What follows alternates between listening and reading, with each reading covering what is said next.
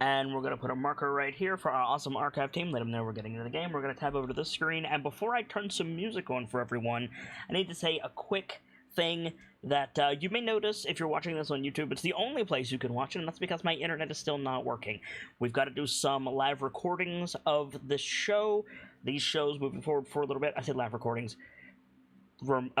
Local recordings is what I meant to say.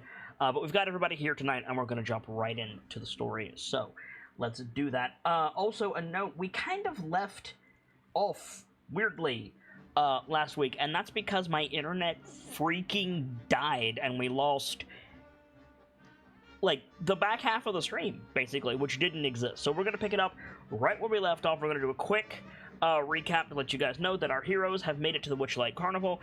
They found a weapons booth in Hawker's Alley. They found some talking skulls named Benny and Murray, and they found a mute information clerk by the name of Candlefoot, whom they were talking to when everything went down. This is our second episode of Wilds Beyond the Witchlight, so I just want to pick it up right where we left off, because we didn't end at a point that I liked, and that really messed me up. So, excuse me. Do you guys remember the conversation that you were having with Candlefoot? Who, yes, I remind you, we have art for. Let me grab that for you really quick. I remember what we were talking about. Wonderful. Let me grab Candlefoot's handout for you guys. Do you want me to tell everyone what that was? No. We'll just pick it up, because for YouTube, no time has passed. Fair enough. So, the only difference per the art that I'm showing on the screen right now is that Candlefoot's a little bit more gothically dressed. So he's got like black clothes, black makeup, guy liner, etc. But generally the same outfit. And yeah, he's in the information booth, and you guys were talking to him about, he was using Dr. Lorelei's ledger as a writing pad, because apparently his voice got stolen. So yeah, we'll just pick it up right where we left off. The floor is yours. So yeah, we agreed to help him, the doctor agreed to help him get his voice back and to grab him a notebook with the help of someone named Burley. Yes. So I think she's gonna ask him, alright, so where would I go to find Burley? Can you point me in the general direction? Yeah, so he nods at you, and in the ledger, on a new page so that you can like find it easily, he says, head to the big top, go around back, it's near the hedge maze, excuse me. Mm-hmm. Alright, sorry. thank you. I wouldn't doubt there to be a fucking hedge mage. There would absolutely be a hedge mage here, but I misspoke. I also don't doubt that there's a hedge maze. Yes. I mean, I don't doubt that, quite frankly, if we looked hard enough, there's basically anything we wanted to find here. And several things you don't. Yeah. I mean, okay, yeah, I'm sure if anything, we'd have to look hard to not find something we don't want to find, True. So, Kyan, Dr. Lorelei, Brick, and Cyrodiil, is there anything else you want to discuss with Candlefoot? I need a reminder, actually. Mm-hmm. Because we already talked about this. The place where we get food, the orchard or something? The feasting orchard. Feasting orchard. Does that take a click out of your ticket? He didn't say. Okay. I thought that was mentioned. No, you asked what the tickets were for, but you didn't ask what areas cost tickets and what don't. Did we actually leave yet? No, it's all still standing there. Well, let's ask that then while we're here. Yeah. So, gotta find Kyan. I haven't done him in a bit. So, another question for you. Yeah. For actually moving into Kyan, he's for the orchard. Do we gotta get our tickets clipped for that too? He nods at you, and he gestures for the book from Dr. Lorelei, and if she gives it to him, he writes, "Oh, certainly, but you want to." She will. She'll let him use it. Yeah. Is it like a buffet deal? He shakes his head.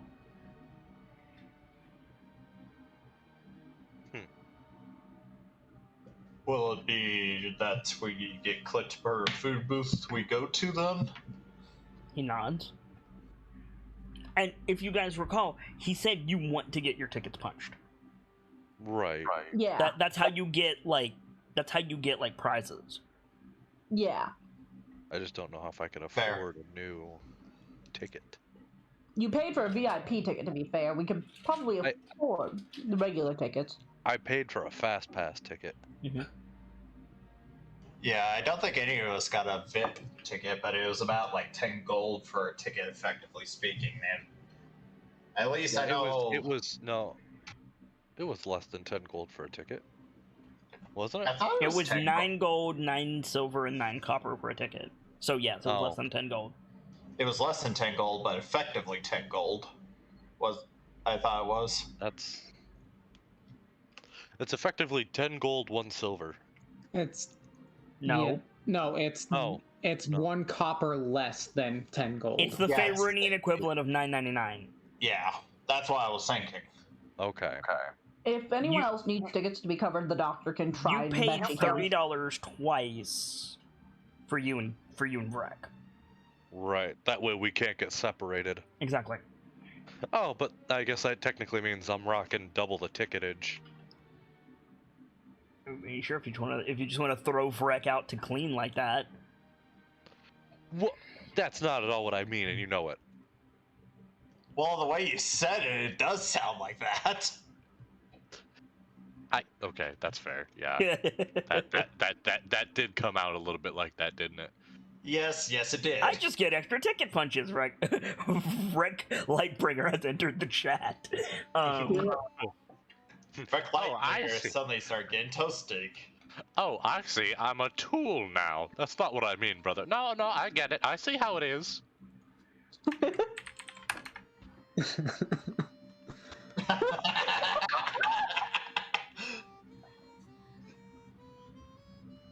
What? Sarah, those are suddenly starting to feel uncomfortable. Chat.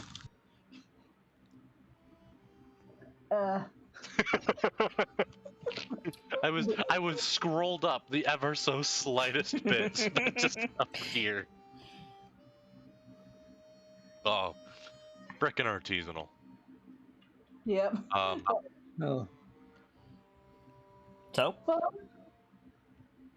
What do you I don't know what you guys are planning to do, but I'm going to try and get that notebook real fast.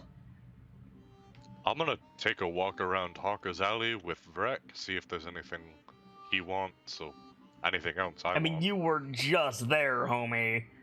Yes, but we left because we didn't know the story with the punching tickets. Okay, that is fair is and fair. valid. Let me just clarify something. You guys are separating?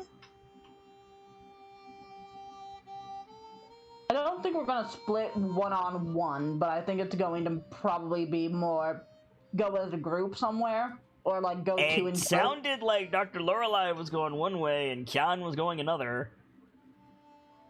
Well, I mean, Sarah doesn't probably go with the doctor, just because, quite frankly, the doctor, if out the two, So you're separating. Yes. if Kian is deciding to separate, yes. Okay. Are you guys finished with Candlefoot? Well, in the sense of we're probably coming right back as soon as we get the notebook, yes. Yeah, I mean, for right now. Yeah, for right now, I think we're good. Okay. As you guys set to walk away, make your plans, Candlefoot like gently taps a sign hanging from the inside of the booth, but clearly visible to the outside, and it says, "Make sure you have your ticket." Right. Yeah. The doctor's gonna like check her person for it just to make sure Same. she has it. Yeah. So who is going where? Ceraduth is going to go with the doctor. Okay. In that case, Brick is probably gonna stay with Kian. Okay. And Ceraduth is going to do the trick we learned in Port, hide the ticket easily accessible, but hide it so it's not easily pickable. Yeah, so is the doctor. So- As well. Kian and Brick are going to Hogwarts Alley. So you're currently at the entrance. You're currently near the gate. So you need to go right past the tents to go back to Hawker's Alley. And Dr. Lorelei and Ceraduth are going straight back? You're going through the feasting orchard? Yeah, just gonna like go to the big top, looking around for the hedge But maze. you're going through the feasting orchard to get there. Probably, if As that's opposed the to only way. Hawker's Alley or the games corner. Oh, if Hawker's Alley is an option to get to the big top, then they'll probably The follow. big top and is behind everything. The big top is opposite the gate. Okay, got it. Then I think actually the doctor will follow through Hawker's and then say, like, I'll split off in a little bit to go towards the big top. So you guys are going back through Hawker's Alley. Okay. Who has the highest passive perception? I think we established last time it was Brick. Probably not, because mine's a 12. Mine's a 17. Okay, Kyan. And you're in the lead, aren't you, Kyan? 16. Mine's a 13, so definitely not me. Okay. What is Vrek's passive perception? Is it the same as yours? I'm not sure. Let me pull him up. Please. I usually keep him closed unless I need him. Or until he's needed, just so I don't have a clutter. Passive is 12. 12. Okay, so it's Kyan for sure. Okay. Your passive is definitely high enough, so you're going to get some information regardless, but would you mind to roll a perception check just to see how much additional information you get on this thing? Because remember, you Yeah. have to walk... When I say you have to walk between the tent, make sure you're rolling your characters, guys. When I say you sure. have to walk by the tents, I don't mean that you have to walk through the tents. I mean the tents are set up back to back, so there's lit up areas where you're supposed to go, and then there's dark areas where the tent butts are touching, right? 10 butts. You know what I'm... Can you picture that? Yeah. Okay. Yeah, I know what you mean. Yeah, I get Roll what that again, Kyan. I want to give you a fair shake at this. Okay, much better. Wow. So from the information booth, from the gate, you have to walk basically past the right side of the feasting orchard and the left side of Hawker's Alley to get to Hawker's Alley. You understand how that works? Say that again? To get to Hawker's Alley from the information booth, which is by the gate, you effectively have to walk past the right side of the feasting orchard and the left side of Hawker's Alley. You understand how that works in your head? Yeah, I see it now. Okay. You see, Kyan, well, it's not so much see as hear.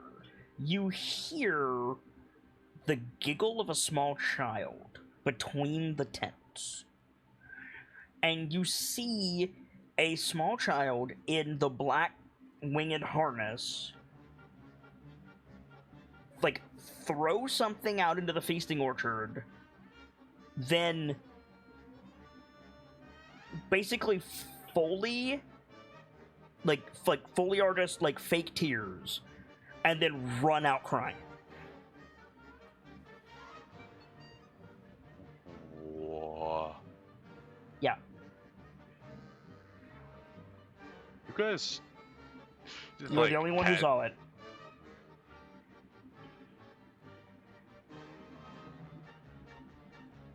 Something up, Kyan? Yeah, that kid.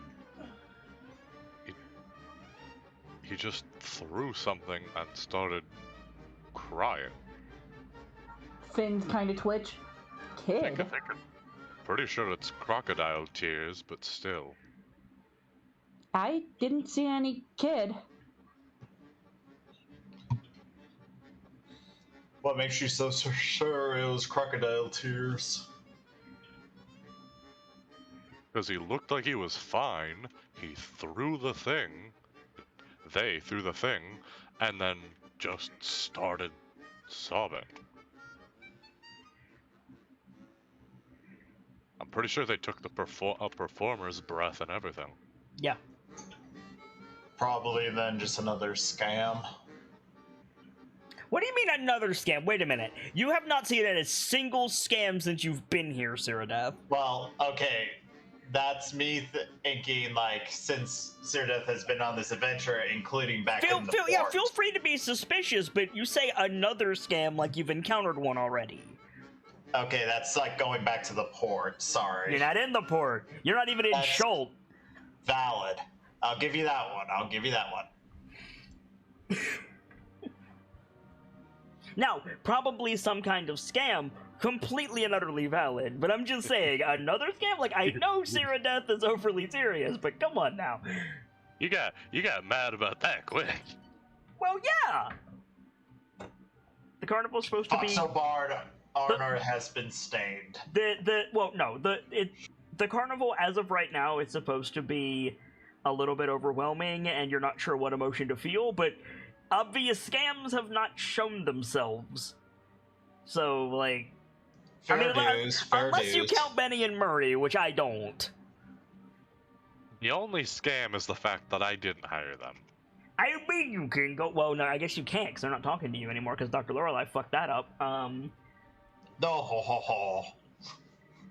Anyway, so you guys walk back out into Hawker's Alley, and immediately you see a stilt walker, like, come by through the crowd, like, throwing out candy to people.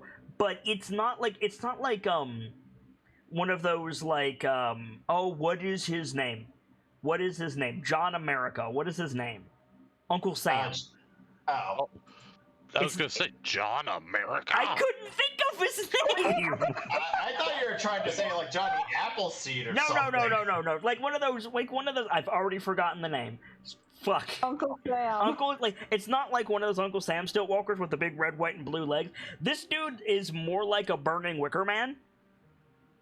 Oh, kind of like the beginning of Nightmare Before Christmas? Yeah. So there's a dude on stilts. The stilts are covered in, like, tree branches with streamers on them that look like red and orange fire. But for some reason, it looks like it's on fire until you stare at it. And he's just throwing, like, candy into the crowd. You guys can get some if you want it. Hell yeah, candy. It's like we immediately found Kion's weakness, candy. It's like toasted marshmallows and like toasted sesame mochi and like fiery stuff. There's a warhead in there for some reason. No, that makes sense. Just a random warhead. Like in the packaging and everything. Like, okay, I'm sorry. I need to mention when you said covered in streamers, I about damn near just threw out right then and there. Is Ninja one of them? Ninja, Shroud, Summit, you know, all of them. They are also on fire and screaming. Moving on. Zelda meme, good. What did you say to me, you little shit? Anyway. Sorry to those friends. Anyway. All jest. Yeah. The doctor is just like watching, genuinely impressed upon realizing, oh, that isn't actual fire. It's performance magic. That's super cool. The more you stare at it, the more you're like, he's not on fire. Yes, he is. No, he's not. I can't tell if he's on fire. The man isn't screaming? No. No. The doctor is going to try and logic it out as, he is not on fire. It is magic. No need to panic. That's really cool. So yeah, so toasty candy. I mean, we are traveling with a literal firebird, so Cyrdath is just going to chalk it up to some sort of fire magic. But yeah, you guys are back in Hawker's Alley. What are you looking for? What otherworldly delights can I tempt you with this time? Oh shit. Excuse me, I do not want to find a booth of literal shit. There's a very happy goblin at that booth. God damn it. Hello? Hello. Hello? Hi. No. Cool. Did Gamzee die? Apparently. Uh-oh. Hello? Hi. Hello. Oh, I guess it just doesn't detect me when I laugh. I heard oh shit, and that was the last I heard. Same here. Did you hear what we said after that, Gamzee, or? Listen, all I heard was, I do not want a stand of actual shit. Well, I don't know, there's a pretty happy goblin at that stand, and I just fucking died. So what are you looking for? potions. You're looking for potions in Hawker's Alley. You sure you don't want to find those in the feasting orchard? Yo, what? That's probably a... Well... I don't know. Right? No? Yes? Yes. It's probably to get them from there. Okay. So you guys are making your way through Hawker's Alley. What would grab your attention? We haven't really heard from Dr. Lorelei yet. Mm-hmm. That's mostly because I'm struggling to get into the head of Dr. Lorelei when it comes to, like, carnival fair things. Don't worry about carnival fair things. The more out of place it is, the better. What is a booth in Hawker's Alley that would make Dr. Lorelei go, ooh? Obviously, medical Beefcakes equipment. from around the multiverse. Got it. What? What? I didn't understand you. Medical supplies. I realized I was muted when I did the third what. Oops. Whistle of Shago summoning. Right. The doctor would not fall for something like that. The doctor would be very hesitant to accept even the thought of something that could bring the dead back. So what would absolutely draw the doctor's attention? You say medical supplies, but come on, she's got more than that. I'm trying to think. Because I don't know how to word this other than the doctor, I think, with her time in Chult, kind of has an appreciation for more exotic, like, I don't want to say souvenirs, but basically that's all I can think of the word to be. Just shiny things. Like straight up shiny thing? Like Knick-knack, paddywhack. when you say knickknacks, do you mean like the type of thing to put on a shelf, or do you mean useful things? Either or. I mean, you're surrounded by that. I don't need to make a specific booth for that. There is literally a booth called Souvenirs of the Multiverse. Hey, Doctor, I have a potential idea for you on things that the Doctor might like a lot. There's probably 4 different Witchlight Carnival souvenir booths in Hawker's Alley. There's a freaking Chessex booth here. I mean, Doctor, I have an idea on a thing that Doctor might like a lot. What's the idea? Of very unconventional long-range healing items. I.e., like, shoot to heal or such type things. Rank guns. There's... Oh, no. There's a man with a fake German accent and a lab coat selling a crossbow with vials in it. Perfect. Go. No, I'm kidding. Yes! And with a bird, and one of his assistants just seemed to have a very loud chirping chest. No, one of his assistants is a hobgoblin with a bat. Archimedes? The other one is just a very tall Aarakocra with an orange head. We are making all the right references here. I don't actually a- get that one. There's also a blue crab for some reason. There you go. Okay. Oh my god! I don't get the Aarakocra, but I get the crab. I don't get it. There's a cosmetic that's basically just like a orange chickadee head for heavy. I gotcha. You don't get any of this, Vader? I mean, I thought I got it at first, and then stuff started to go over my head, but now I get it. Okay. I'll give you a hint. Are you sure this will work, Doctor? Yeah, I get cool. I have no idea! Also, that was very close to Wilhelm Reinhardt. Anyway, They have called. But all jokes aside, if there is someone who is advertising like long range healing, definitely I'd check that out. that dude is there. Do you? Do you dare approach the blue crab whispering, "Kill me"? like The Aarakocra had the sandwich. Are you approaching this booth? Yes. Okay. A large man with a flaming pumpkin head carrying a sign on a pole, comes out of the alley, like staggers out of the alleyway, reeking of alcohol, and he shouts "freedom" and runs down the alley.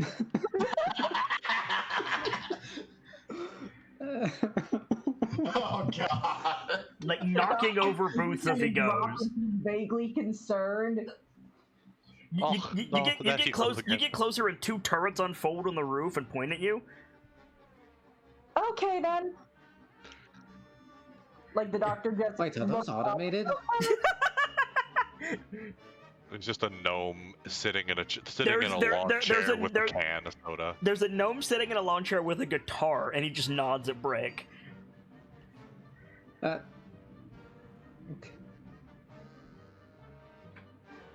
Very interesting.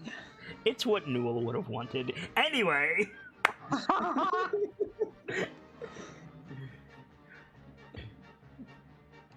The So- doctor can't. I'm assuming the doctor can't tell if that fucking gnome is gonna have those turds shoot her, right? The gnome is enigmatic. He's wearing sunglasses. It's the middle of the night. He's wearing sunglasses and a hard hat. You cannot tell what his emotion is. Perfect. I think he's gonna like carefully step forward, kind of just like test it. Do they like shoot? Yes. Then the doctor is backing the fuck off, and we are going to find something else. Oh no. Oh. I thought you meant the crossbow. Sorry. No, the turrets don't shoot. Okay. Then They the just doctor's stay going trained. They stay trained on you until there's another crash, and the man with the pumpkin head stumbles out of just like a destroyed tent, and both of the turrets snap to him, and then go back to their watch pattern. Got it. The doctor's just gonna close the rest of the distance and start looking at the crossbow curiously. Ab is slowly closing the distance on the It's turrets. okay, he's drunk, he has an excuse. Well, okay. I mean, let's be honest. You really want the guy to act normal, to act truly drunk? You just feed him normal food and water. I mean, you're right. Yes, actually. There's an explosion from off screen. I'm having way too much fun with this reference. Anyway, Good. This is great. so yeah, like the crossbow is just like sitting on the counter in front of you, and the closer you get to it, the bigger the man in the lab coat smiles, and for some reason the top of his face begins to darken. Oh god. The doctor is just going to tactfully ignore that and ask, "So what's this?" I don't know the name of it. I don't know the name of it. I'm pretty sure it's the metagun. No. That's the basic one. There is literally a crossbow that shoots darts that he can get, and I don't remember what it's called. I'm looking it up now. I should know the Crusader's crossbow, I think. There you go. I'm not calling it that, but now I know. Thank you. Yeah, that's it. It's like, what is this? I think he just says we call it Charlie. For the low price of your soul, you can have it. What do you mean I can't have the soul? Tickets? I didn't agree to that. Do you want to play the doctor? I mean, I will give him credit. That is one hell of a doctor. I had practiced it a lot for a previous thing. I can do I can do the hobgoblin, but I can't do the man in the lab coat. See, I practiced the voice a lot, specifically for the Shaper, because I thought it fit. Just for the record, you're not gonna get any useful information out of any of these idiots. Just fair warning. Yeah, no, I never figured I would. It's just a matter of, does it heal? Does it heal? Yes. Does it come with ammo? That's a different question. Does it heal? Define your definition of healing. Does it murder your enemies so that less healing is needed? Yes. Does it heal? The Aarakocra, Hobgoblin, and Crab all stare at the man in the lab coat, who looks very uncomfortable. The gnome If stops by playing. healing you mean kills your enemies faster so that your allies need less healing, then yes! No, they all look at him. Healing is not a science. There you go. There you Yeah, go. there you go. Is that technically an accurate statement? That healing is not a science? Yes. The doctor kind of nods, shrugs. True. I think that Cyranoth immediately stares at the doctor. It's not an exact science. It's a science, but it's not an exact science. Doctor, you're not exactly inspiring confidence. I've done my job well enough. Very well, thank you.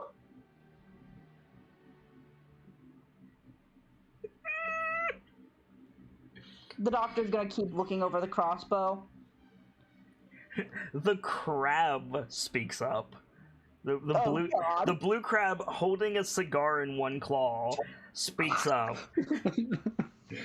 And he says, I think it will do you quite well, Dr. Lorelei. The hobgoblin bonks him with the bat. The doctor, immediately gives the crab a look. I'm sorry, what? The doctor knows it does not say her name. The man in the lab coat sweeps the crab off the counter and just goes, nothing? Doubt.png. No, that little motherfucker said something. Prove it. Exactly. Like, The crab spoke. I crab.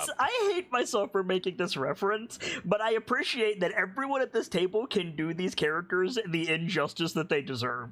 I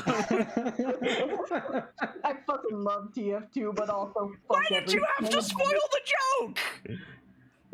Sorry. Okay, new rule. Any references at this carnival, nobody says what they are. Okay.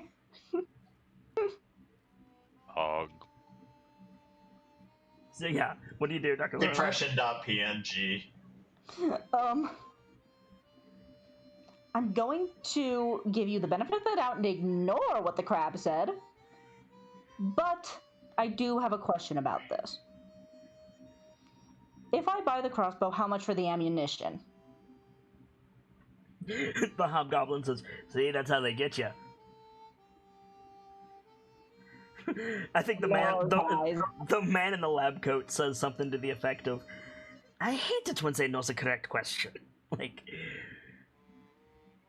I have to ask the correct question, or else it turns into an overdose, less of a sedative.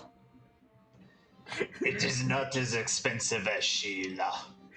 It's fun. The gnome on the chair stops strumming the guitar and just goes, $5. And everybody else looks at him. The crab pops around the counter to stare at him.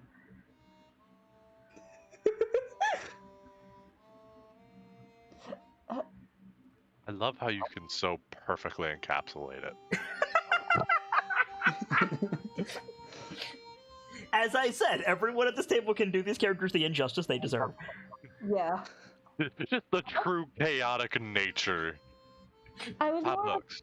Jeez, it's almost like we all have our brains permanently warped by some weird cultural phenomenon that we have no idea what it is anymore. I would make it a shirtless Australian man come out the back and start haggling, but I cannot do an Australian accent. fair enough. I can. You want to do it? One of my favorite quotes, I have no idea if ever actually said by a Wait, shirtless no, Australian. no, it wouldn't be the shirtless Australian man. I know exactly who it would be. Never mind. Who would it be? Never mind. So he says $5. They all stare at him, and out of the back comes like a 12-year-old girl. Oh God! Oh my god. She's got like blonde hair in like curly pigtails. She's wearing like a pink dress. She's got an oversized candy cane. And Holy shit! And she just looks at the gnome and she goes, "What did you say?" This little cunt. Oh, this little. Fun fact, I don't get this one. You don't get this one. You Neither do don't? I. Oh shit! Uncultured. Anyway. She took the company from the Australian man. This is comic stuff, so I'll explain this. No, later. I get it now. I get it now. Fuck off, Fox. The doctor kind of starts to hold her hand up.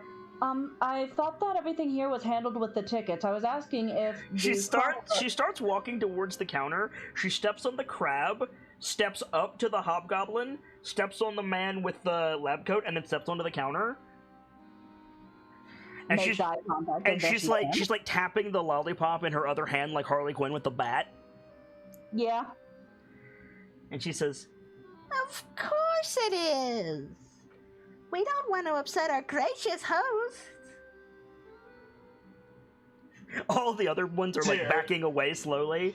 Sereneth is just doing the steely eye glare at her. The Like- doctor's expression is the customer service smile. You know what? I'm starting to hate it here. You know what? I'm starting to question whether we'll make it out alive here. Oh, I No. meant this booth specifically. Now, if you just give me your ticket, I'll punch it for you. The doctor will slide. I the am ticket talking out of about the- this booth specifically as well. The doctor will start to slide the ticket out of the probably inner pocket of her lab coat, out of her doctor's coat, and show it to her. Yeah, she takes it, takes out the clippers, punches in one of the blank squares into the shape of a lollipop with an M behind it, and then passes it back to you. And what about the ammunition for this piece of work? Well, the first 10 shots are in the house, of course. Perfect. Thank you. Yeah, so you're given a light crossbow with 10 put healing in quotes darts.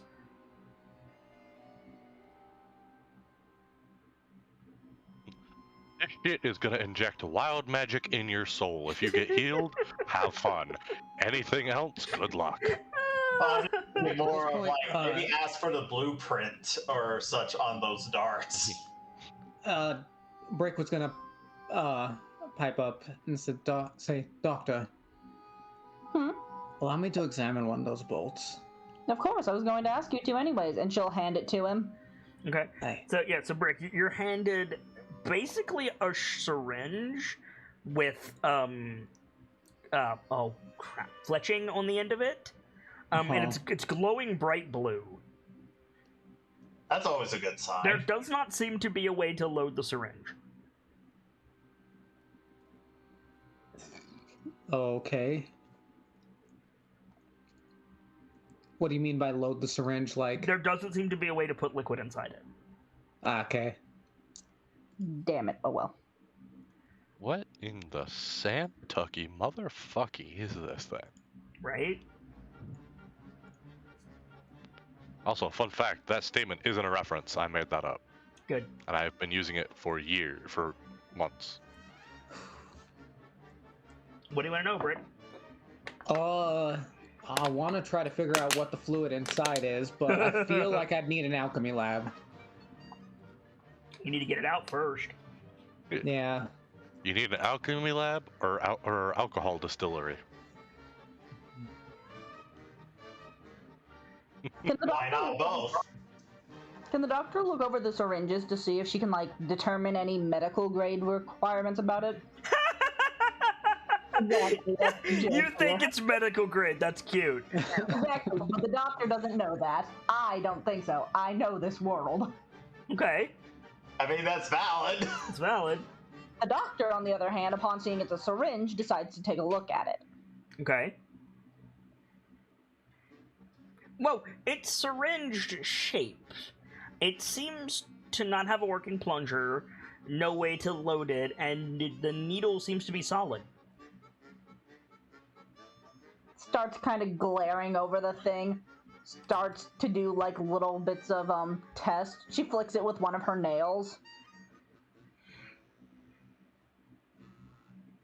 It, like, tings when you flick it with your nail. Like the kind of hollow ting of a syringe, or like a solid ting. Like, hollow. The doctor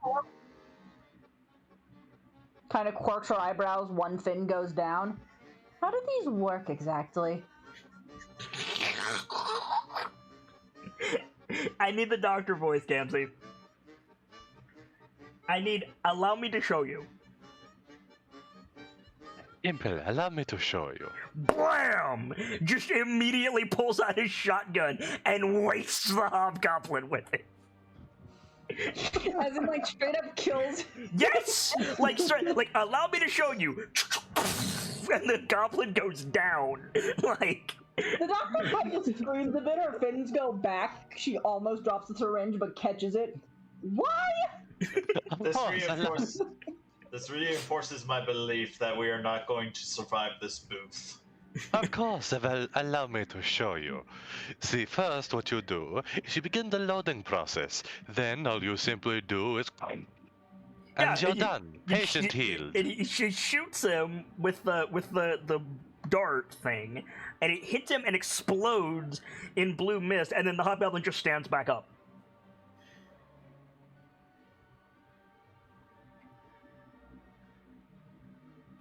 It only works if you're wearing the same color.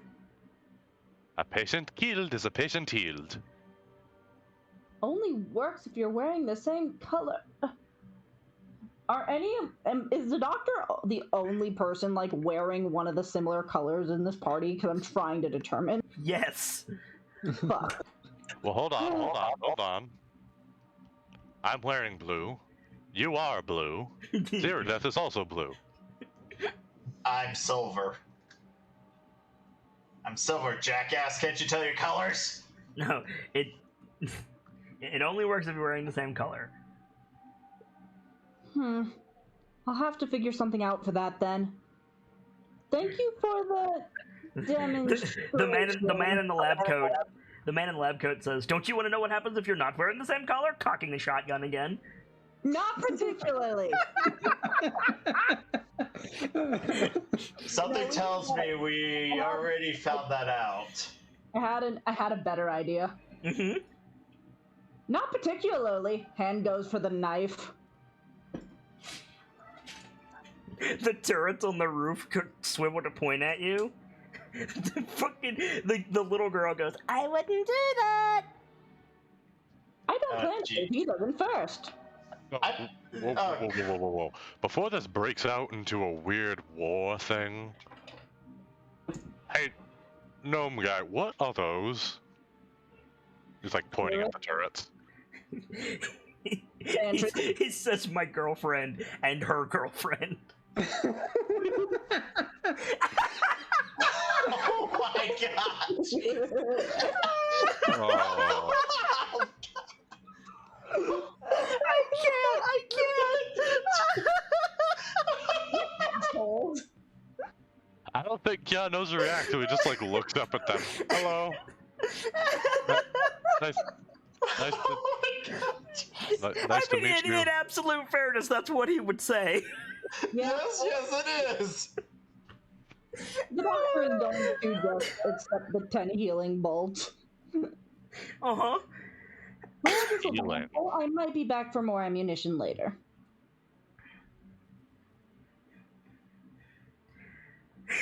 Yeah, okay. Oh god. So that was crack fueled. Out of like earshot, they all the doctor lightly go. As me and a group of friends in college say, that was our daily dose of vitamin F for fucked up. Oh. I'm crying. Good job. Are you proud of yourself? No, I'm not.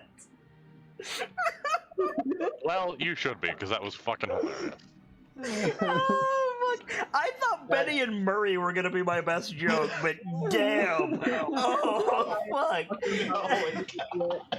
Oh, Oh my god. If this is a sign of things to come, this is gonna be good. Oh god. I warned you the carnival was gonna be dumb. So far, What are you talking about? listen. It has yet to be dumb. This has been nothing but fucking quality so far. Oh god, this has been quality. Oh god. Huh, okay. So where do you guys want to go from here?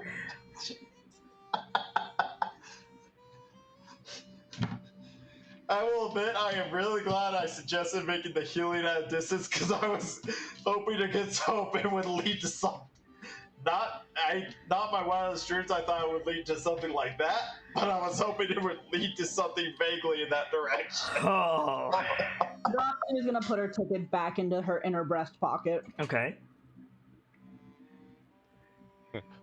Well, Are we like roughly closer to the big top at this point? Yeah, or yeah, not? you guys are making your way down Harker's Alley. Harker's Alley is as long as we need it to be, so like whatever. Fair enough. Figure out, is there anything Vrek would want here? We haven't really discussed Vrek's motivations previously. That's true. I assumed that right now Vrek was basically a Pokemon? A smart Pokemon, but a Pokemon. I mean, they've also shown that a much more distinct sense of self than many Pokemon show. Gestures at Zorua, Lucario, I Mewtwo. said most. I said most. I'm just saying, like, but even those as Pokemon are kind of along for the ride. You know what I mean? Yeah. Vrek is when he realized that Henrietta wasn't normal. Yeah, like Vrek is here to help you and grow from your successes. That's kind of Vrek's plot arc. I don't want Vrek to be a DMPC. No, if there's something you want for Vrek, we can have that conversation. But I don't think Vrek is sapient enough to have his own desires. Aside from, like, self-preservation, a few interests. Like, Vrek might, like, let's say, for example, Vrek is interested, for the sake of example, Vrek is interested in exotic food, right? If you give him exotic food, he will be happy, but he will not seek out exotic food himself. Okay. See what I'm saying? Tamagotchi. Basically. Tamagotchi. Which is how Pokemon started, so you know. I Tamagot it. So, on that note though, Kyan, would anything catch your eye? Though if you're going to say something that I can turn into a joke, give me a second, because I'm still giggling. Knowing you, anything could be a good joke. I mean, that's fair. Thank you for the compliment.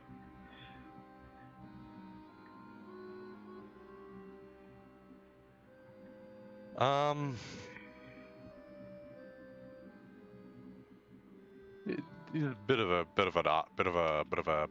of a strange one. Mm-hmm.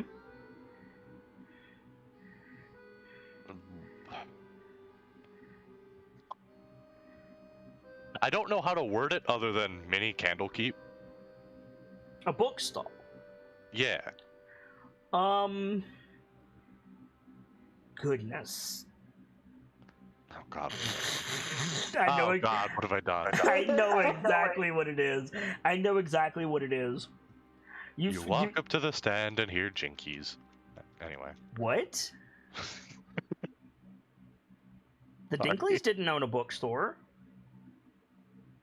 That's almost every time. That's where you found Velma, though. No, it isn't. Anyway, you find a blue and white striped tent with a B, an ampersand, and an N in white on the top. And inside, God damn it. And inside is what I can only describe as a bookish goblin. Short stack green skin in like a business suit with big glasses and her hair done up in a beehive.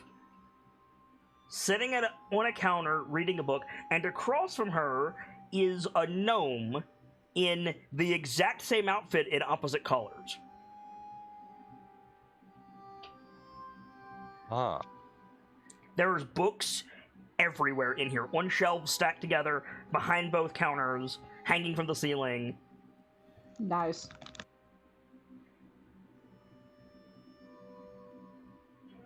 You walk in, and the temperature in here is noticeably colder than outside. Good home. And like a sound plays when you walk into the tent.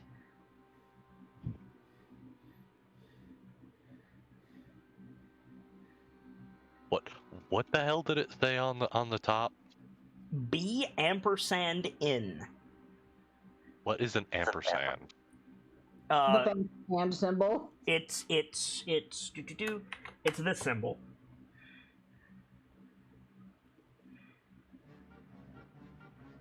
What? Oh, you put it in the. I put it in Roll20. Yeah. Oh, Yeah, oh, the and symbol. oh, oh my God. Yes. We are in that location, yes. It's all coming together. It's Okay. all, oh, yes. It's all coming together. Oh yeah, it's all coming together. Oh, god damn it, you did way better than I did. So, what do you do, Kian? Oh. Wow.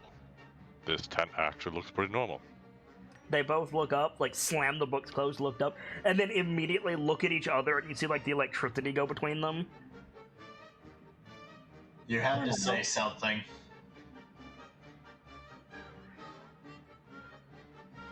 Hi. They both start talking at the same time, but they're saying wildly different things. And just, you can't really make out either one of them, and then they both, in unison, make the same grumbly noise, puff their cheeks out, and turn and stare at each other. You're gonna have to make a choice.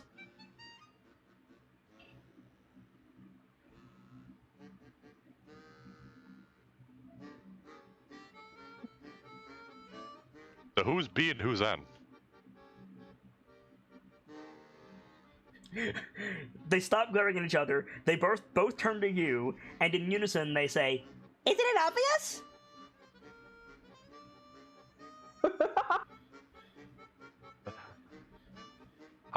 Yeah. I think you're going to have to make one mad. Yeah, of course. Boblin and Gnome.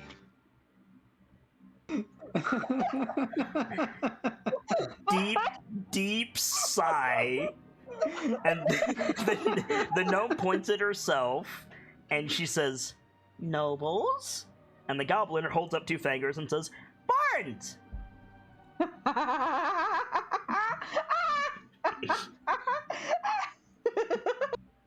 Oh my God, this and hurt. then in unison, they say, "Welcome to," and one of them says, Noble's Book Barn, and the other one says Books by the Million, and then they glare at each other.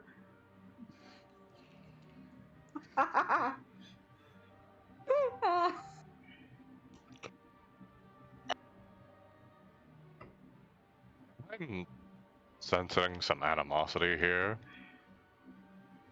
Just a bit. I love that Kian is still standing in the middle. I think it's like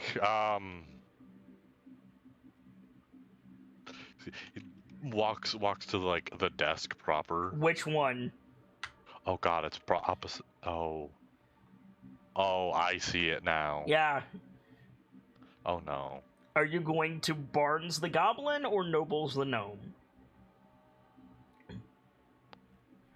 Well, aside from color and, you know, actual So race, they're pretty the much the goblin same. has green skin, blonde hair, and like a gray-brown like business suit, and the gnome has green hair, you know, Caucasian skin, and like a white and blue business suit. I'll be honest. There's one thing I've learned. You never trust the blue business suit. Okay. That's always the supervillain. So you're going to the goblin. Not much of a better choice, but yeah. Okay. So you turn to Barnes, and she immediately turns it all the way facing the other desk, pulls one eyelid down, sticks her tongue out, and then snaps into a customer service smile, straightens her beehive, and turns to you and says, "How can I help you?" Those of you behind Kian see the gnome, like, give him the double bird. Oh. wondering if you have any.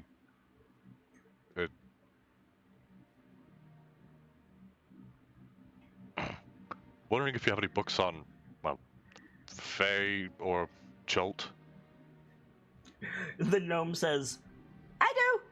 And the goblin says, we have the same stock!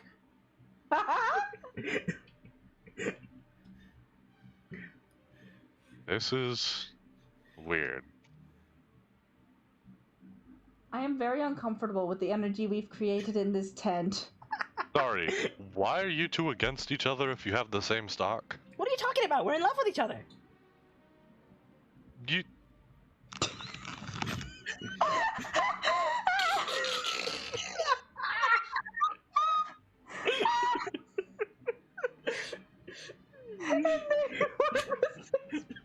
I got Sims! I got Sims! Yes! Victory! God looks like he bit a goddamn lemon. What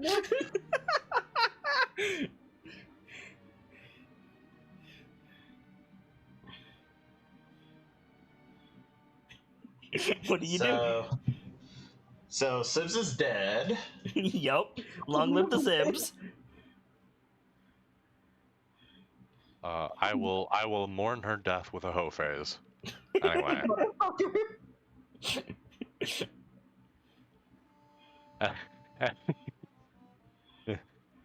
Anyway. Mm-hmm.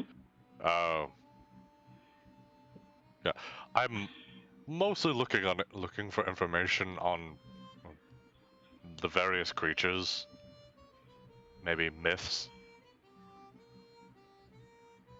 Fae myths are better. Well, more factual the information, the better, really.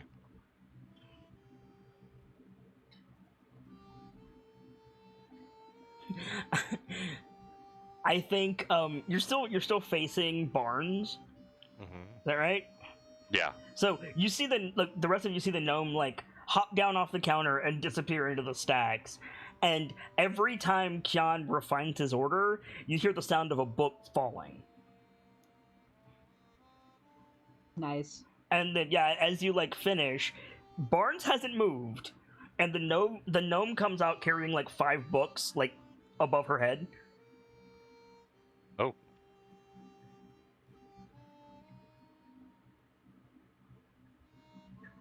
We've got a comfy No. place to read in the back. Is it a ticket punch to head back? What? No. Do you guys just run this as like a library? They laugh.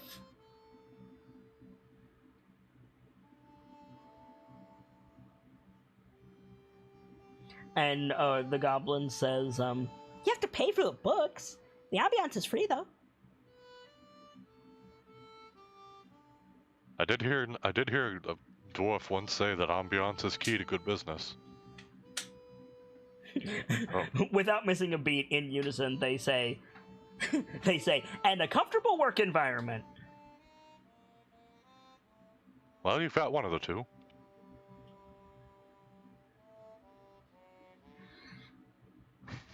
Kian's very special and polite way of saying this is very uncomfortable.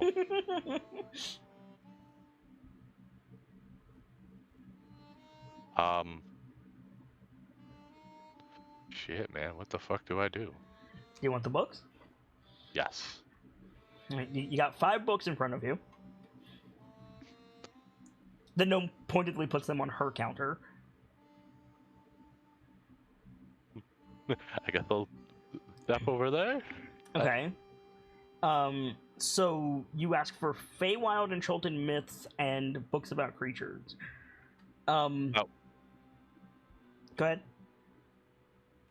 About Fey creatures. You didn't ask about Cholton creatures? Mm. Because it sounded Yeah, like you I did. Okay. I did. So you get all of the you get one. You know what? Fuck it. There's a copy of the Brothers Grimm here. Just straight up. And then you've got 4 3 academics text and 1 Tomb of Annihilation.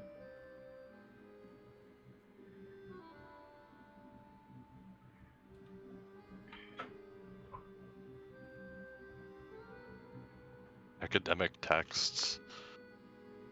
And then literally the book Tomb of Annihilation. Hey, wait, why does it say here on 65, Keanu reads this again? You know, I'd love to read more of this book to you guys, but every page past here is blank. 3 days later, hey guys, more pages. I don't understand this book. Please help. So yeah, 3 academic texts, 1 Brothers Grimm fairy story, and the Tomb of Annihilation. The 3 academic texts are what came first is literally the name of the book, and then it's got a picture of a Tyrannosaurus on the cover, and it says by Volothem Gaddarn. You're welcome. The second one is Season's Eatings, a guide to keeping yourself safe in the high courts. Who's this by? Volothem Gaddarn. And the third one is What to Do When a Mushroom is Talking to You by Volothem Gaddarn. See, this is vengeance for Kian saying that Volo was a fucking fraud. I mean, it's the Witchlight Carnival. The carnival that always kicks you in the ass, whether sooner or later is unknown. Oh, how I need this because my number is low. How much do each of these weigh?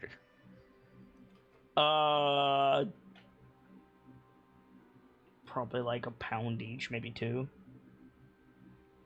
Cool. Also, the Sapphire Greatsword, I didn't get a number for that's weight. You're attuned to it by now? Yeah. What's a great sword weigh? It's a little bit bigger. Give me 1 second. Weapons. 6 pounds. 6 pounds, that's what I thought. So a large great sword would be 10 pounds. This would be slightly heavier than that because it's large. It's a little bit big for you, so I'd say 12 pounds. Okay. Also, I forgot to mention earlier, but with the crossbow, I'm over encumbered. But oh well, I'll worry about that later. Okay. I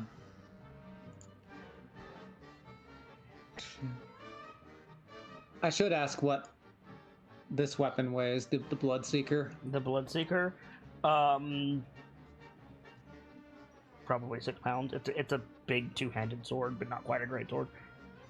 Okay. So these have got factual information on what I asked. Oh, your money back. I'm clever.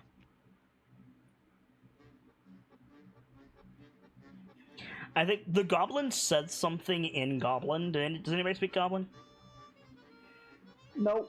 No. Nope. Unfortunately, I don't think so. But Okay, let me look. the Goblin said something in Goblin, and the gnome starts and grabs the Tomb of Annihilation book and runs back into the stacks. Well, okay. What was that? Nothing. The Goblin gives you like a full-face customer service smile, but she's got pointed teeth, so it's creepy. It's like Stitch smiling at you. Right. He's just like slowly loading up the books into his bag, holding the ticket out with with a hand. Yeah. The Goblin like takes it, punches your tickets, and it's like a ribbon with a book shape in the middle. She passes the ticket back to you. Were these just one ticket? Yeah. Oh, fucking sweet. Nice. I got like, well, I was about to say I got like 5 books for a ticket. No, I got You got four books for a ticket. 4 books for a ticket because I mentioned factual information and they took the Tomb of Annihilation from me, which is ironic. That's the joke, yes. Perfect. I think Barnes, as she's handing your ticket back, she says, "Do you have your rewards card?" Rewards card? Bigger smile. Pulls out a giant ledger, flips it open, flips the ledger open so hard that her feet come off the counter. And she says, "I can sign you up right now for 20% off." Stares at Sibs. Shut up. I don't like doing it, but it's my job to do it. Hey, it's my job to do it, and I enjoy it. You like being a nuisance towards customers who want nothing to do with our bullshit? I don't know about you, man, but every person I've offered to have taken it. Nope. I usually get cut off with a no. Well, maybe we just have better deals. Yeah. So, yeah. Fucker. She said members get 20% off. Kian.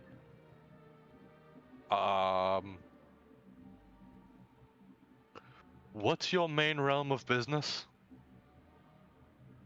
She looks really shifty, and she goes, "Oh, shit! What's it called? What's it called? Fuck! I can't remember the name of the setting. God, freaking balls! The Wizards of the Coast, semi-steampunk setting. Eberron? Eberron. Yeah, she goes, Eberron. Why? I think I'll pass on the membership, thank you. We've got branches all over the multiverse. We're really popular in material plane number 92. As interesting as it would be, I didn't see Or a 52, branch. sorry. I didn't see a branch in Gauntlgrim, so... She writes Gauntlgrim on the next line of the ledger. They don't get a choice. They're part of this now. Bunch of dwarves panicking over the tax requirements of this new building that has just materialized. Right. The gnome. You have been absorbed into the ledger. Wait, what? The gnome comes back with 2 cups of tea and sets one down beside the goblin. The goblin looks at her, says something in Goblin. The gnome blushes. Well, thank you very much for your I can't fucking talk today. Kian isn't stuttering, let me be real clear. I'm just having a rough time with words today. Okay. I should mention, these 2 are not wearing wings. Yes, that means everybody at the crossbow stall was wearing wings. Including the crab. Oh my god! Flying crabs. Wait. This raises a very important question. Were the turrets wearing wings? Yes. Wings? Yeah, wing. I told you, everybody that's working here is wearing wings. Remember? Oh. Wait. Why aren't you 2 wearing wings? That's a good question. Where are your wings? They look at each other, look back at you, look at each other. And they... Yeah, I think, the goblin has picked up her tea, and the look that she gives Sirigath over the teacup is, really, bitch?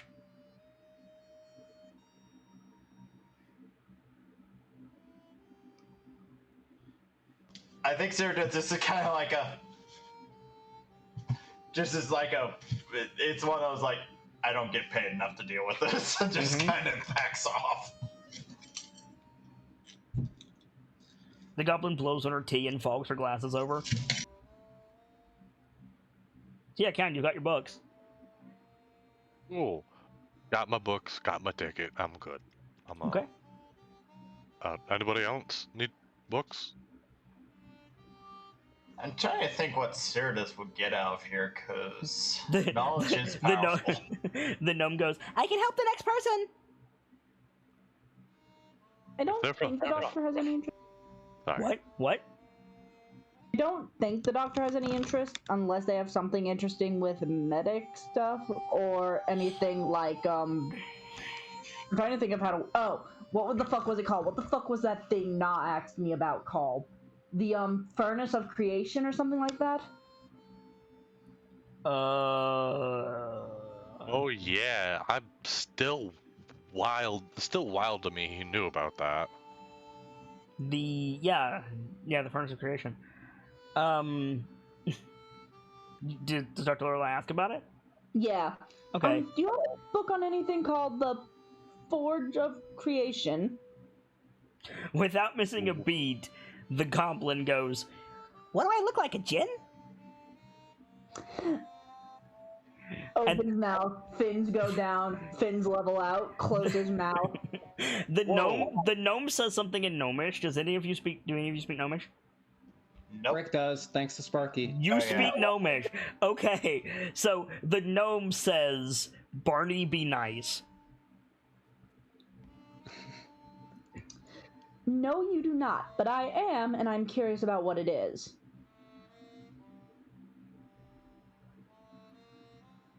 We have a book on Kalashite artifacts. Useful. Kind of old.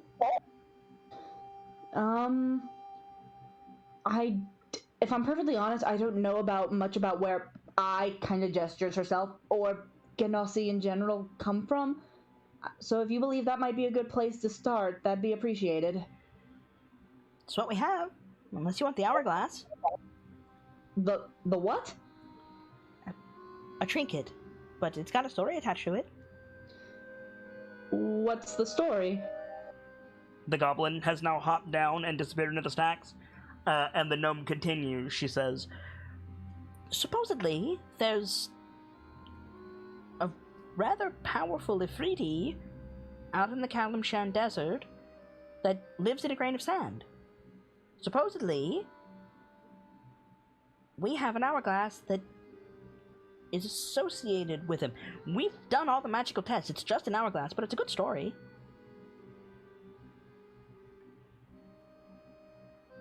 That's interesting.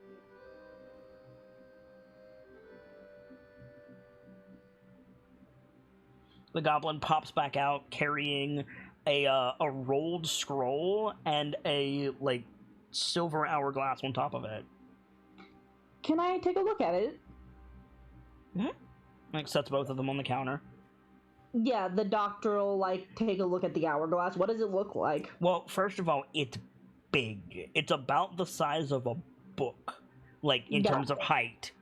You, like, grab the side of it and, like, flip it over. It's a worked silver hourglass. It's carved with 8 dragons, one on every corner. The dragons, like, face each other when you flip it. The inside is, like, worked glass. It's full of just what appears to be brown sand. It's nice, but it's not particularly, like, it's not magical in any way. Alright, and what was the scroll's deal again? It's a rolled up scroll. It's got a brass, like, scroll holder around it. Like, you know, the thing with the 2 wheels on either side? Yeah. Yeah, it's got one of those on it, but other than that, it's just rolled up scroll. The doctor's gonna set the hourglass down and take a look at the scroll. Okay. You unroll it, and it just keeps going. How? What is this scroll? Long is what it is. And, like, reading over it. Yeah, so it's what you do is you roll the top up and the bottom down as you read through it. Yeah. Yeah, it's like it's basically. Have you ever seen Atlantis: The Lost Empire? Yes, I have. Yeah. If I say Thaddeus Yeah. Thatch's journal, Oh my god. Oh yeah, It's that laid thing. out. Yeah. It's laid out similarly to that, but it's about like Kalimshan.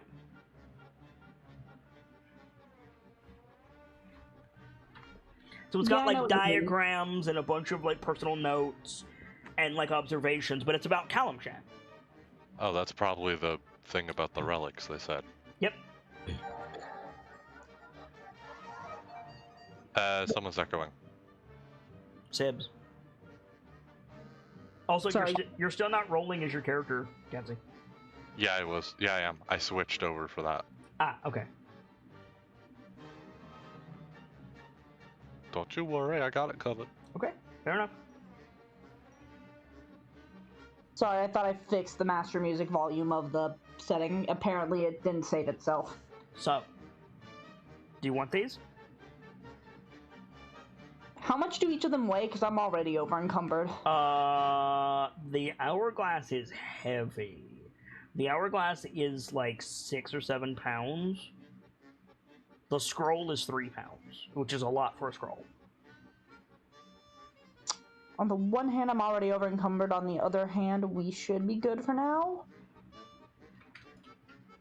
I think the doctor will accept the scroll and hand her ticket over. Okay. You get punched with the ribbon in the book. And the gnome also asks you if you want to sign up for a rewards card. Wait, love, you're just taking the scroll. You're gonna leave the. Yeah, because the doctor I don't think would be too interested in the hourglass.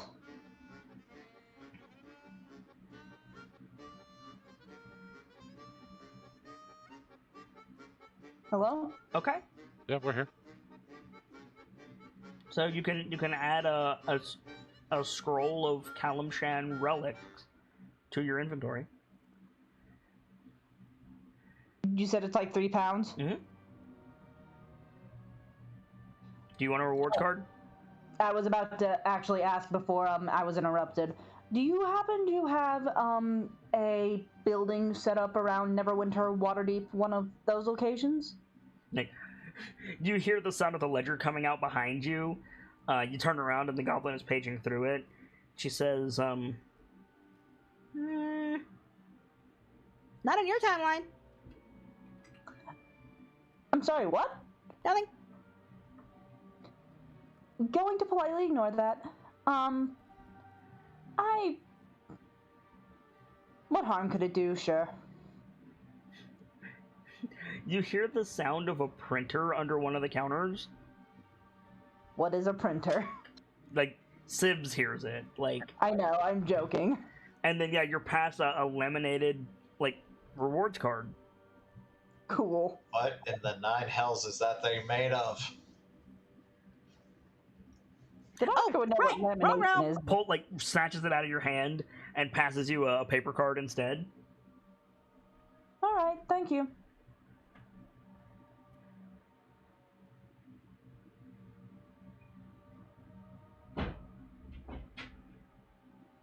You guys done? Hold on, before we are. Okay.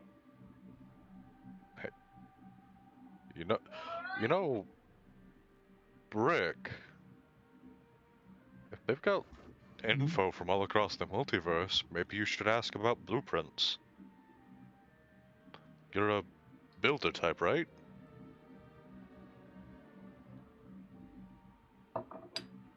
Oh, I mean, Might Could be good inspiration.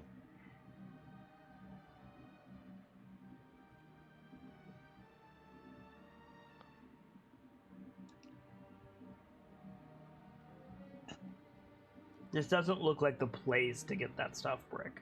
yeah.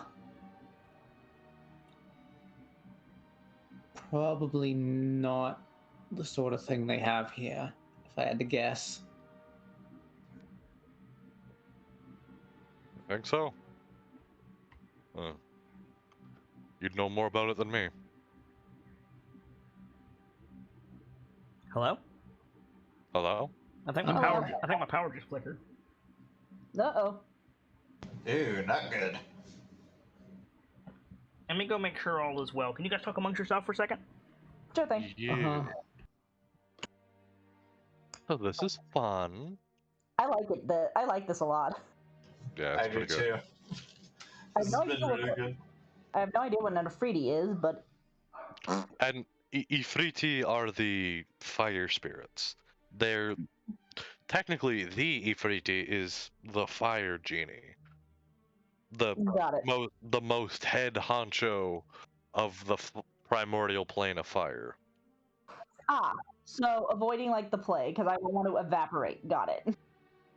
Besides the prince, that is. Don't know I who that mean- is. Got it. Yeah. Yeah.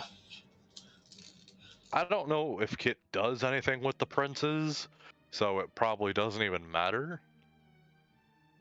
Let's just leave it out for now to be safe. Yeah. I'm having fun with this carnival. Same. Oh yeah, it's great. It's just the I right can't- balance around con fucking and you're going to lose your organs. Mhm. I can't wait to get wasted. I'm just imagining like the creepy man at the previous booth just holding up a fish organ. He's like, she didn't notice I have this now. The doctor has humanoid organs. It's mostly just the gills and the fins. I mean, I know that, but still. Well, technically, you'd also have specialized organs inside to assist in the prevention of, I think it's called bellows. Oh, the bends? Maybe. Well, it's like the pressure differential, like if you dive in really deep Yeah. and then come back up. Yeah, I Yeah, think yeah. at least. I think that's generally referred to as like the bends by divers, if I remember correctly. It's technically called decompression sickness. Yeah, like that's a technical term. Yeah, I'd assume that that any water-based race or any race with the amphibious trait has a specialized organ for that. I actually imagine that would just be the way that the lungs are structured or the way that the blood vessels are structured. Because what decompression sickness is when nitrogen, one of the two. I'm trying to double check which. I'm pretty sure it's nitrogen. Yeah, it's nitrogen. When nitrogen enters the bloodstream as you try to go up too fast, basically because air is being forced, nitrogen is being forced into your bloodstream, which will kill you. Yep. I always imagined that like it was either part of how the lungs were structured, or it's part. Oh no, I don't think the doctor could experience decompression sickness like that because it comes from the fact you have to hold your breath to dive. It comes from the nitrogen that forms during respiration. The doctor doesn't have to hold her breath, and therefore I don't know if she would form nitrogen like that. Well, wait though. I'm confused because I could have sworn though the divers have to, even with those with full oxygen tanks and everything, they have to do it slowly. They Okay, do. I'm back. Hi, we're talking about anatomy and if the doctor would suffer from decompression sickness. And whether or not a certain booth, No, you would not. Told you. whether or not a certain booth now has one of the doctor's organs or not. No, kidding me? There's- the doctor would not because she's not a human. Exactly. That Because Dolphins don't get the bends. nitrous forms from when you are holding your breath and it enters your bloodstream as you go up. The doctor doesn't need to hold her breath and therefore nitrogen doesn't form. But also, whales and dolphins don't get the bends. The doctor is a fish person, but not that much of a fish person. Whales and dolphins have to hold their breath too, is the thing. Yeah. I think that's what Kit's trying to say. You are the definition of an aquatic mammal. Yeah. that I'm gonna leave those implications aside. Has hair, gives birth to live young, produces milk. Can breathe underwater. The doctor is the definition of a mammal. What do you want? No, it's not that. Like 100%, no disagreement. Just it's a weird thought to me. Okay. Are you guys finished in the book booth? Yeah. I think so, yeah. Okay. So you guys leave the book booth. Was that obvious that was a Mirad and I don't remember the name of the other one. I don't know who they are, but I feel like I should. Mirad is a type of djinn. I don't remember what the other one is called though. There's Dao, Ifrit, Mirad, and Jin. is it Jinn? Yeah. Wait, no. I think it is. No, wait. I don't know. I don't know anything about the Ganassi. I'm Let me almost. look up Pact of the Genie Warlock real quick, and I will tell you in half a second. Dao, It's Genie, Ifriti, and Merid, yeah. Merid. Was it obvious that was a Jinn and a Merid? A bit. Good. Where No, you guys, because apparently I'm stupid. where you guys want to go?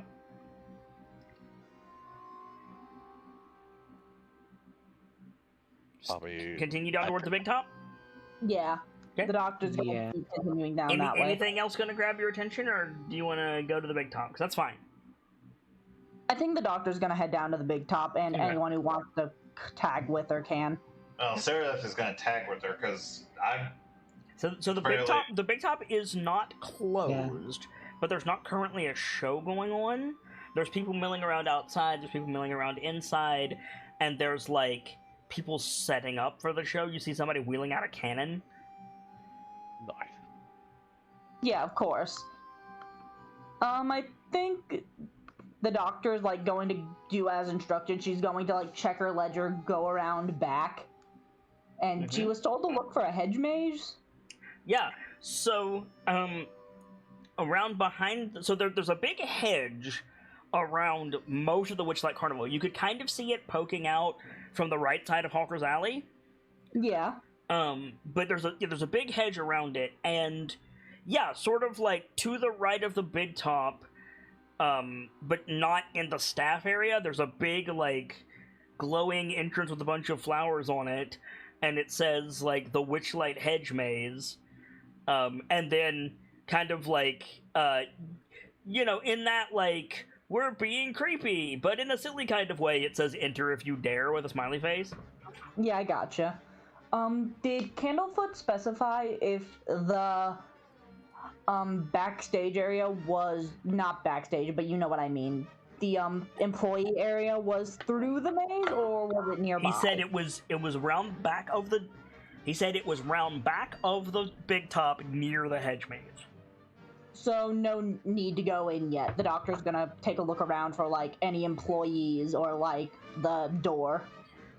You see a ton of employees because the employees are denoted. The Witchlight Hands, as they're called, are denoted by like the wings on their back, the wing harnesses. Fair. So I think if one of them isn't too busy, the doctor will like kind of politely tap their shoulder. Excuse me, can I ask for some quick help? Like, soft sigh, turn to you with a big smile. How can I help you, miss? I'm looking for someone, and Sibs is blanking on the name. It's Burley, right? It is Burley. I'm looking for someone by the name of Burley. Briefest moment of, what the fuck? On the person's face, and he says, yeah, he should be at his post. Round the back of the big top, miss. Oh, alright, thank you. And she's going to go take a look around for, that general area. Yeah, so around the back, there's just a solid hedge, or what appears to be a solid hedge, around the back of the big top, but standing, or rather sitting on a tree stump, you see this fellow. Nice. He is a... Let me see. I want to get this right because I don't want to mess this up. Yeah, he is a bugbear, wearing, like, coveralls and a jack-o'-lantern head. Nice. What weapon does he use? Burley... He's got a big, like, spiked morning star resting against the tree stump beside him. Cool. So yeah, I think the doctor kind of politely makes her way over and just kind of, excuse me, are you Burley? Like, pulls the jack-o'-lantern off with a pop, sets it on the stump behind him. Big, tusky, mutton chop forward bugbear man. Yeah. And he says, "Oh, babe, who are you?" I'm the doctor. I'm actually trying to help out another carnival employee by the name of Candlefoot. He told me to come looking for you. What is in trouble? Well, kind of. He said he lost his voice, and you see, you say kind of, and you see him reach for the Morning Star. no, not kind of trouble like that. I don't think a fight is needed yet. We'll go to take Clara on patrol. Sorry, repeat. I've got to take Clara on patrol. Fair enough. But I let him use my ledger while we asked him some questions, but until I can help him get his voice back, we were asked to come grab a notebook from the lost employee. his voice. He said it was stolen, but, yeah, he said it was lost. Hey, everyone! Footy lost his voice again! Head tilt? Again? It just nods at you, still chuckling. Well, if it's happened before, that might make it a bit easier for me to help him find it. You got a ticket? Yes, and she'll show it to him. And he takes it and, like, squints at it. Can't let you in. Specified ticket needed. You only got 3 smiles. Mr. Witch and Mr. Light says you need... And, like, holds up his fingers. 5 more. So, 8 total. Got it. Alright. Thank you for the help anyways. Well, he needs help. He said a notebook. Hang on. And he, like, gets like, hops off the bench, and the ground shakes a little bit when he, like, lands on his feet. Oh my. And he turns towards the hedge maze, and he just walks forward, and he just disappears into the hedge. The doctor will wait. Yeah. He's back in a few minutes carrying a spiral notebook. He doesn't hand it to you. Like, it just gets tucked under his arm. He picks up the jack-o'-lantern helm, and he stuffs it back on his head, and he says, Tell Footy I'm on my way. Okay, thank you. And he just, like, trundles past you. She'll, like, call after him again, like, one arm in the air. Thank you! Well, Like, he stops, he turns around. Enjoy your time at the Witchlight Carnival. Turns around and trundles away. with that done, I say we get some food, honestly. We've been surviving on nothing but rations and jungle game for a long time now. Fair enough.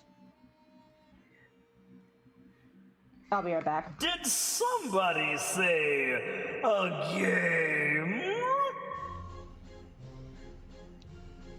Oh, no. Never mind, I am not going to the bathroom yet. What the fuck? You turn around, and coming towards you is... God help me. I don't even know how to describe this, so I'm just going to show you what this man looks like. Is it who I think it is? It is. No. It is a red and white elf dressed like a clown. Motherfucker incarnate. And he's carrying a garish red and gold, like, weather vane. And he's just prancing towards Brick. I mean, Sibs, motherfucker incarnate is just Kit. Let's be honest there. Fair. I'll be right back. I mean, not the sort of game I meant. And what did you mean? Are you enjoying my little bit of paradise? Oh. I guess it's a welcome change from the jungles of Cholt. Haven't set up shop there before. I'll have to talk to Witchy. If there's anything I can do to make your stay more fantastic, just say the word. You've certainly got my attention. Noted. Oh my god, it is so hard to do that voice without laughing.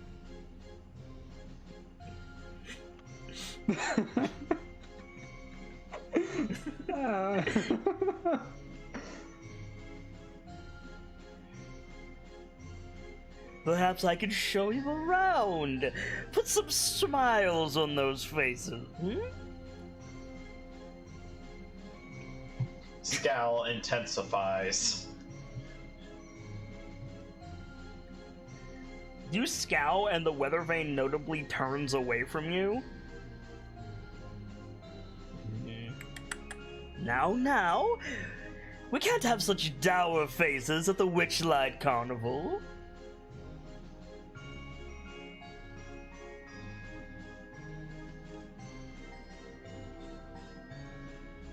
I think there's like a noticeable step back from Brick as he just goes, I think we're managing just fine on our own so far. Thank you very much.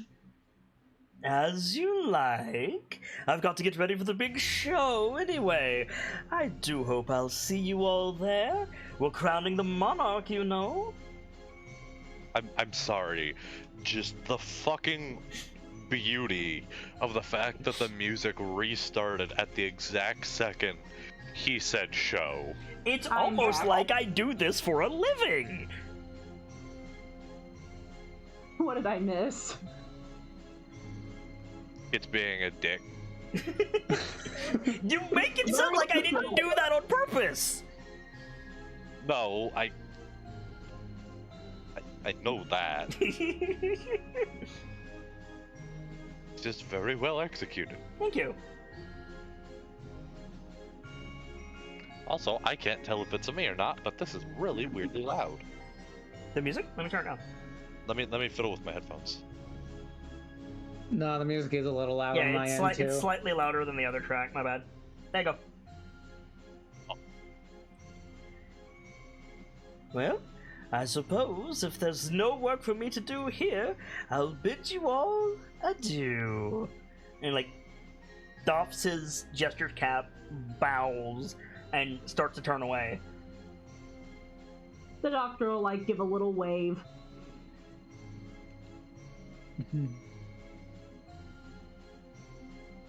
If nobody says anything, Mr. Light will walk away. Yeah. Brick's just I waiting mean, till Sir he's Death out is of fine sound. with that. I don't think anyone knows what to say about to that. Okay, fair enough. Mr. Light walks away with his music in tow. So we're gonna go get food, right? That was the plan, yes. Fuck yes, let's go. I want to get hammered.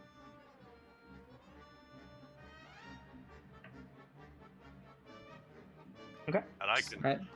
I can say that. You without are guilt. weirdly quiet, Gamzelos. Better. Uh-huh. Good. I can say that without guilt, since Candlefoot said that we could pretty much sober up whenever we choose. Okay.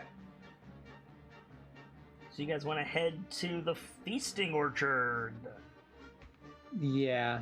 So you guys want to come out around the big top and hang a right, is what I'm understanding. Yes. Okay. Let me make sure there's nothing particularly interesting in the feasting orchard that I want to make sure that you guys see.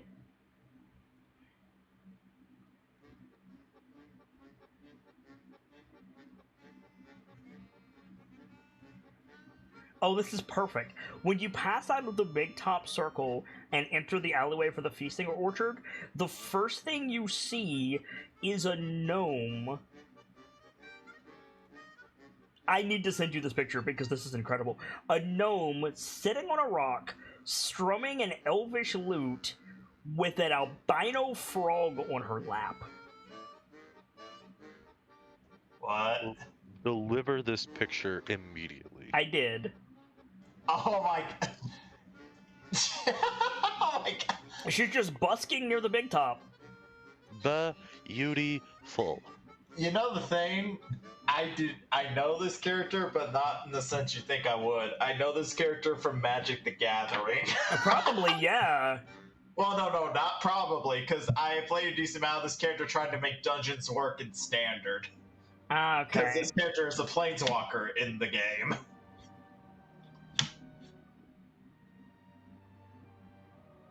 So wait, they're busking like got a little thing for Yeah, cash. little thing for cash. I'm gonna toss a silver. Toss the silver for So nothing. you toss the silver into her thing, and as thanks, she plays a very specific series of chords that you know, but I don't know how to say it without saying it. It involves the action that you just did. I got it. There you go. She gives you a nod.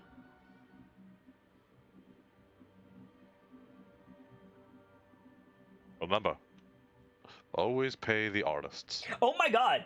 So I'm reading up about this character. You are absolutely right. It's the same person, Honky. Yeah, like I said, I'm not joking. They actually did it. Yeah, she's a chaotic neutral, literally stated multiverse traveler known as a planeswalker. Okay, cool. Yep. So yeah, you walk past Eliwick, unless you stop and talk to her. And yeah, you're in just row upon row of carnival food booths.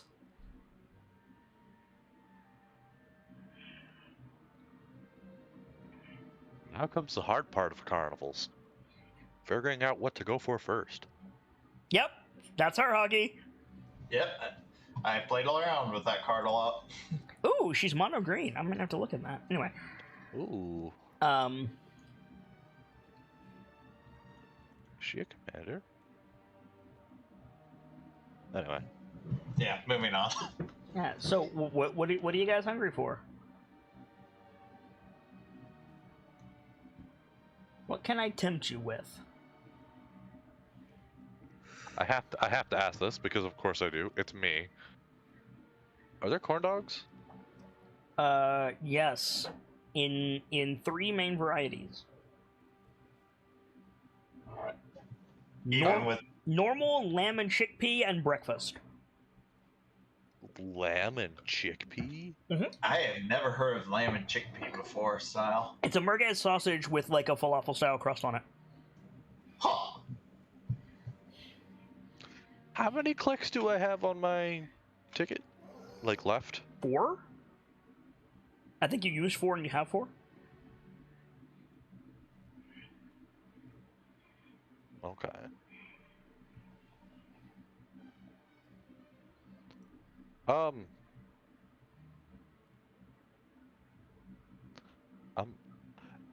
John's gonna go for just the regular. Okay. You get a gigantic corn dog, with whatever sauces you want. They've got more than just ketchup, mustard, and barbecue sauce.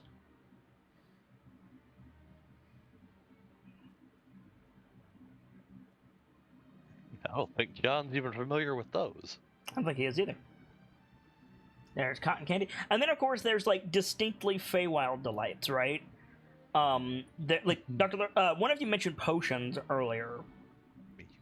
There's a halfling pastry stall that promises it's good for what ails you. You can get cupcakes of cure light wounds. I like that. I Mhm. like. Are they guaranteed not to spoil? No, they're Damn it. cupcakes.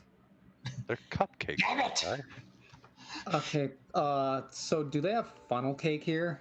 They do, in fact, have funnel cake here, and it's run by a dwarf. Nice. It would. Yeah, that's fun. That's They definitely offer. fun. They also offer multiple flavors Uh-huh. and a variety of toppings. You can get cheesecake funnel cake. Oh god. You're making me hungry, Fox. And I just ate. I'm about to go upstairs and get like sweets at the We just all run off, Oh. and Fox is like, guys.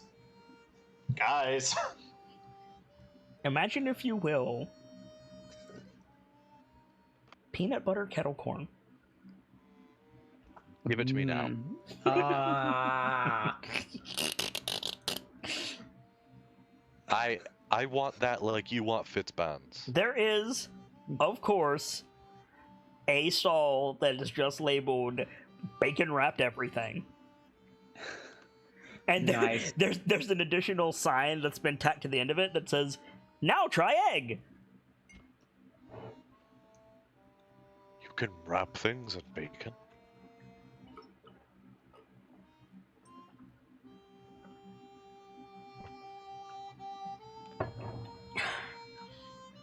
I feel like they have the big animatronic of Big Tex from the Texas State Fair, but it's not Big Tex, it's Mr. Light. They call it a spotlight. I was gonna say they call it bright light. Bright light, also good. Daylight.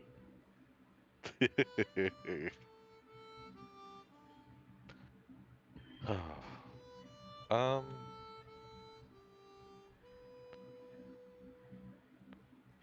There's a fountain in the middle of the alley, but it just it looks like a fountain until you get close, and then it's separated into 4 sections. One is chocolate, one is cheese, one is barbecue sauce, and one is beer. Jeez. Well, Okay, so one thing I know Cyrdeath is going to be wanting to look for: really damn good steak and really damn good coffee. Steaks at a carnival? You're braver than I am. Jeez. I've seen it. They're not bad. That's the thing. If you can find really damn good steak at a carnival, sometimes you can actually find some of the best damn steak you ever had in your life. I would not trust carnival steak any more than I would trust a designated 4-way fountain full of various substances. Like, hard pass. anyways, like I mean, you're Brick's gonna get some food. Okay, what are you getting? Well, There is, you might be in the Feywild. There is an Auntie Anne's pretzels. Oh yes, I'm headed over there right now. Get a little bucket of pretzel dogs. First of all, how dare you? You get the classic pretzel double salt with a lemonade. No, That's the order. you get a little bucket of pretzel dogs, mustard on the side, with a red lemonade. You gotta get a big pretzel too.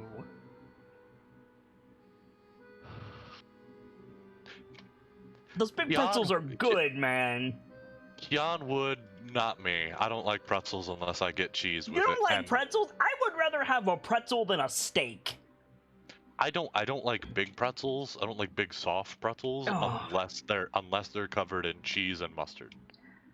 I mean, obviously you cover them in cheese and mustard, but they're still fantastic. It's fresh, salty bread. What's not to love?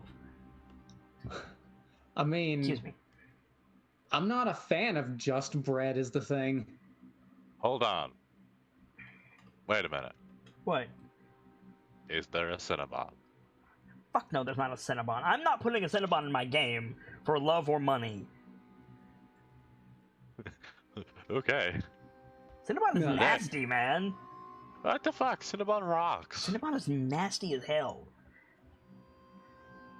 Love Cinnabon. How dare you? I don't have a sweet tooth, remember? Right. You're all about the salt and savory. Mm-hmm. God, Mainly salt. I don't know what I want for a main course, but definitely cheesecake, funnel cake, and ale. Like strong dark ale. Yeah, right. Look at main course. One of those pork tenderloin sandwiches that the pork tenderloin is like 3 times as big as the bun. Oh yeah. I just want to see the doctor covered in cotton candy because I feel like that's a thing. Chipotle Philly cheese. Okay, you know what? I'll give you a Philly cheese Cinnabon. How about that? What? What the fuck did you just say to me? So, Kian gets a pretzel stamp. Britt gets a funnel cake stamp. No, probably gets a mug stamp. What do the rest of you get? I'm probably gonna get another ticket. Huh? This place is gonna end up wiping out the rest of this ticket. I promise you that. Okay. I mean, if you just want to say you fill up your ticket, that's fine with me. Oh fuck yeah. Okay. What about the rest of you? Sibs, Honky, sorry, blank. Sorry, I forgot I'm on push to talk. No worries. Oops. I was kind of wondering why you weren't responding to me. Because you weren't saying anything. I know. Technology, you have failed me again. But, Sevs, let's see. Coffee, damn good coffee, damn good green tea, and for my actual main meal,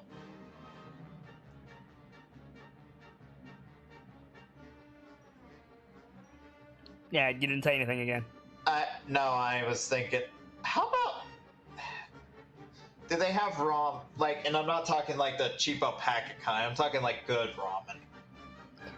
I don't see why they wouldn't. How about that? Okay. Like, festival ramen and all, like, that So sounds that's good. gonna be 3 more stamps on your ticket. Is Sibs here? You made Sibs hungry and she ran off. Probably.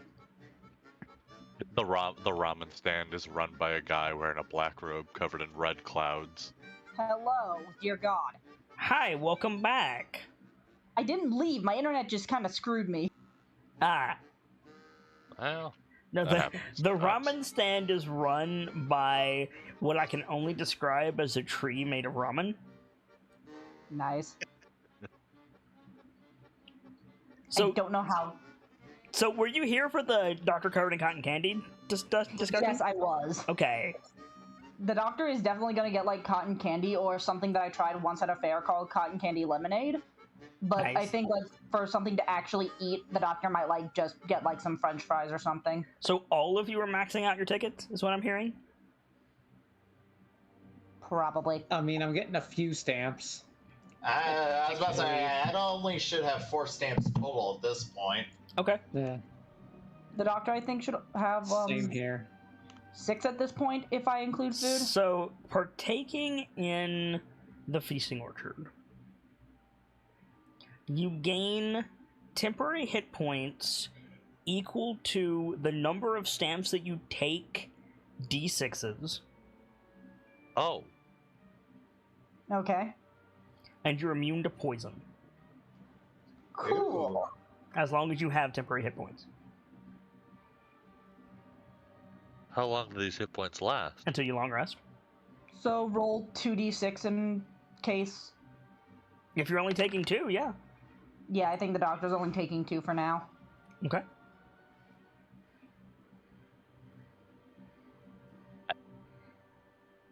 What's up, Gams? I was gonna say, if there's anything Vrek wants to fly around and grab, he has free reign. Okay. Yeah, Vrek will probably get, like, 3 stamps worth. So here's mine. Here's Vrek's. Also, who's loading up on booze? At least 2 of my tickets are booze. You also loading up on booze, Brick? Yeah, that would have been one of my stamps. Yeah. Okay, both of you make a Nice con save. tickets. Oh, fun. Yeah. I have advantage 'cause if this Do I get yeah, advantage from Dorvish? you do. However, I specifically said who's getting loaded on booze. Huh. You still get advantage, but if you're trying to get drunk, Fair. And Burrick has some shit to forget. yep. Kian, you are I drunk. mean, when does Brick not have shit he wants to forget? Frick, you are not, unless you choose to fail. I mean, he'll probably get buzzed, but not Okay. sloshed. Kian, you are drunk, and Brick, you are buzzed. Mm-hmm. You guys eat well. Like, there's not a bad stall. Like, everything is otherworldly delicious. I wonder why. Sarcasm. And you feel less full than you should after every bite. Like, you eat more than you feel like you should be able to, easily. Fair. I am just expecting the contract to bite us hard in the ass when it finally does. So the only person with a maxed out ticket right now is Kian. Mm-hmm. Okay? So we stamps to a ticket. It's 8 stamps to a ticket. Okay. So I need to go buy a new ticket. we time lapse, and you guys are like carrying around your food. You've eaten some. Like, we see signs of feasting and merriment on your faces. Sean is probably having a grand old time. He's probably jumping between singing songs about Snorri and Spring to talking with the group. Gosh, I haven't eaten like that since I left Felbar. It's at the speed of a little kid playing with a light switch. Good. By the grace of the Queen, man, do you have no dignity? I mean, hey, you can snap out of it at any point. I don't see the harm. I don't think he can snap out of it at any point at this point. If you take part in merriment and you don't get merry, then you're doing it wrong. So Kian, Cheers to that. Takes another drink. a young, like, freckle-faced, red-haired human woman in like an apron and like she's like dressed like a commoner, but she's also wearing an apron. Like, comes up to you laughing and like grabs your wrist and starts like spinning you around in time with some music that's playing, or tries to anyway.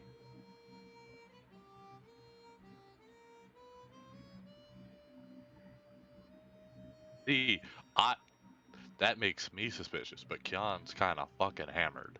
Okay. I mean, if you want to make a wisdom saving throw or an insight check, you can. I'll do an insight. Okay. Thank you, Kian. So does Kian let her, like, grab him and, like, spin him around?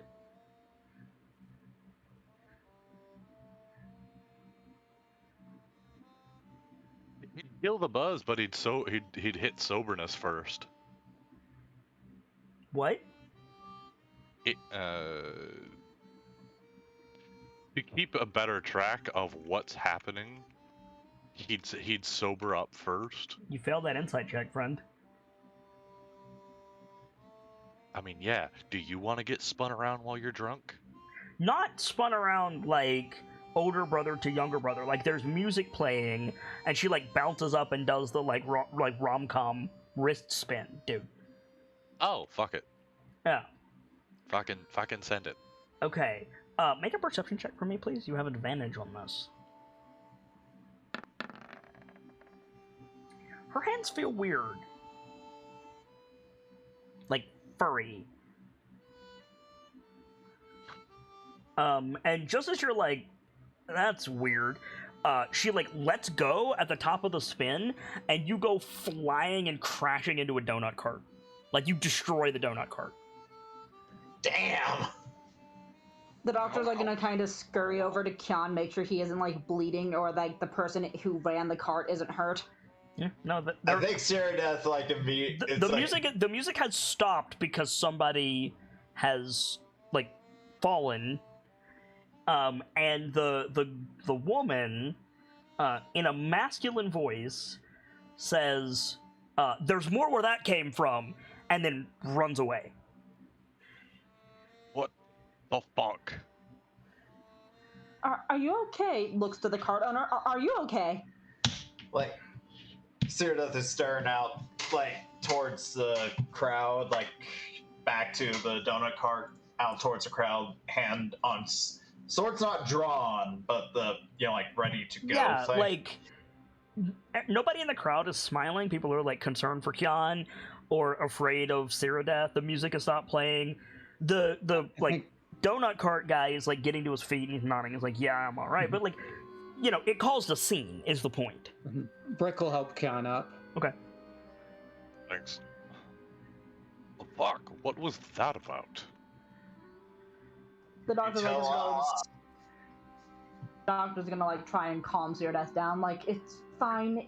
Probably an accident. No need for us to make an even bigger scene.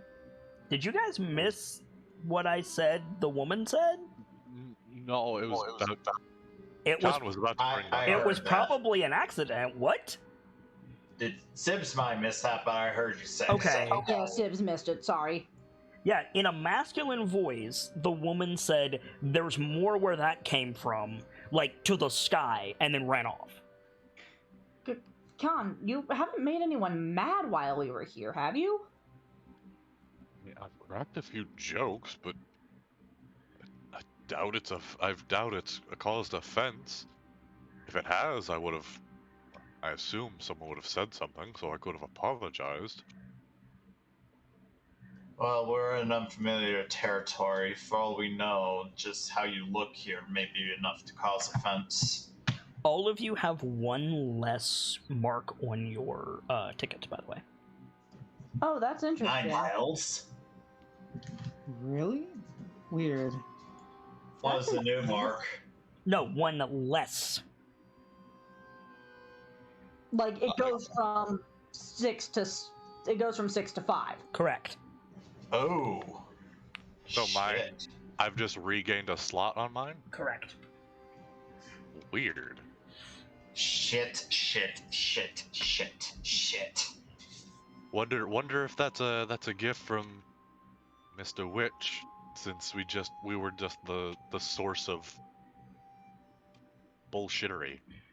I don't No, think I think I know what that means. Just from out of character fate bullshit knowledge.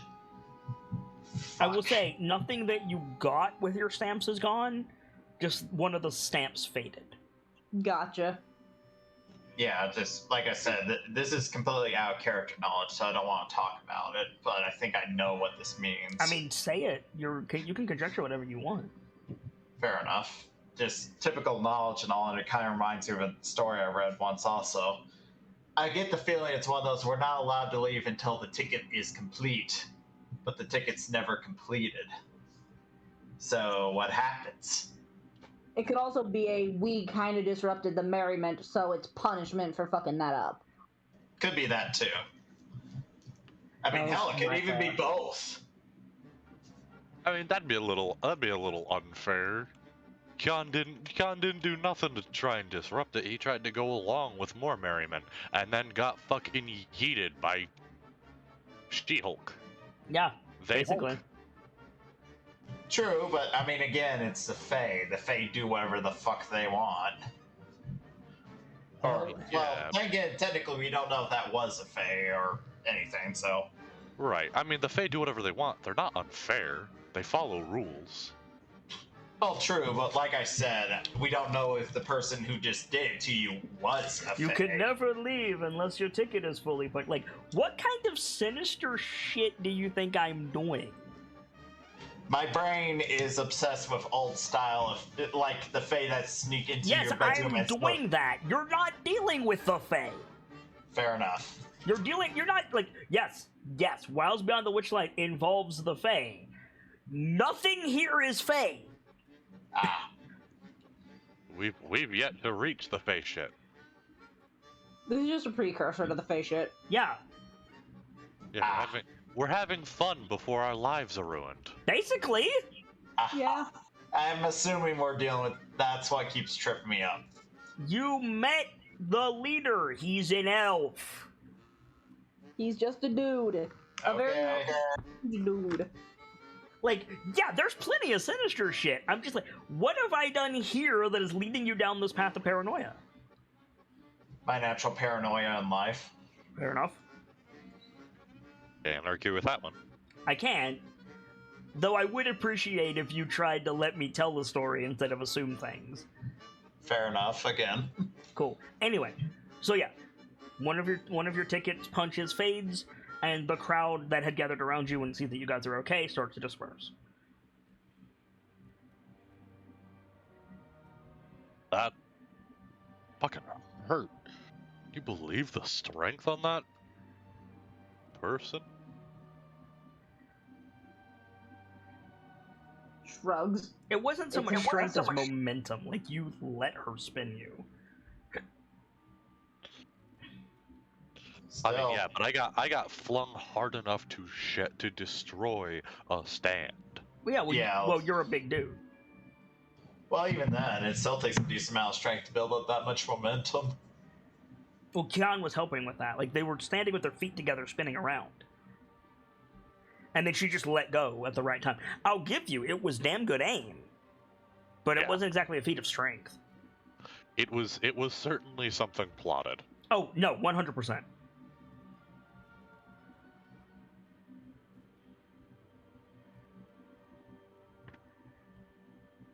As you guys are, like, getting Okay. your bearings, I think... Yeah, Kian, you've got the highest passive perception, and you're, like, trying to figure out what the deuce just happened. You start to smell smoke. You guys smell that? Smell what? It's also a smell that you're familiar with, all things considered.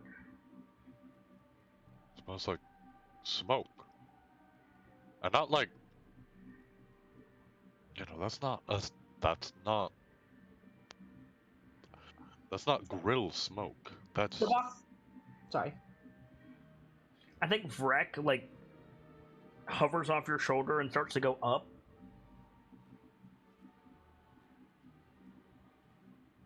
Go ahead, Sips. The doctor will like inhale, trying to see what the hell Kian is talking about. Make a perception check with advantage. Dude. Yeah, Okay. you smell smoke. You're also I echoing. smell- I smell it too now. where is that coming from? To the left, where we were before. He like looks over, like starts moving this way. The doctor Yeah, will follow. You start to see smoke Yeah. coming from Hawker's Alley. Oh shit. I'm gonna start lightly running. Yeah, you run around the corner, and yeah, like one of the tents is just on fire. Oh shit. Oh shit. Well, that's less than good.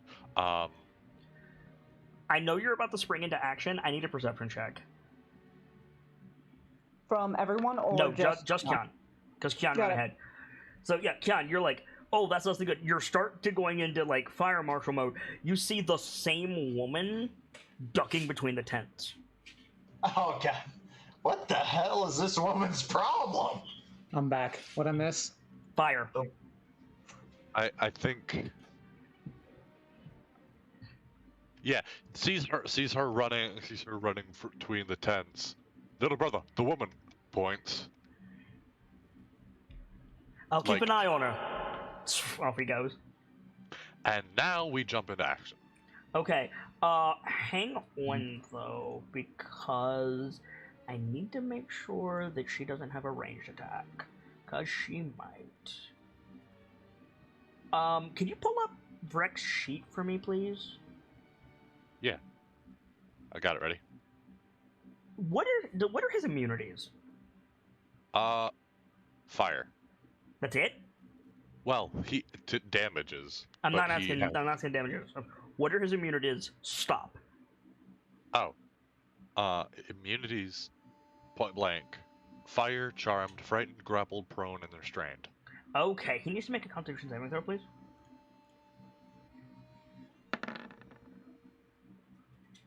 Okay, he passed. But he will relay to you like almost immediately. He's like, "I'm on her," and he goes to like fly after her, and almost immediately he says, "She hexed me."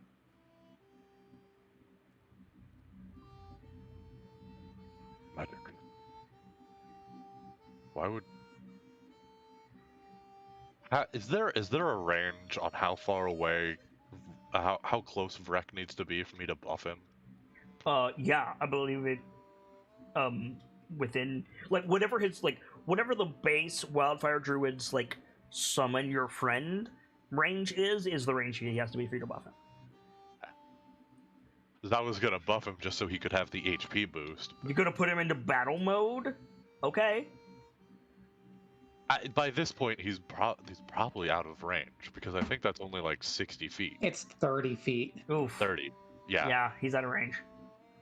You I was can gonna still do see it. him, but he like flew out over the crowd to keep tabs on this woman, and he got close to her, and she blasted him with something. Fuck. He can't exactly respond because it's more or less one way when it comes to telepath. Yep. The telepathy. So you have a choice to make. You can help Vrek or deal with this fire. The others are about an initiative count behind you.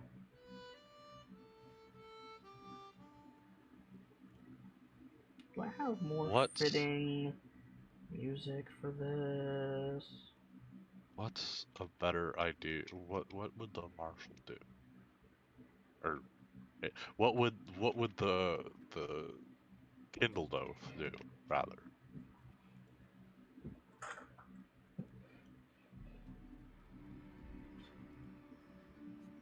This is a little bit more intense. It'll do. What would the Kindle Dove do? That's for you to decide, friend. I know. I'm thinking. It's like my little what would Shrek do? Mm. I don't want to play like battle music for this, so Right. Something that has a higher tempo to represent the tense situation. yeah. How bad is It's this? stabbing time. How bad is this?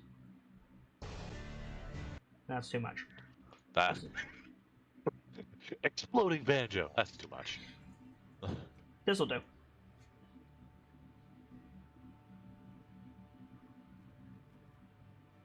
So what do you want to do, Kian? I assume the rest of you ran after him. Yeah, of Yes. course. Okay. So you guys will be there in a minute. I need this instant reaction from Kian. Like if Vrek says something at the adventure like she hexed me, like that is Vrek is in danger. Yeah, that's family. But there's also a fire. There's also a fire. But I've got people that claim to be that so far have claimed to be capable, and if you're part of the Firewatch, you have to rely on the people you're in a team with. But you're not in a Firewatch team with them. The principals carry. Do they? They're not trained. They've survived how long in the jungle? Doesn't mean they know what to do in a fire. That's true. What they might do in a fire is evacuate.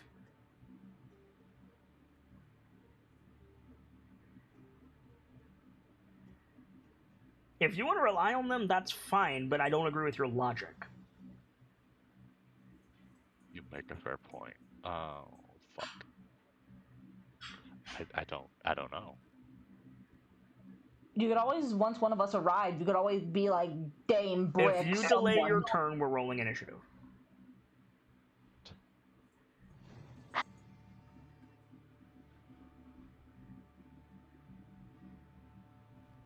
So I have to ask. Mm-hmm. The tent that's on fire. Mm-hmm. Let me put it this way, homie. Mhm. You're playing a Telltale adventure game, Right. and everything slows down and goes grayscale. You push the stick left, blue words come up, says help Vrek. Push the stick right, red words come up that says burning tent.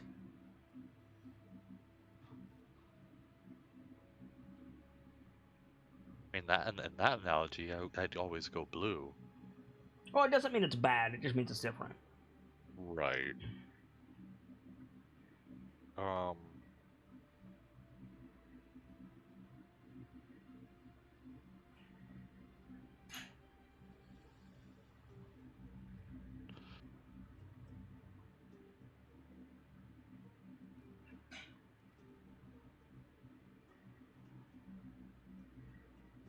Fuck, I can't even think of a good way to decide. Want to flip a coin? On one hand, Vrek has temp HP. Yep, He's got at least 10 that he's got at least 11 that he can use. yep. That could buy a little bit of time.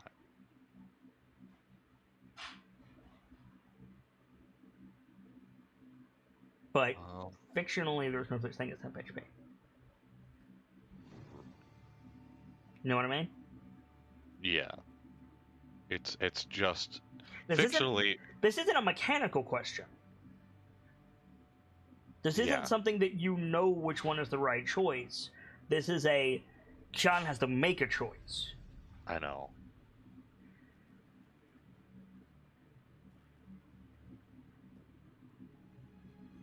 Like, And it says a lot about Kyan where I go with that, and I don't. mm-hmm.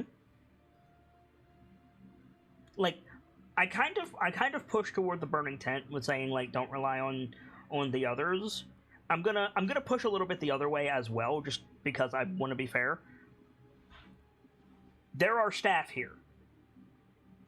There are staff here. Vrek You- is Kyan. You are a patron. That may not matter, because it doesn't matter to the doctor, right? Like, if something happens, the doctor's going to be like, I'm going to go help! Yeah, like the doctor's first response after the burning situation is going to be take care of it. Does anyone have any injuries? It doesn't matter if she's in part of the staff. She's worried. I can be heard, right? Yeah. Yeah. Both of these choices will have good and bad outcomes.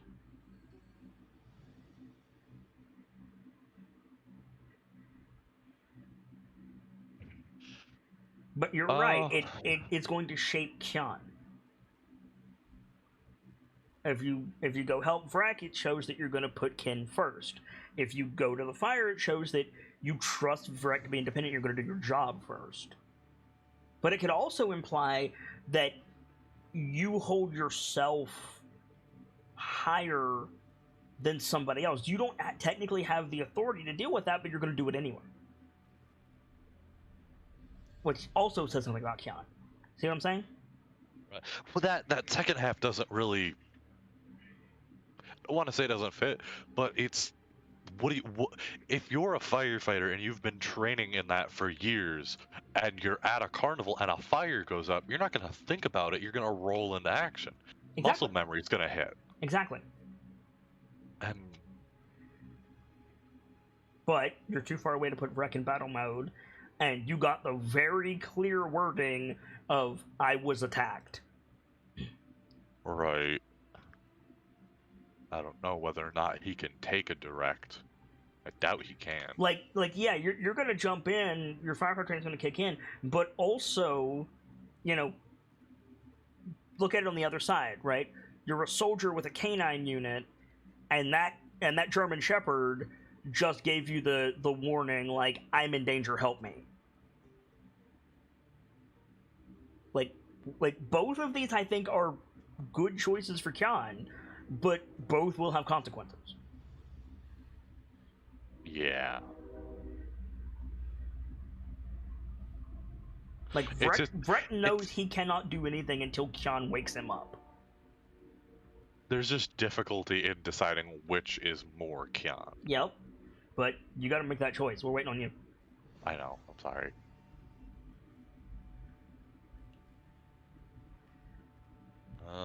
This is normally the time I'd be like, if you want to think about it, I'll jump to somebody else, but I can't because we're almost in initiative. I'll go for a tried and true method. As long as this fucking mosquito gets the fuck away from me before I scream. Mood. Little bastard is hovering around my monitor. So you want to go even blue, odd red? Sound good? Sure. Odd. So tent. Tent. I trust Vrek can do this. Okay. So we're gonna go to initiative, not because we're entering Hello? I swear by all that is holy, I did not input that into the turn order. I have no idea what the will of the Feywild is. I didn't see anything. I don't know. That's weird. Anyway. The game is self-aware! So I'm just gonna throw some tokens out on the board for you guys.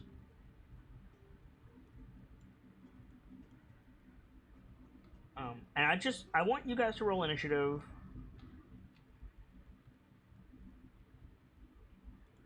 And as I said, there's not a fight per se. Come on, Jan. I assume since you pulled Vrek out, you want me to roll one for him too. I do.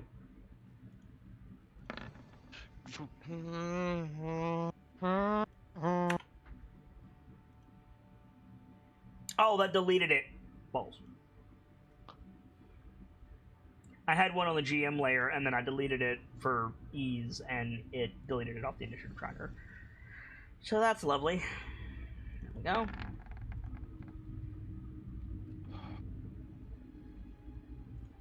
Most of my rolls tonight have been great. This one bites. And I'm gonna go ahead and also add tent fire with an initiative count of null. And I'll go at the top of the round. Okay. I should have gone to help Vrek. Oh well. So John, Cyrodiil hasn't rolled. Oh yeah, Cyrodiil has not rolled. You're correct. Hockey? Yes. Sorry. There we go. Okay. So, Kian, you turn to help the tent. It's about a third of the way down Hawker's Alley, but, like, equidistant away from Vrek, if that makes sense. And... there you go. And, yeah, so you start pushing the crowd in that direction. You see people, like, moving away from the fire hurriedly, obviously. But it's going to take you a turn to get there. So, at the top of the initiative count, I need to see if the fire spreads. It does not. Dr. Lorelei. The doctor is probably, like, picking up speed, trying to spot Vrek. I mean, not Vrek, Kian. I imagine that isn't too terribly hard. It is not. Yeah, I think she tries to, like, close the gap between them, like, dashing if she has to. And she shouts, "What do you need me to do?"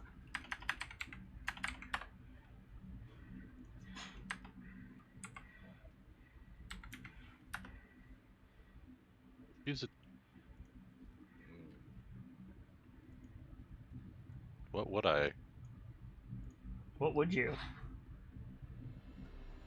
I mean, does Kian know that water ganassi can produce large amounts of water? They can't produce large amounts of water, so no. I mean, that they have an innate connection to magic that can create water. Yes.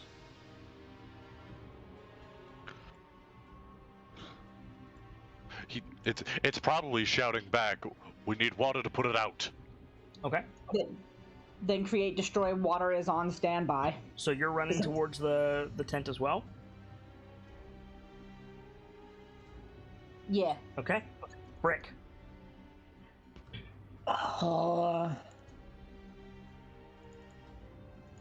So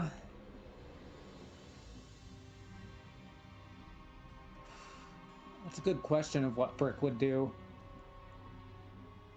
All you know is the fire. Yeah. You don't know anything about Vrek.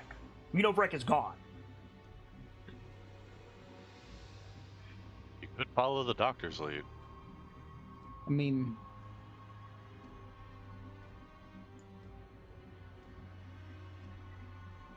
You could pull out the flying swords. I could. What does that do here? That's like there's not an enemy to fight right now, so. Not with that attitude, there's not. Can't even be surprised at you.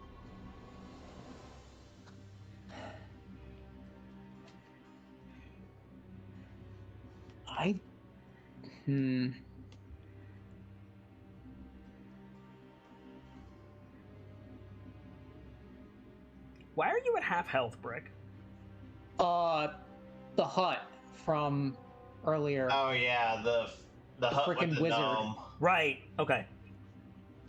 I mean, you could have short rested while you were eating. I thought you were full health, so I didn't say it. No. I'll go ahead and roll those dice then. Okay, anybody who wants a short rest can have done so. I didn't even think about it. I thought you guys were fine. The dichotomy of dwarves, ladies and gentlemen.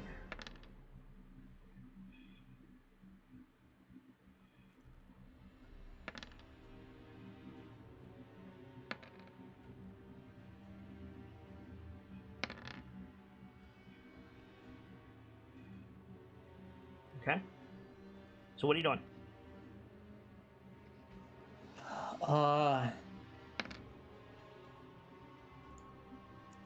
Honestly, like, what can I do here? I can't. I think there's something going through Brick's mind of like, you can't really help with putting out a fire. That's. I Why don't know not? what he can do. Why not? Well, I guess I don't know.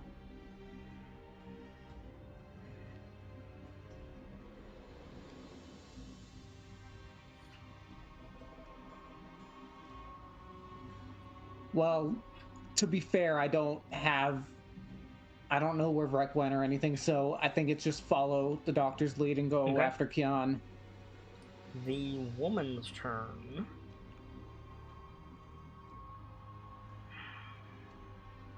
Yeah. Give me another con save for Vrek, please.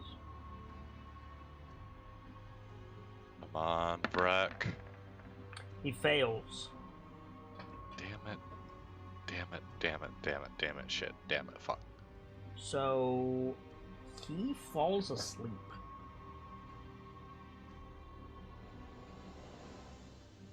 I'm really surprised that's not one of his immunities.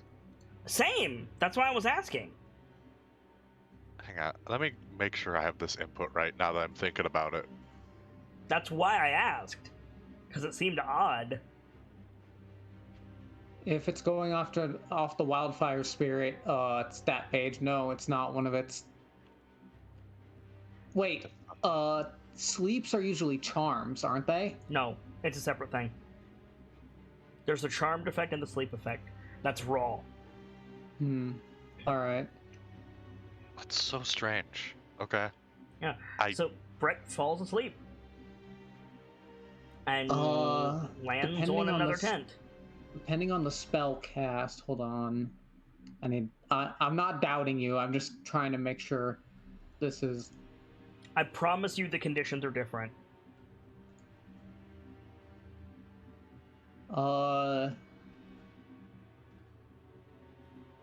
Yeah, okay.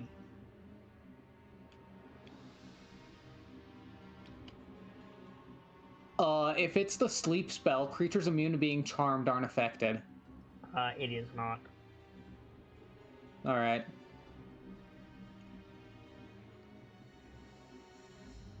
Let me just triple and double check. This is a separate. This is not the sleep spell verbatim. No. I'm gonna say it's different enough. I'm probably gonna get flack for saying that it's different, but it's different. Interesting and unfortunate. I will post this. I can't post it. I will copy paste it.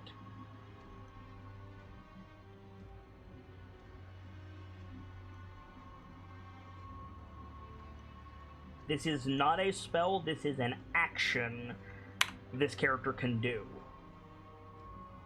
I think that is different from the sleep spell.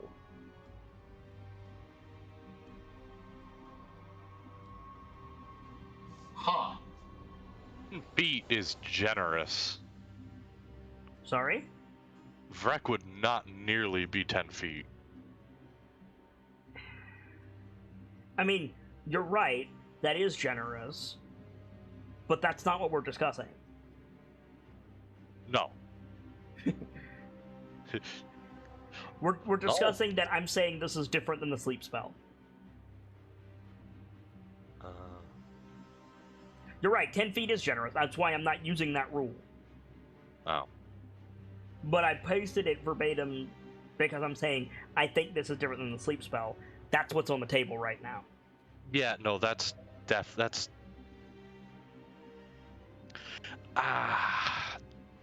there's a very fine line being followed here. There is a very fine line being followed here, but it's not about HP. No. And it's literally it's magical, yes, but it's an inhaled gas as opposed to just enchantment. It feels like a scribe wizard looked at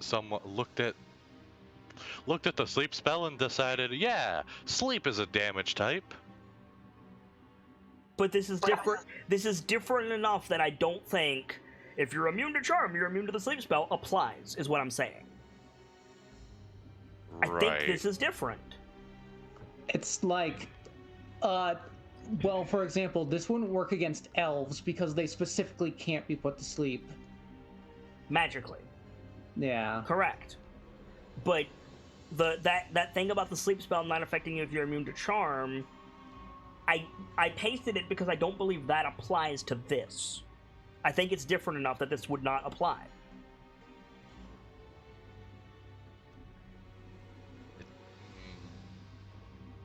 Yes, it's a fine line, but I'm drawing the separation. Yeah, I think that's fair. I agree that it's a fine line, and there's an argument to be made against it, but, you know, that's why I'm opening it up for discussion. Right. Like, if it was reversed, if this was cast on, like, Maesing or Enki or somebody, and I was like, oh, charm can't be, like, immune to charm makes it so that you can't get the sleep spell cast on you, and you linked this text to me, my response would be, fair enough. Yeah, I really can't find a reason to argue. Okay.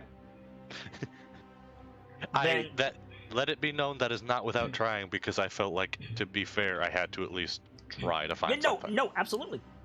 So, right. Go ahead. I also feel like it's irrelevant, but I also feel like this might be some sort of oversight between, like, stat blocks and descriptions, the way they're worded, but that's neither here nor there. It has a different name. I didn't link the name of it because it's a spoiler. Yeah. It has a different name. Like, it's not even a spell. It's an action this creature can do. But I also feel like it might be an oversight that Wildfire Druid or this Wildfire Spirit says it's not immune to sleep. I mean, it's a separate condition. Like, if you look under conditions in the PHB, sleep, unconscious, and charmed are all different. I think sleep is just goes under unconscious. Which is still different from charm. Yeah. Like, Vrek is immune to charm. Okay, fair enough. I don't think we are any longer, like, arguing I don't think we are either. this particular effect. Mm-hmm. If it's an oversight in the Circle of Wildfire, there's a very easy way to check that, which is, are elementals immune to going unconscious? Because as extraplanar entities, they might be. Let me actually check that real quick. Let's look at the water. I mean, if anything, you should look at the fire. Condition Yep. immunities unconscious. Okay. Water elemental has it. Looks like fire. Fire elemental does, yeah. But wildfire spirit does not. Yeah. Yeah, I feel Okay. like that might be an oversight. I'm willing to say that's an oversight. Give Wreck unconsciousness immunity. That is fair enough. And frankly, that's why I play D&D right there. Like, that being said, if that's the case, then I don't think she's going to do that. At least not twice. She'll do it the first time, and Breck auto-passes the save, so I don't think she'd do it a second time. In which case, she's just going to throw a dagger at him. Okay. Which is 19 to hit. Oh. The lion, the witch, and the audacity of this bitch. Apparently, I can't spell unconscious. But yeah, that's Okay, that's going to hit Breck. that's got him. That's going to be 5 points of piercing damage. Now, are you aware? Like, does it specifically say you are aware if Wreck takes damage? Like, don't get me wrong, he's going to call out, but Right. But- I'm reading through it right now.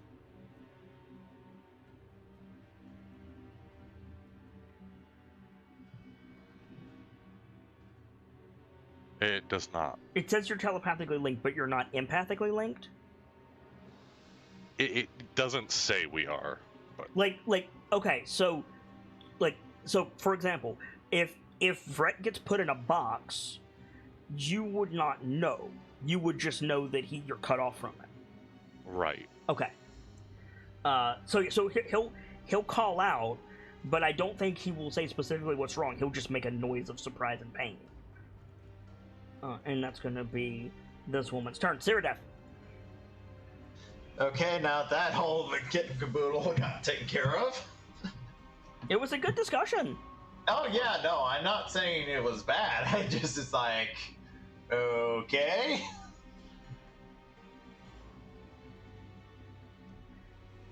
Question: can I do my breath attack to where I can do cone of cold, but without actually damaging? Just trying to like put out the fire.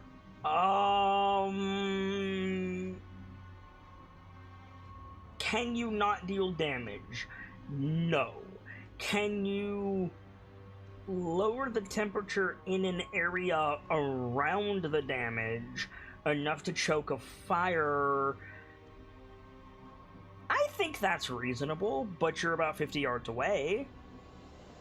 Yeah, I probably still need to get closer, so I'm probably just gonna be. Let's see, I'm 50 yards away, so that's about 150 feet. So probably primarily using my dash action then to get up. So Cool.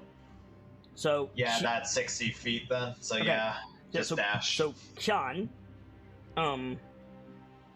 you're running towards the tent.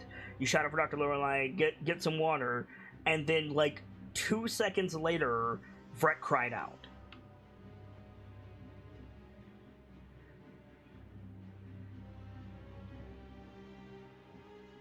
I will say this. You have the ability to know where Vrek is unless it's cut off magically. Right. So you know exactly where he is.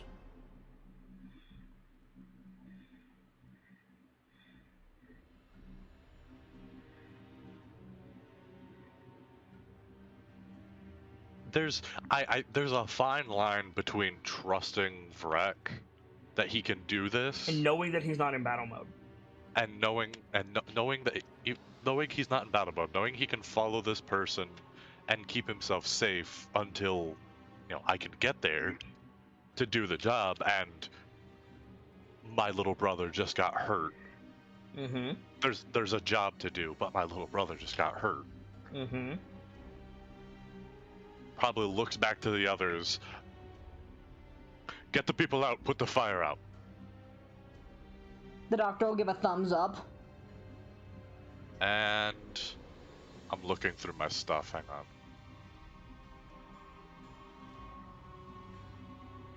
So how far away are they? You dash on your turn. You're 60 feet, but Vrek was giving chase to the woman who's already running. And she ran while throwing the dagger. She didn't dash. No, she did dash. While throwing the dagger, she could do that. So they're no closer than when you started because you both moved the same amount. So that would put them more than 100 feet away. Cool. Breck is fast. Yeah.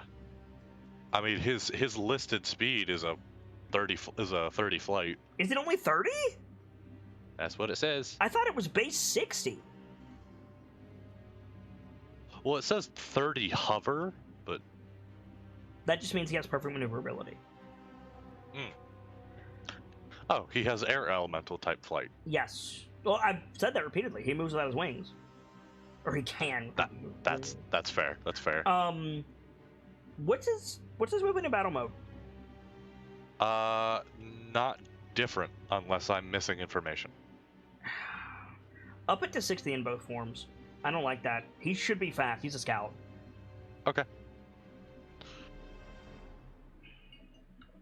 Boink. There we go. Anyway. Anyway, I'm gonna turn into an Eoraptor and go try to catch up to Vrek. It's your action to turn into an Eoraptor. Yes. So you will actually lose movement. Like, in terms of catching up to them? With an Eoraptor, I'd only be losing like 5 feet. No, because you're losing a turn. You see what I'm saying?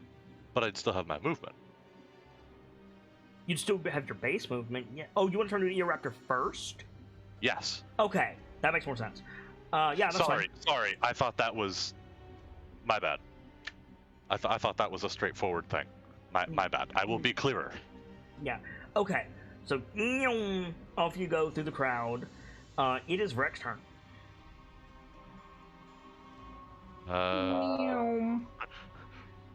What does the dodge action do?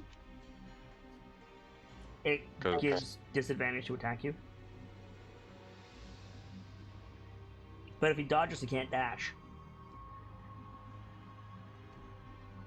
That's true.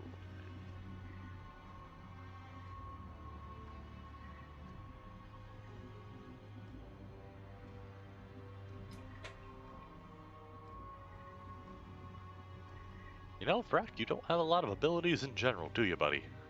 He's got a lot more in battle mode.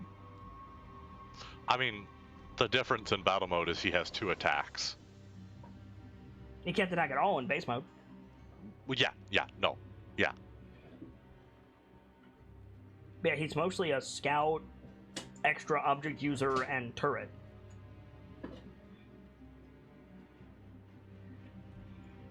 I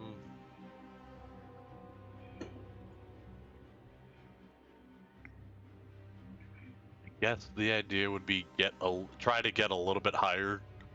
And get away? No, but The further away from her he goes, the more likely he is to lose her. that's true. How hard did he get hit? 5? 5. That means he's got 6 until he's poofed. Mm-hmm. Mechanically. Yeah.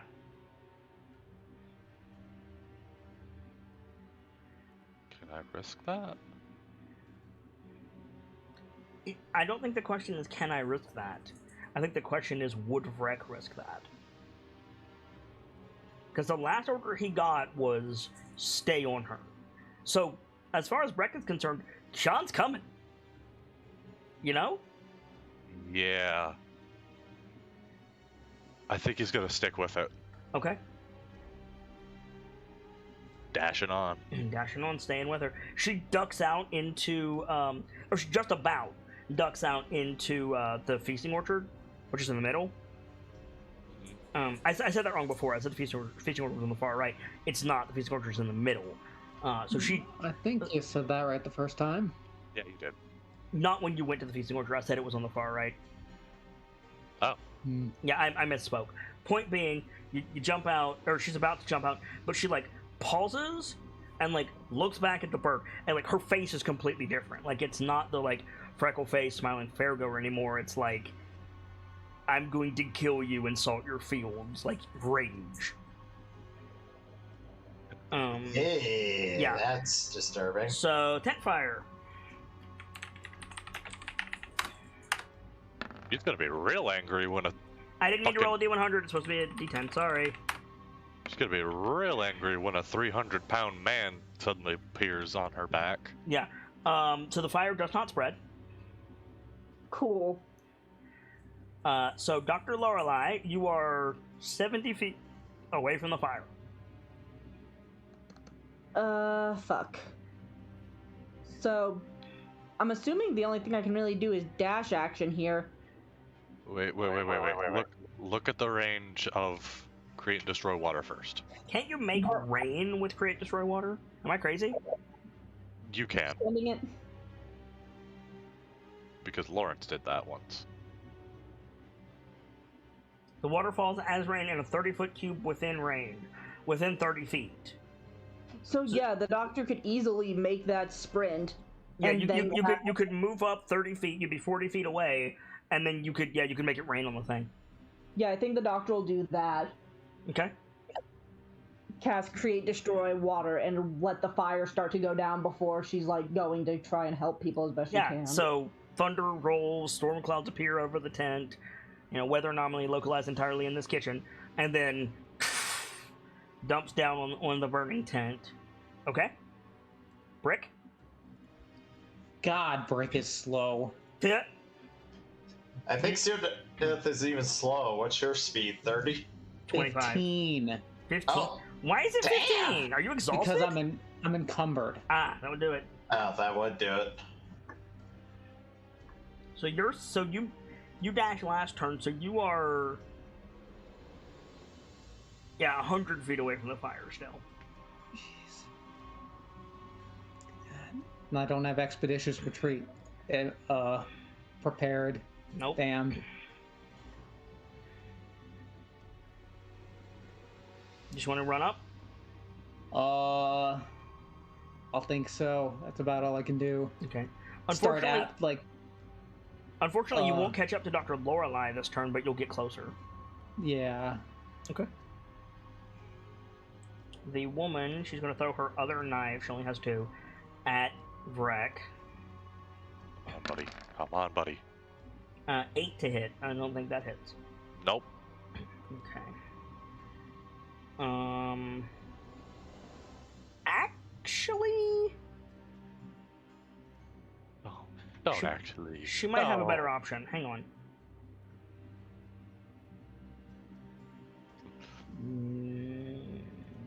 Doesn't it stand after you roll? Yeah. But, on the other hand, I don't know all of her abilities. Yeah, fair. She doesn't have anything better, though, so. Alright. Okay. So she throws a dagger at Rek, misses, swears, and runs into the crowd in the thing, but Rek stays on her and sees her transform. She goes from the red-haired woman in the apron to like a male dwarf, and like keeps running. Sarah. Well, let's see. I got 60 feet, so that's mean I'm about 90 feet away. So just again, dash action to get to 30 feet. So you catch up to the doctor. Yep. Okay. Kian. I am an Eoraptor. I am an Eoraptor. I am an Eoraptor now. My speed is 55. I moved 55. And now I'm gonna dash for 110. Okay. So you probably get to where Vrek is hovering at like Meow. on the Hawker's Alley side of the feasting orchard. So you probably like run up under Vrek, which is good because he's going to use his turn to come down to you, and he's going to say, "Shapeshifter, beware the hunter." Little Eoraptor nod. Okay. And I think he like looks at you expectantly, like, "Are we doing this?"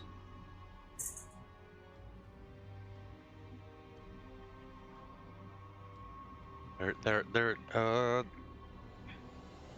Because I believe you can shift wreck regardless of what form you're in. yeah. No, all it is passing over. Is it an action? Because you dashed, so you wouldn't be able to do it if it's an action. But if it's not an action, you could just do it. Let's see. As a bonus action. Yo. Raw summoning him is an action, but I think you said No, it is not. As a bonus action, you can spend one spell slot to turn your Wild Rose Spirit into a battle spirit. Yeah, this is the modified version that I edited. Yeah, as a bonus action, you can just battle mode him. Yeah, but what he was saying, raw, it's an action. Yeah, that's like the modification. Okay, well, you haven't used your bonus action yet. So, poof him into. Are we doing this? I mean, he attacked my boy. They attacked my boy. Okay. I don't know how to refer to them. So. But there's more important things. Are you using your bonus action to turn Breck into battle mode? And also, do you have a picture of battle mode Breck? No. I thought you did. I asked for one. I haven't gotten it yet. Okay. Well, are you doing it?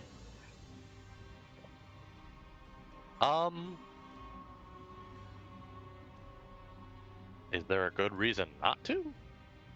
It's flashy. You know that. Yeah.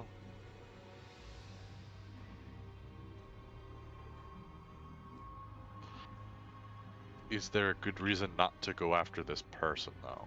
No. I mean, fuck it. If I give Vrek this, they have more durability, they're just as fast, and now they can attack. Mm-hmm. So, boom. Maybe have Vrek go a little higher first. That's fine. You know, so when they explode, so they don't... everybody can see this. Like those of you over by the burning tent that Dr. Lula is putting out, like all of you see this. Like even if you're not immediately looking at Vrek, you see this massive spiral conflagration appear in midair above the feasting orchard that explode outwards in flames in every direction, and Vrek goes from tiny to medium, and he turns into like a phoenix. Like Moltre is up in this bitch. Go fuck them up. And then like he'll use his action to fly after the woman. And is he going to attack her? That's up to you, not me. We are attacking to incapacitate, not to kill. Okay, make your attacks.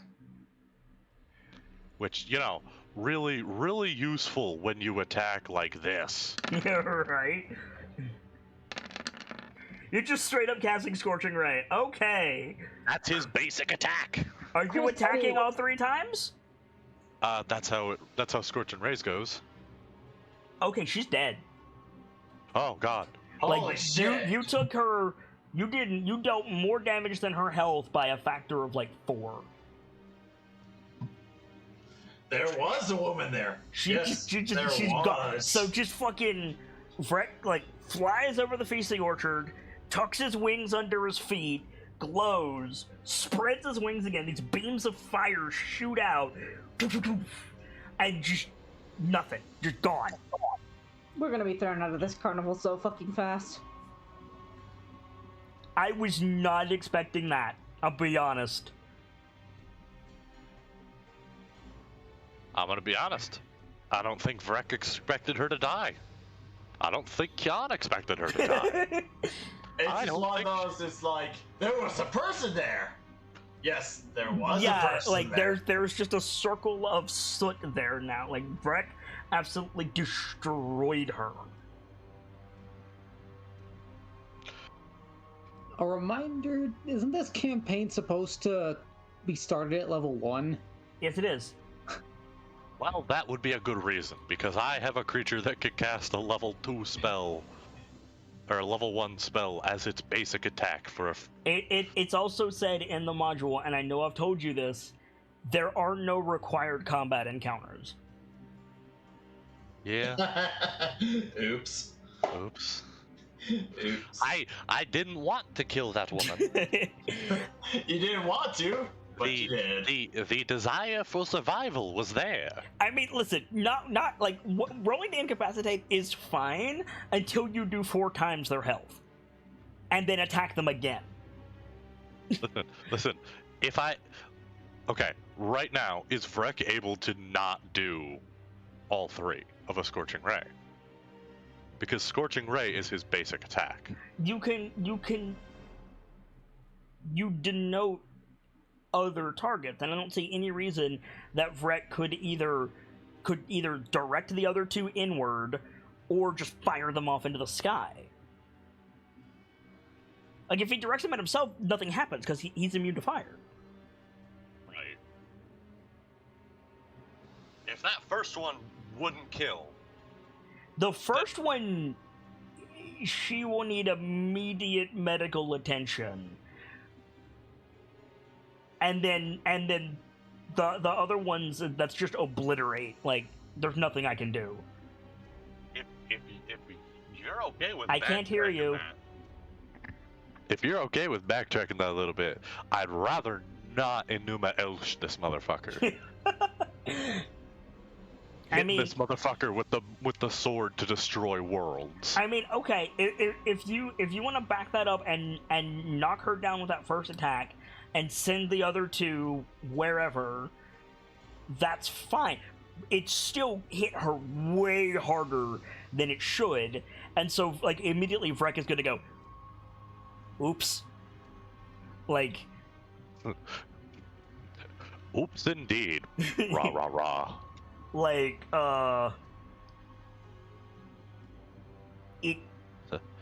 it's bad. It's bad, and Dr. Lorelei is pretty far away. It's fine. I have healing magic. The good news is Vrek is really effective in combat. Anyway, we're going back to the tent fire, which is no longer there. Dr. Lorelei.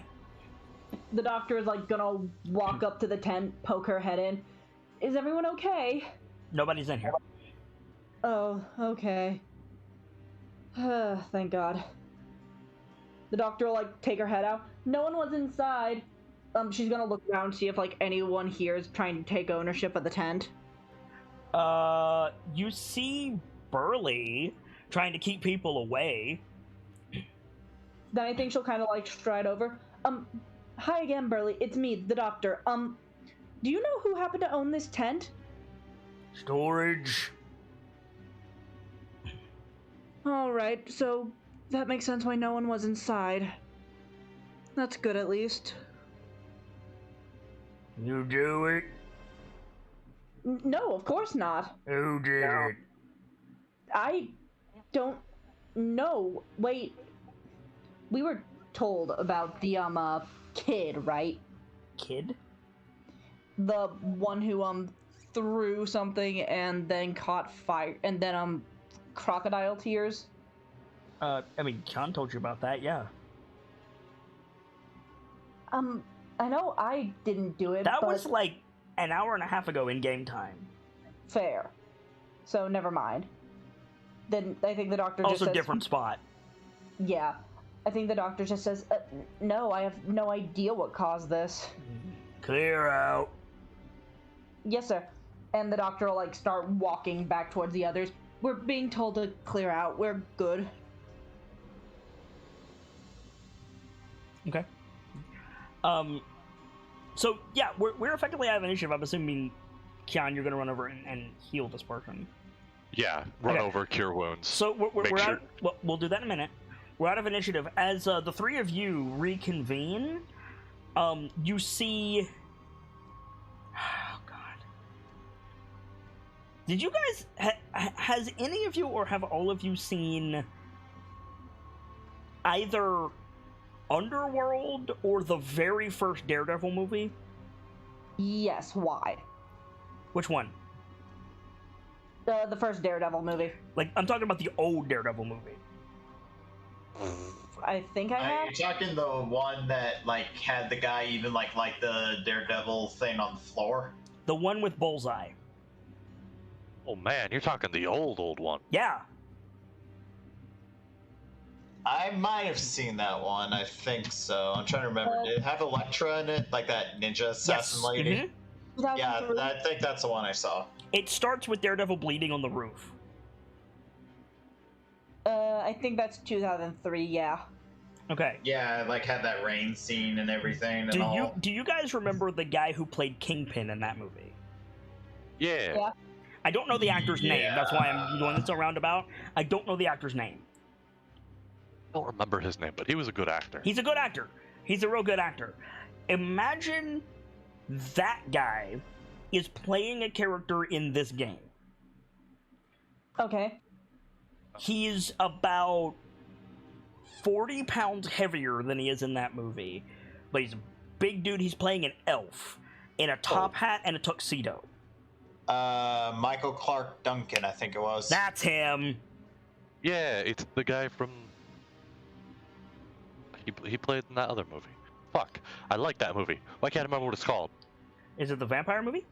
No, it's the one where he pulls bees out of people. I have no idea. What? You pulled bees? Wait, what?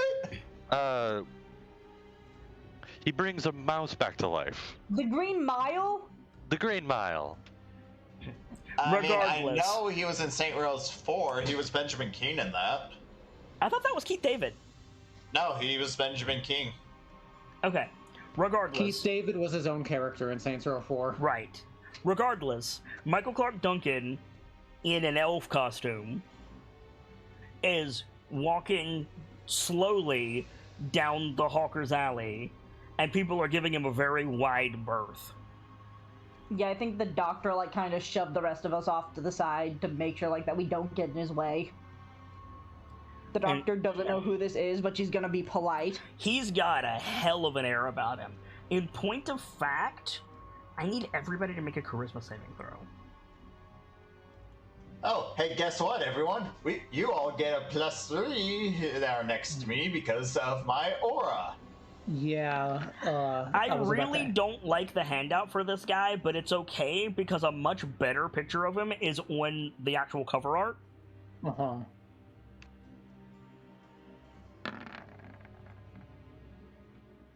Okay, so Thank God you rolled so well, Brick. so Brick and Cyrodiil, you're fine. Dr. Lorelei, you're not frightened of him per se, but you're intimidated by his presence. Yeah. Just to make sure, Doctor, you did add the +3, right? I mean, I assumed that we were both doing the math in our head. I rolled a charisma save and +3. That would make it. Oh, well, then you pass. He still has an aura of like, or an aura, excuse me, of power around him. Yeah, the doctor will like be polite. She's like kind of staying out of the way. And as he walks past you, his eyes are on the busted up tent. And as he walks past you, he reaches into his coat and he pulls out a silver pocket watch and just winds it as he walks past you. The doctor's gonna watch for a second. You're gonna watch? Okay. Yeah. He walks closer to the tent and he opens the hits the button on the top of the pocket watch and it snaps open, and the tent, like something out of a Disney movie, shuffles back into place. Mouth open, fins drop.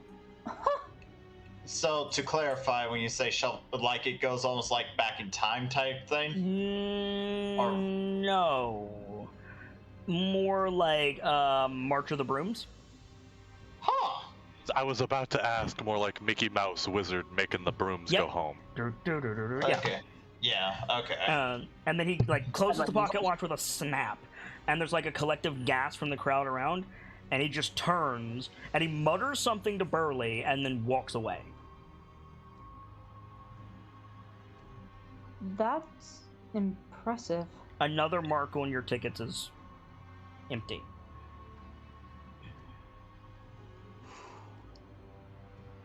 Kian,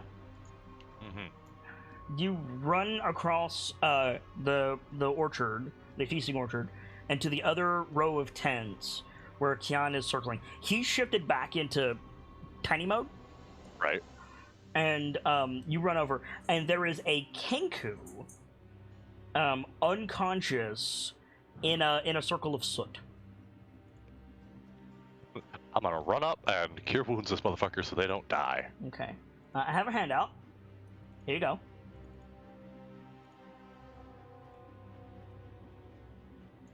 Aww. They have wings. Yeah, they do. You're correct. Spiteful little fucker, aren't you? And yeah, the Kenku like groans and opens its eyes, and in the same voice that you heard before, says,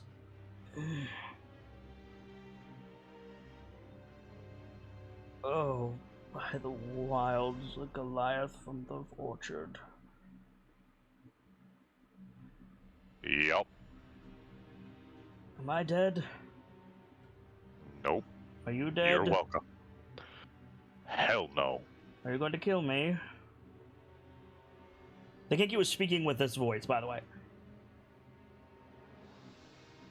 No. But I'm not gonna let you go free for that. I don't have time for this. Well, I don't have time for most things, and you made me leave the sight of a fire to protect my little brother. Because you decided to be a coward. He attacked me. Yeah. After you threw a... No, he attacked me first. No, he didn't. Flaming bird chasing you through the carnival. You don't call that attacking? No, because you were running away from the tent you set on fire. Yes, because I have work to do. What kind of work involves setting tents? That's bullshit. You don't know anything, do you? I know you're awfully confusing, because I thought Kenku couldn't talk on their own. We can't, usually. So is someone just fed you hundreds of thousands of lines? No, someone left their voice lying around. I borrowed it. God fucking damn it. Oh, perfect. You're What do you coming mean, with me. I most certainly am not. I can boost him up again. I can put you both to sleep, one of it. I have powers too, you know. And the voice isn't yours. It's You Candlefoot, just said you want... Who? the informational booth guy. I have no idea what you're talking about. The guy at the booth with the stockings. And the wings. Everyone here is wearing wings. Maybe you didn't notice.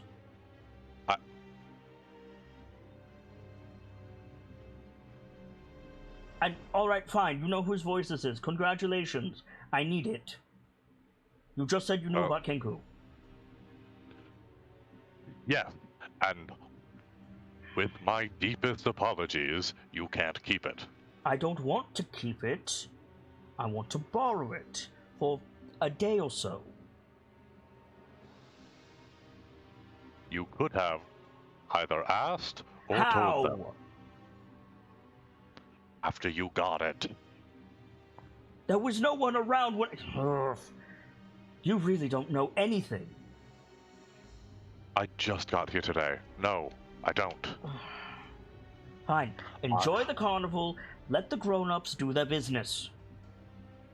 I wanted to enjoy the carnival, and then someone threw me into a fucking donut cart. It worked, didn't it? What do you mean, worked? What do you think I mean? It brought the mood down. Why do you want to bring the mood down? Isn't that like the exact opposite of what this place's purpose is? Exactly! So you don't like what this place does? I don't care about this place. You care about which?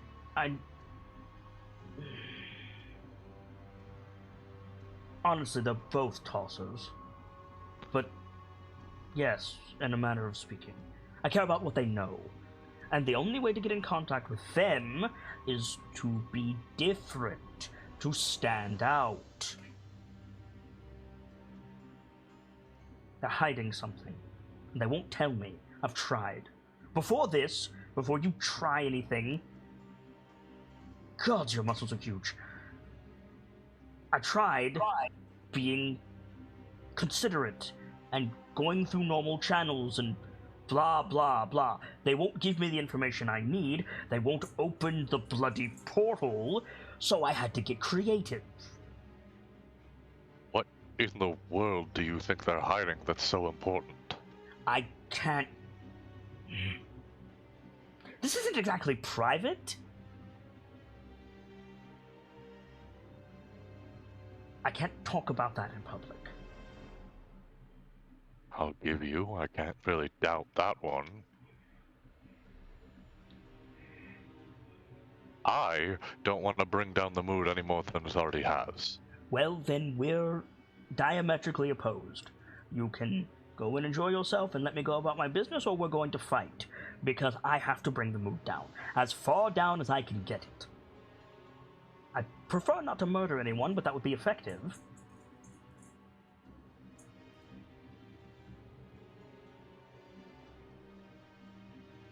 You really go the worst ways about getting what you want. You have to stand out to be noticed. Everyone here is happy. I don't want to do this.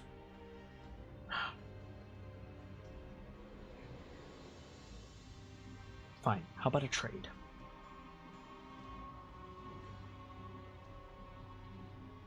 I do have one other idea, but I can't do it myself.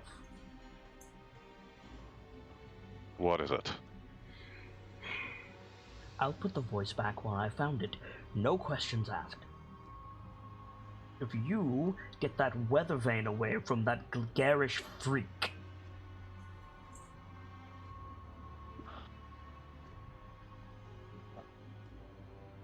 Because it... Why?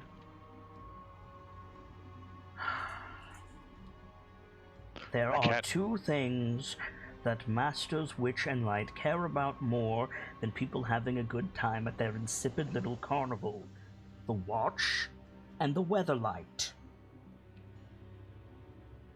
I don't have any idea how to get the watch. But that clown walks around the carnival parading the thing around. Just hit him over the head and take it.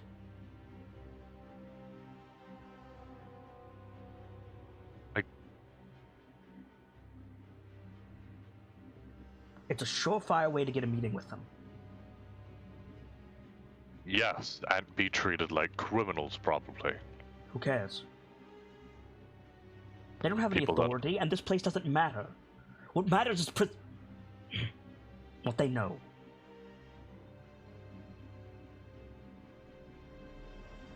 You may share information to an associate of mine. I can't talk about anything in public. Well, then you'll come with me. You'll talk with him. I'm not going some anywhere private. with you.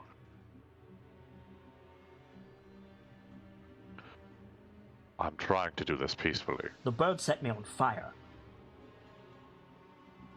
In our defense, you kind of started a fire, threw two There daggers was at no him. one in the bloody tent!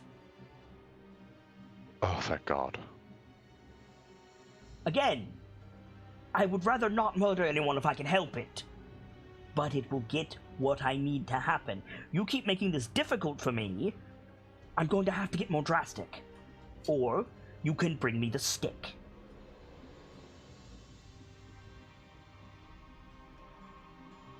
He seems to like games.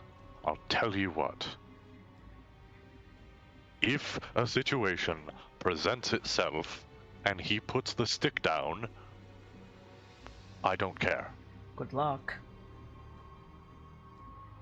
He doesn't put the stick down for anything, including personal affairs.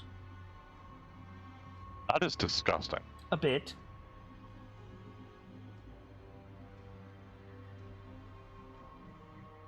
God's sakes. And in the meantime, I'm going to keep being the bearer of bad news, if you'll excuse me.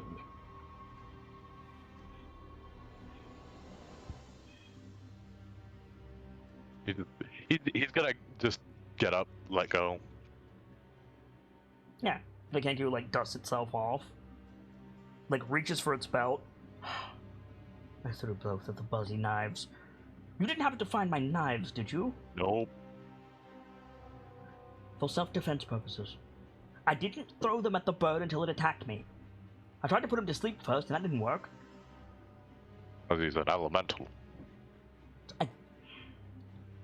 It's after he set me on fire, I realized that.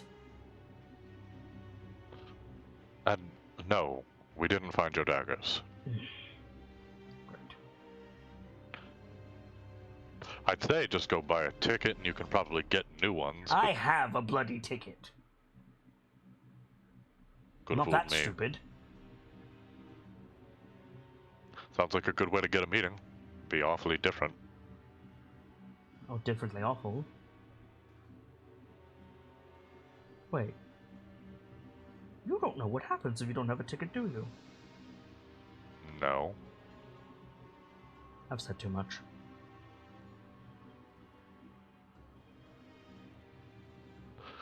Considering you're a Kenku, considerably. But What? I can't refuse that the tone of his voice that you're using conveys a considerable Desperation? amount of yes. And the fact you don't want to kill anyone certainly lays credence to. I don't want to hurt anyone, I just want to make people sad.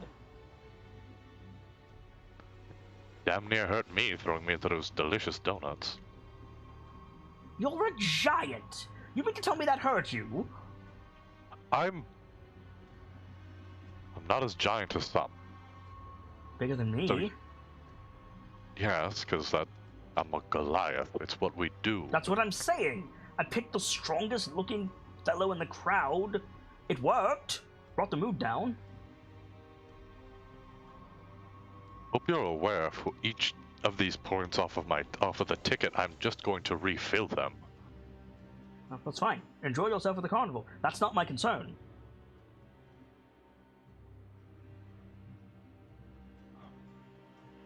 If you won't kill anyone, I won't stop you. If you won't hurt anyone, I won't stop you. On purpose. Yes, on purpose.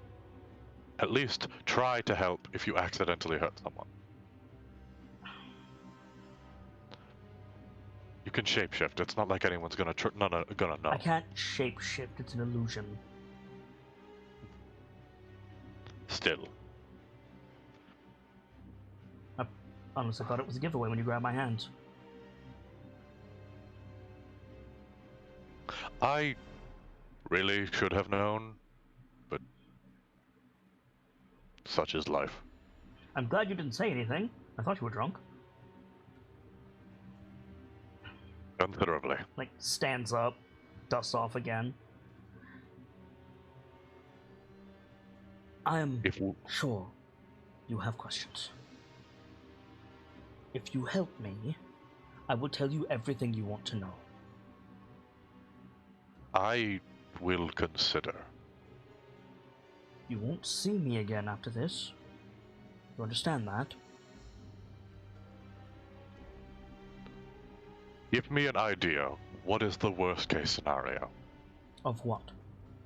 for you? If I stop you right here and wait till other staff show up, what is your worst case?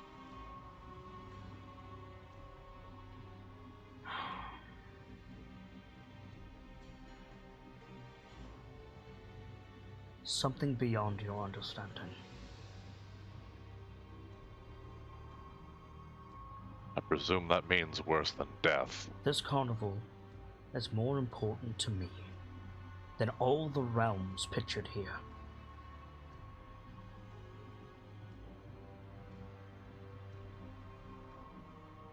Do you think I would be playing with fire otherwise?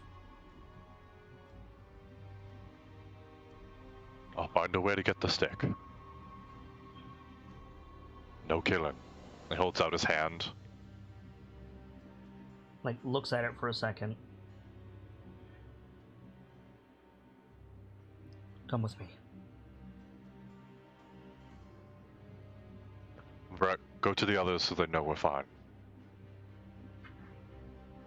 Should I bring them along?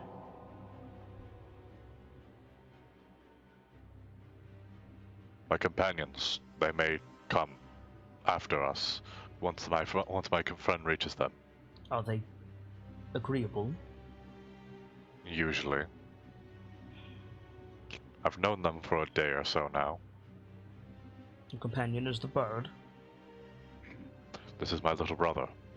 Like, the Kenku turns to Vrek. Says, tell them to meet us outside the gates. We can come and go freely with the tickets. It's fine. It looks back at you, Kyan. I can't talk here. You understand? Right. Think you can do your best, little brother? Breck is already flying away.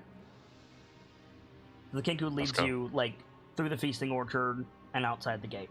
The rest of you, you're reconnoitering, watching the elf do this, and as he's walking away, Breck flies up. Oh, it's you. Like, Glad to see you lands all. on your head, Dr. Lorelei. It's pleasantly that's warm. awesome. Hello again. You feel him, like, not painfully, but, like, grip your head with his feet, and then using his hover ability, like, pulls you down the alley a little. The doctor, once she realizes what he's doing, will start to follow, assuming he's taking them to Vrek. I mean, Kyan, sorry. Yeah. So he gets off your head, starts flying. Brick, Cyrodiil. I guess we'll follow. Yeah, I follow. So, diagonal wipe. All of you are about 50 yards outside the gate, just out in the woods. You find Kyan and a Kenku standing on a tree stump to, like, be on level with Kyan. When you guys walk up. Hi, Kyan. Oh, who's this? Kettle scene. Nice to meet you. And our perp. You're the one who set that tent on fire. Oh, here we go. There's more to it, and they said they'd explain. Khan said you're not going to attack me for that, so I don't intend to. no one was in the tent. I don't intend for anyone to get hurt. Period. It's a long story. But now that we're out here, I can talk a little bit more clearly. My name is Kettlestein. I am what some of you may know as a warlock. Nods. My patron is a goddess, basically, an archfey by the name of Zybilna. She rules over the domain of Prismir. The doctor's like eyes kind of widen slightly. Did you just say Prismir? I did.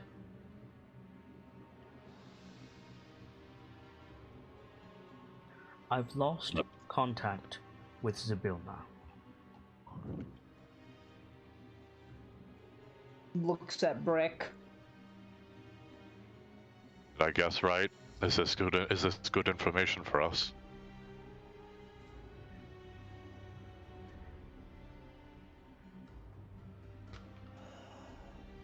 Might be. I don't know. I wasn't given any names.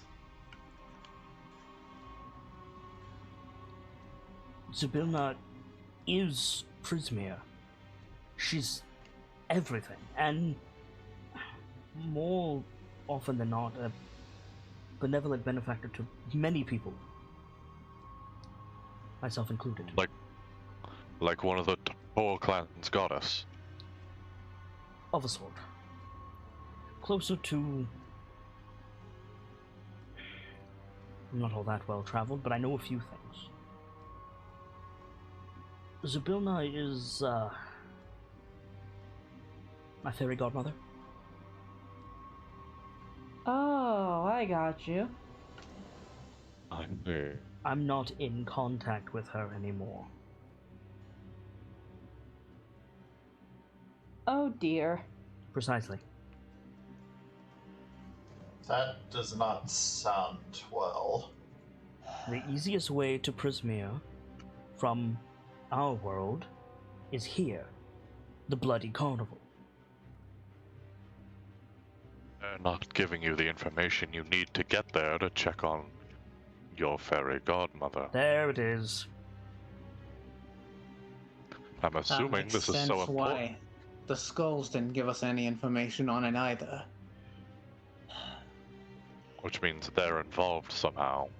Well, obviously, they work for I'm- the carnival.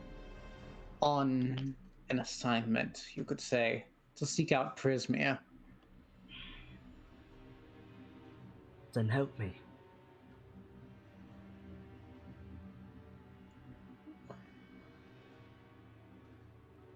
Why such an anarchistic method? Because there are only two ways to have a personal conversation with Mr. Witch and Light. To either be the happiest beings in the Bloody Carnival, or the saddest. And I don't know about you, Well, but I in don't that much case, you're care never about going to. celebrating. Well, in that case, you're never going to beat out Cyrodiil anyways. Just Really? quick glare glance. I can if I can bring everyone else's mood down. Unfortunately, I have to agree. I have yet to see Cyrodiil smile. I'm starting to think they're incapable of it more than a lizard usually is. Call me lizard sorry, one more time. sorry. What was it? Dragonborn. Silver Dragonborn. Dragonborn. And silver to the Raven Queen by the looks of things. Sorry, I've only ever heard, well, referred to as what I said the first time. Looking at Cyrodiil now, Kettle's team says, "Let me ask you something. How would you feel if you couldn't feel the Queen's presence anymore?" It would be a very dark It would be a very dark time in my life. And if you didn't know why, what would you do? Quite frankly, I would be doing everything in my power to find out what happened. And Kettle's That's team why I- gestures at Cyrodiil like, "See?" So I do understand the reason why you're doing your actions. I don't What do you know about the meetings? Nothing.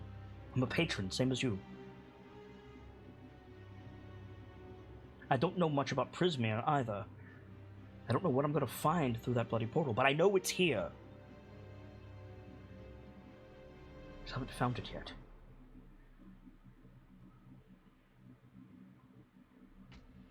I, wanna- for one, am not really keen on bringing the mood down like this.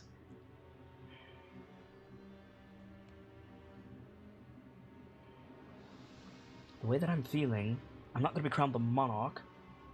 It's a pointless endeavor to try, and we only have a few days before they're gone for 8 more years.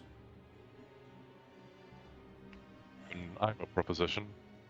I'm listening. I was having a pretty good time, pretty easily. So was the doctor, and it That's seemed like Brick and Cyrodiil was too. not enough. To be crowned the monarch, you have to be the happiest person here. You have to be happier than the widest-eyed child. You have to be happier than the fat man in the cake booth. You have to beat out all of those people. And help one of us find that path. And we can ask whatever you want. I'd much rather set fire to the storage tent, honestly. To be honest, one thing you could do, I've noticed, is that Weathervane immediately went away when I seemed to got. Yes, that's the other way. We take the bloody stick from Mr. Light, or God's willing, the watch from Mr. Witch, but good luck. What's so special about the watch and the weather and that stick? The direct links to the Feywild, to Prismere. Oh. And they control all of the demiplane that is the carnival. They're responsible for everything. The dimensional magic, the merriment, the attractions, everything. And if you can get one of those links, you can make your own magic happen. No. They don't work for anyone else. No. But they'll come knocking for them.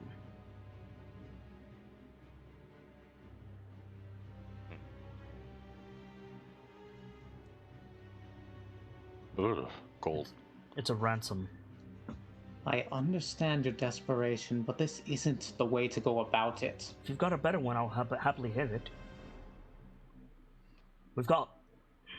What We day could is it? just try to see about removing all the children from here and everything, and remove anyone looking happy. That should take care of the problem right there. Based on what happened with when the doctor asked, you could just go to every booth and ask about Prismere. They'd shut down and... They shut down for you, not for the carnival. You might pass another patron, but the booths are yours, the attractions are yours. It's... That's fascinating. So the skeleton heads at the front were unique. No. The skeletons are there for everyone, but did you notice how there wasn't anyone else in line? Yeah. That. Interesting. It sounds like you've been swindled, Kian. There are no lines to skip. No, there are. It's just not in the way that you're thinking. You say fascinating. Commonplace for me. This is magic I understand well. Well, I imagine this is more what you made a deal with. This is something you'd be familiar with. I'm less familiar with it, to an extent. The problem is I don't know what's on the other side of the portal. And I'm burning through my supplies being here. But the carnival leaves in 2 days. And that's my last option. What do you think, everyone?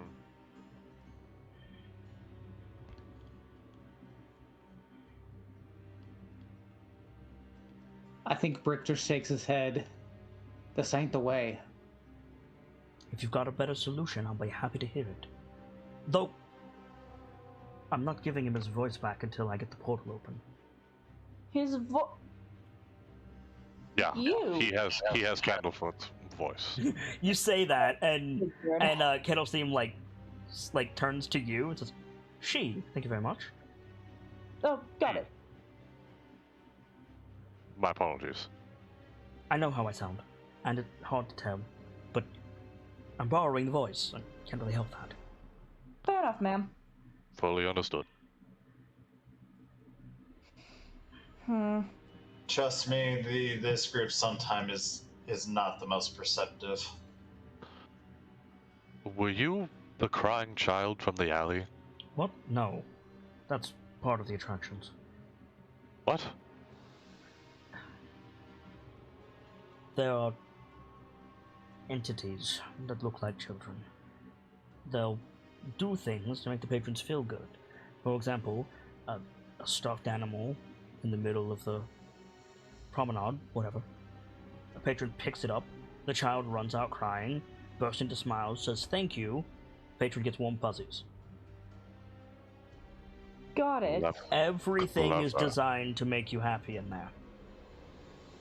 Why? Because that's how they get their power. Do you really not know anything? Not about this. No. I wasn't exactly We- told much by Brick. We were exploring the jungles of Cholt until just a few hours ago. I don't know which one I prefer, honestly. Goodness. We were sent here by... I think the most I can say is a benefactor. Kettle's theme gives you a nod, like, yep, I know what that means. Oh, fucking please, Brick. There's no one on the coast that doesn't know where she is right now. Come again? Oh, we're not. Okay. I entirely misunderstood what that meant. Fine. You don't like my methods. Do you have a better one? There is no reason for Witch and Light to cooperate. We have to make them. Easy. I'll buy 3 more tickets, and I'll spend a few hours in. I'll spend a few hours in the feasting orchard.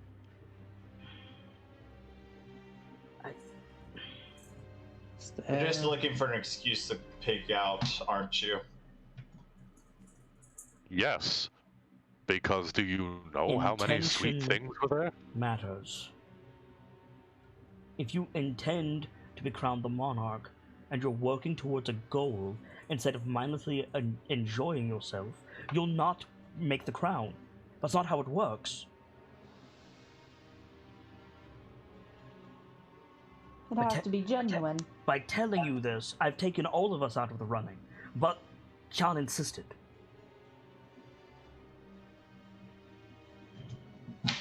Well, to be fair, I don't think I was ever in the running to begin with.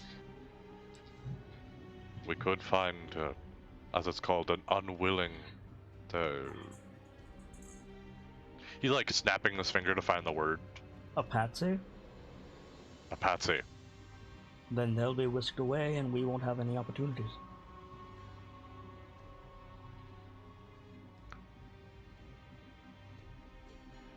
Suppose that's true.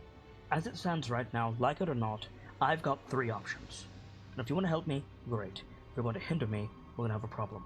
My 3 options are the Weather Vane, the Watch, and the Downpour. The what? Cast a dark cloud over all of the proceedings, what I've been doing. Bringing down the mood. Precisely. Which I can only assume they've been attempting to counteract by freeing up card space. Obviously.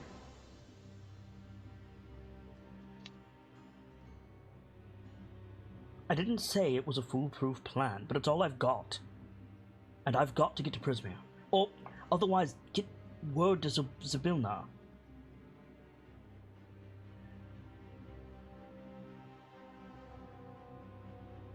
I feel naked.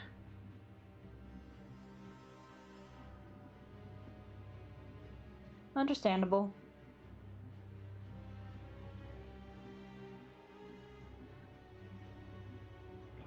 I know the feeling.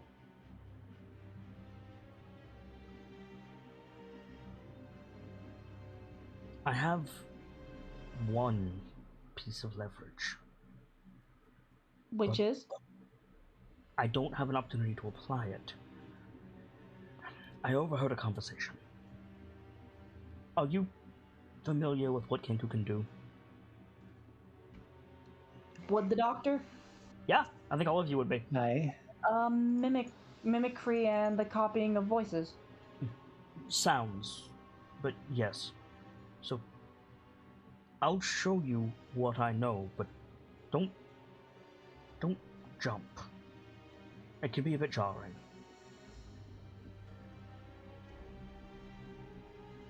Are you ready? Nods. Mm-hmm. Yes. The Kettle Steam, closes her eyes for a minute and inhales. And then you hear, it's very obviously Mr. Light, but it's not quite the same voice that you heard when you interacted with him. Someone is going to find out about this. They'll shut us down, Witchy. followed by a voice you haven't heard before that says, "We agreed to this pact.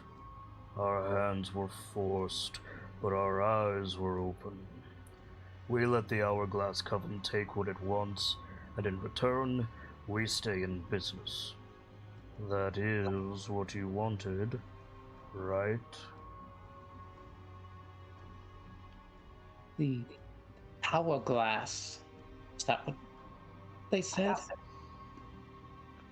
Hourglass Coven? I haven't the faintest idea. But I know it's on the list of barred words. Feel free to ask me how I know. I'm assuming because you asked. Mm-hmm. So Hourglass Coven and Prismare are not options, so... What's the bill now? Or Sibylna, got it. Oh, Feywild. Valid. Is that why we had to talk out here? Yes, precisely. We did come across an hourglass, didn't we? But that was relating to an Ifriti.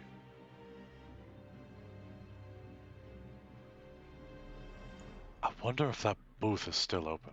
That hourglass was not magical. Just throwing that out. That wasn't magical, though. That was just an hourglass. What if I wonder if you could use it to fool them, though. hold on. That's what I was thinking, Ceradeath. What did Ceradeath say? I missed it. What if we could use it to fool them? Can we go another hour? Are you guys good with that or no? Yeah, that's fine. Yeah, that's fine by me. I'm fine with it. I just gotta get up for a couple minutes. Hockey? Maybe, but admittedly, it's getting kind of late for me because I work at 7 in the morning. I mean, if you say no, that's fine. It's just not a good place to stop. Yeah, we can keep going. Okay, if you're sure. Yeah, just once we do get to a good stopping spot, we need to stop. Certainly. I have an idea. I will be right back. I'm I'll listening. need lighter armor for it, though. What about subterfuge? That's what I was doing. A little less overt. Less overt than becoming different people and causing minor mishaps. I would have gotten away with it except the bird was following me.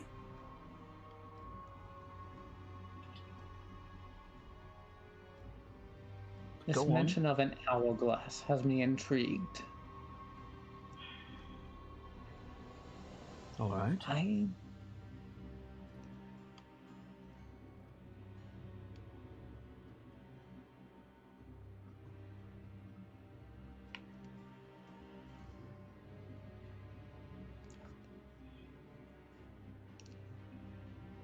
Go on. Maybe. I'm sorry, I'm trying to figure out how to word it in my head. Mm.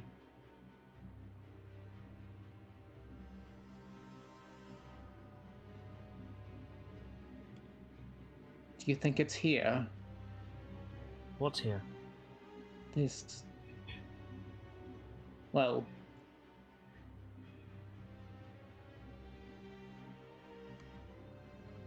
I'm not, like, mistaking anything. He mentioned an hourglass, right? No, he said the hour. He said. So I will read it without knowing the voices. Someone is going to find out about this. They'll shut us down, Witchy. To which the other voice replied, "We agreed to this pact. Our hands were forced, but our eyes were open. We let the Hourglass Coven take what it wants, and in return, we stay in business.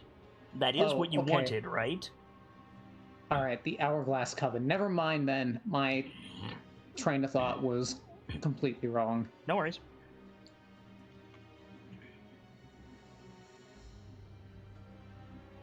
Have I ever heard that name before? The Hourglass Coven? Hell no.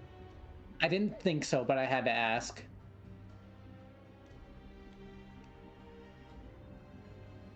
Like, those are fairly evocative words put together like that. It might have come up in fiction or something, but nothing related to the Fae. Uh-huh.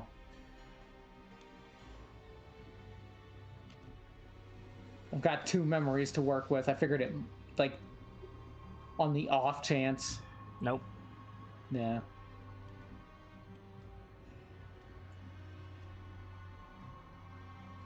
Before you ask, I have no idea what the Hourglass Coven wants or what it's taking. But I do know that, for the most part, Witch and Light are good people.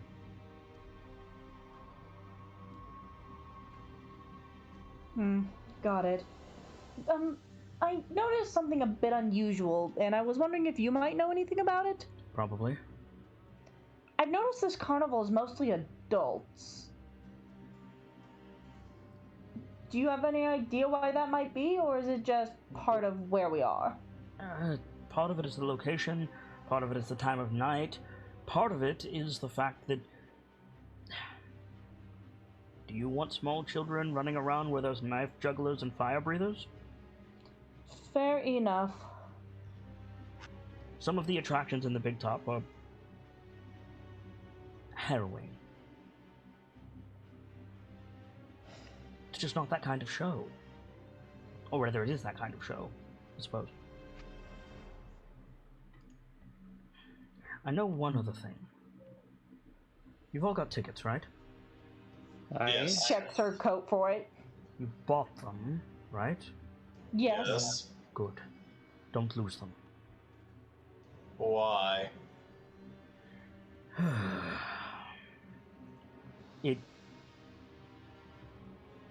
You're safe in the carnival from all of the darker appetites. There's not any pickpockets, there's not any ruffians, myself notwithstanding. There's not anything untoward happening as long as you have a ticket. If you don't, bets are off.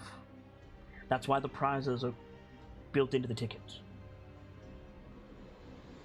What if somehow the ticket gets knocked out of your hand? Will you be able to retrieve another? Certainly, but in that time you're vulnerable. Got it.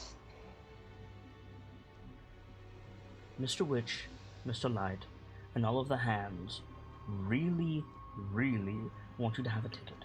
So there's plenty of safeguards in place. I don't know precisely what happens if you don't have one, but I don't want to find out. I think it's best if we don't, anyways. I return. My apologies. I know that there are things in the shadows, but you have to have a trained eye to see them. And before you say anything, I don't think they're associated with Witch and Light. You think that Witch and Light may have infiltrators in their carnival? And again, in the same voice, Kettlesteam says, "We let the Hourglass Coven take what it wants, and in return we stay in business." So less infiltrators, more begrudging participants. Don't know what they are, I don't know what they do. It's hard for me to see them, and my powers are waning. But they're there. A darkness that doesn't belong. I Got it. imagine, and like Kettlesteam holds up the ticket, this keeps me safe from them. But I'm not going to put it down to get a better view, if you understand me.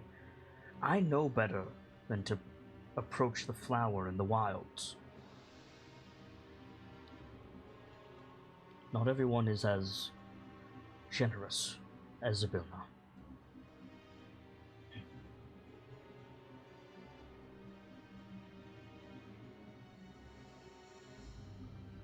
So this coven is here in the fair.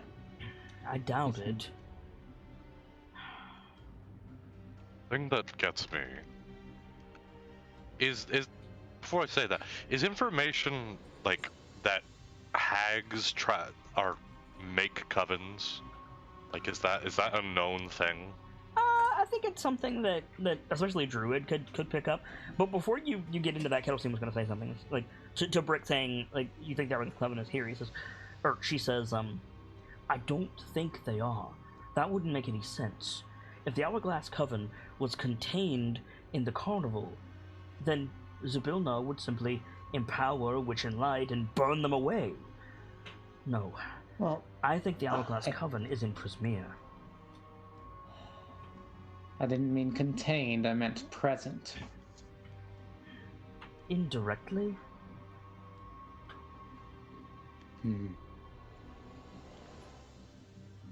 It would take something with a lot of power to... I don't even want to speak it into existence. Incapacitate Zybilna. She's an archfey, and a powerful one at that. She has many patrons, and with a word, we would be at her side. I've got a theory for you. Wait. But something called the Hourglass Coven, that strikes me as the name of a threat. As you were.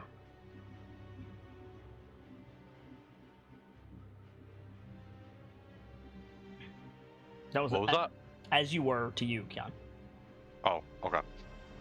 Sorry, I was also chewing something. Here's something to think about. A coven. That's the thing being carried every time. That's the thing that gets me when you mention this. A coven, a coven, a coven. Not many covens that, you know,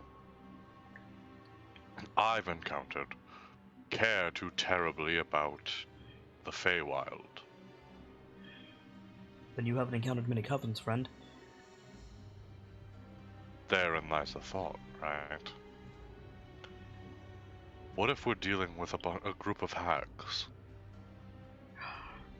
A group of hags from the Court of Night could, in theory, overpowered Zybilna if they staged a very specific coup. The Court of Night? Right. I'm sorry. No, it's perfectly fine. It's Dark like fey creatures. it's like if I tried to talk medicine to a commoner. I don't know how many of them would get everything I say.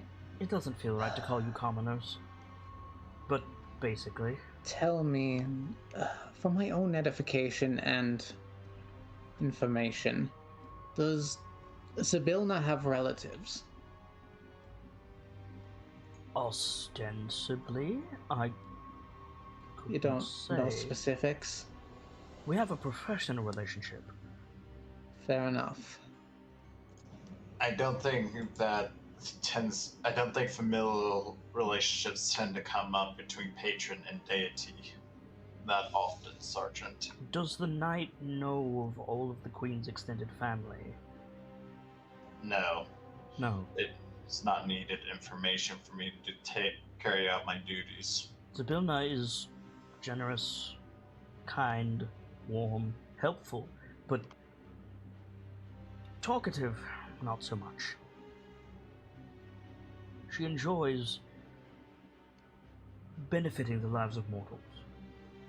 But if you ask me, for example, her birthday, she has one, I couldn't tell you. Well, that's fine. Be hard-pressed to tell you her favorite dessert. I just figured I'd ask. It might have been useful to our own quest. I can't.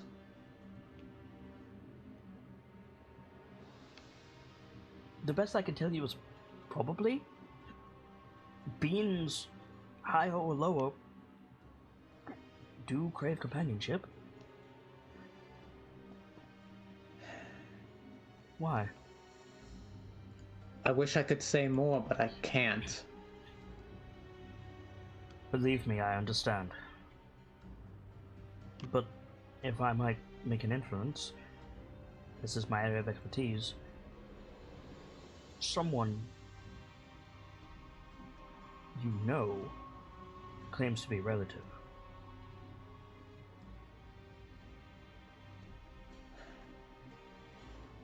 I was told to seek out Auntie. I wasn't given a name. Was Auntie in Prismere? I, Was Auntie in danger? from the sound of it, Was Auntie powerful? probably. Then probably Zabilna. It's as good a guess as any.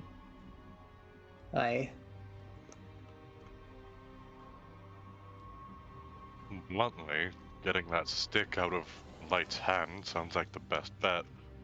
And as much as it may make a problem for them, in the end it may end up benefiting them if we can put a stop to whatever's happening. He'll try to kill you. Then and there. Just a fair warning. You need to get the weather vane and talk quickly.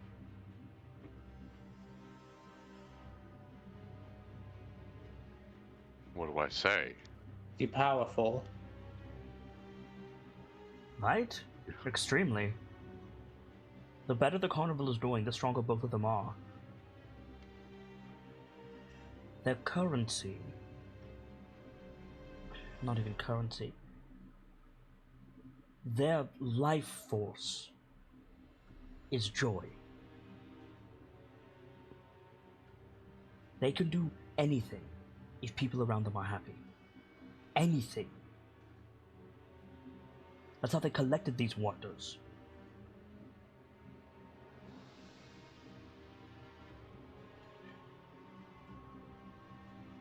The only thing that can threaten that is the weather vane, the watch, and the downpour.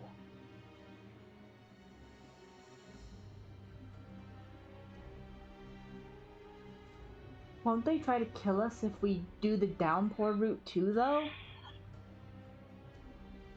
Less likely. What are they more likely to do during that? As long as nobody gets hurt, it'll likely be a stern talking to and then banishment. But in that time, I would be able to plead my case. And when they realize that I have Candlefoot's voice, they might be more likely to listen.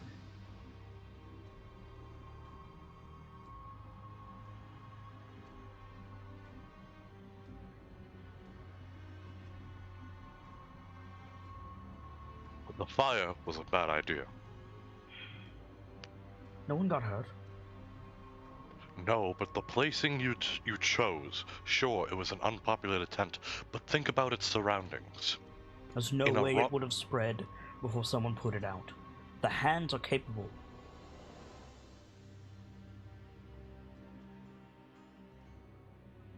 It's probably already fixed by now. As if the fire never happened. It was starting to be. We saw, I'm assuming, who was Mr. Witch pull out that silver watch and That'll fix do it. That watch controls everything physical in the carnival. You can pack, unpack, change attractions, change locations with the watch. Mr. Light controls everything mercurial about the carnival. Spirit of it. Precisely. They are truly the body and soul of the carnival. Now you're getting it.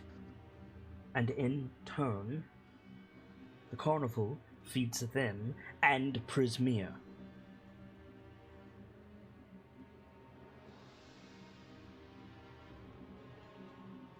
Why are you playing with the safety tools? I didn't realize that was global, my bad. No worries. That would be why. What? Oh, that. I still want to know what the Those are fuck there that is. because Prismere is going to get real weird. And I was going to go over it when you actually got to Prismere. So Fair. Fair enough. Fair enough. It's probably gonna be a while. that's why I'm so like the scary stuff isn't happening yet, Hawky. Like the reason that I'm like that is because I haven't gone over the safety tools and I'm being very careful to toe the line at the carnival. Because it's going to get real weird in the Feywild. You don't forget, we gave Kit permission to do their favorite genre. Hell yeah!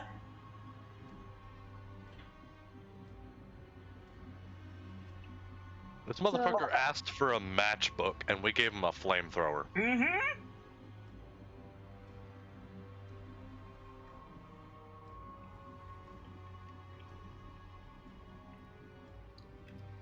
Go ahead, love. You go ahead. I don't like it. I don't like the idea of causing chaos just to get an audience. I don't like the idea of trying to fight powerful beings, trying to prize artifacts from their grasp. Isn't that exactly what you guys were doing with the whole situation with giants or whatever? You fought giants? Yes. Kind of. Yeah. We're trying to keep something from them, not prize it from them. And just a point of order, I don't like it either. Hey, Brick? What would you do You- if the Thane was captured?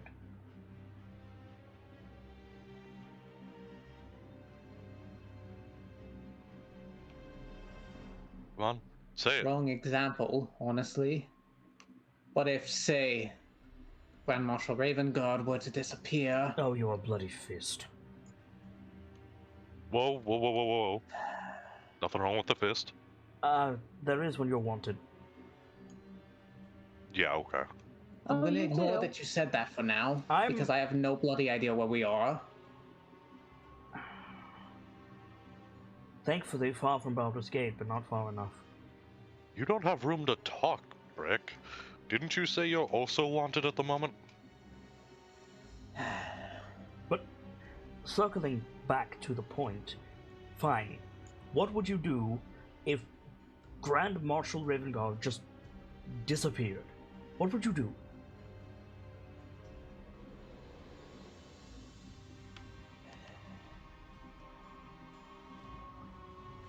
I'd do what's necessary. Here we are.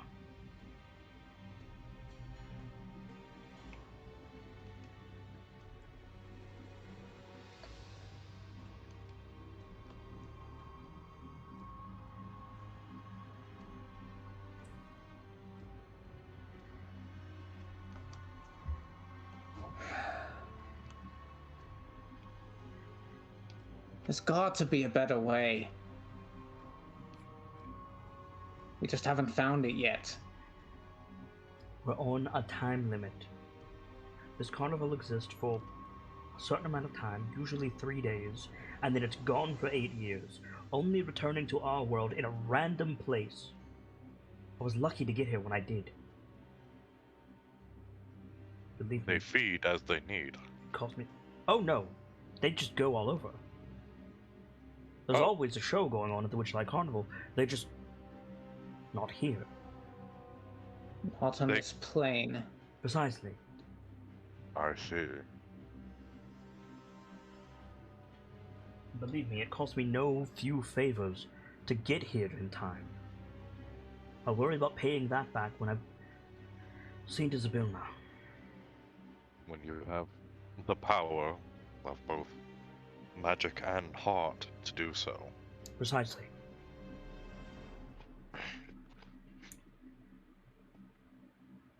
I say our best bet is to get the stick from Light. What about a twofold approach? Remember, intent matters, I know. but I'll hear you.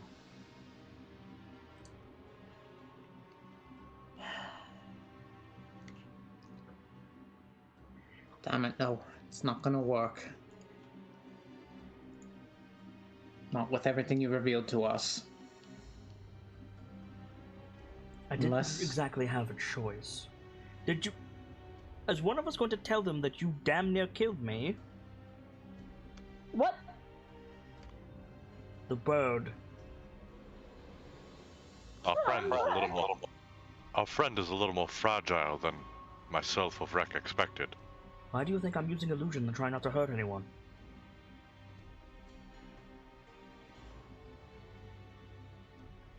We tried to incapacitate, and I had to rush to prevent the worst. He set me on fire. Very briefly. Admittedly, I deserved it, but he still set me on fire. Sincerely, regardless of how much you did or did not deserve it, we apologize. You keep saying It's we. Yes. I Me and don't, Matt. I don't mean to... I'm aware of... I know what irony is. Alright? I know what irony is. The bird can talk. Me. We're It's a bonded familiar. at the... It's sort of. There's a being in the north. At Elemental. His name is Spring. You're joking. No, not at all. Is that what you call it, or is that its name? That is its name.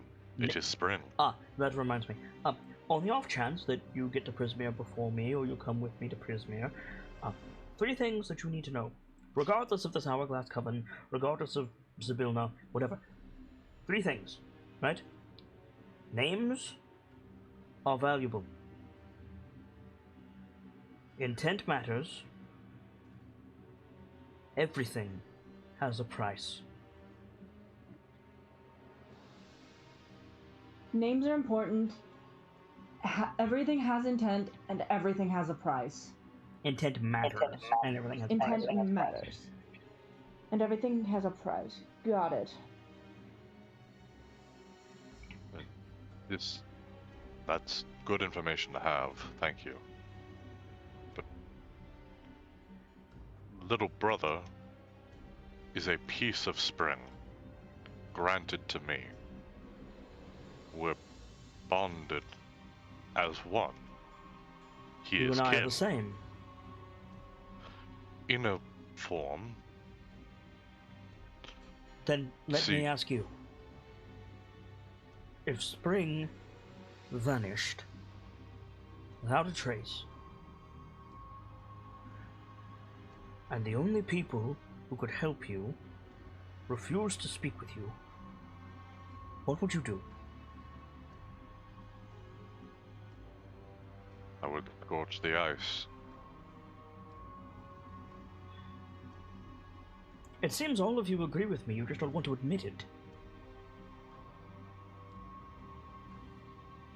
The difference comes in we do not feel the same as you because we do not know Zavilda. We will not for one moment invalidate how you feel about this situation. That it is not our place.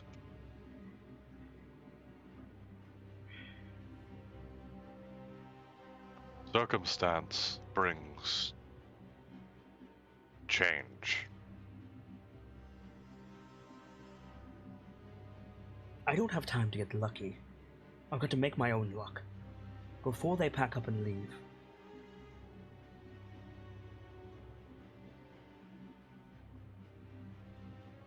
Now, will you help me or not?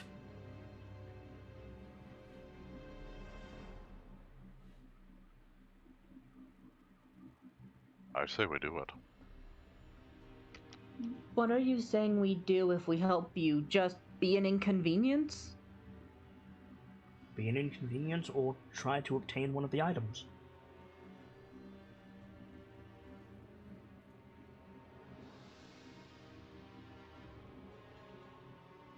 Or if you have some way to make... Who is directly below the Grand Marshal? Whatever. If you have a way to make them listen to you, then fine. But I don't. I wonder. Who is directly we- below Mr. Witch and Mr. Light? No, Mr. Witch and Mr. Light are directly below Zybilna. Got it. I wonder if Berkey could get them, and if we do a favor for Candlefoot, would Candlefoot get to Berkey and convince Berkey to get Mr. Light and all to listen to us. Burly. Or Burley. Yeah. Yeah. In no way did I imply that Burly has authority, friend. Sorry. That was the Seer Death kind of wondering that out loud in general, but that's fair.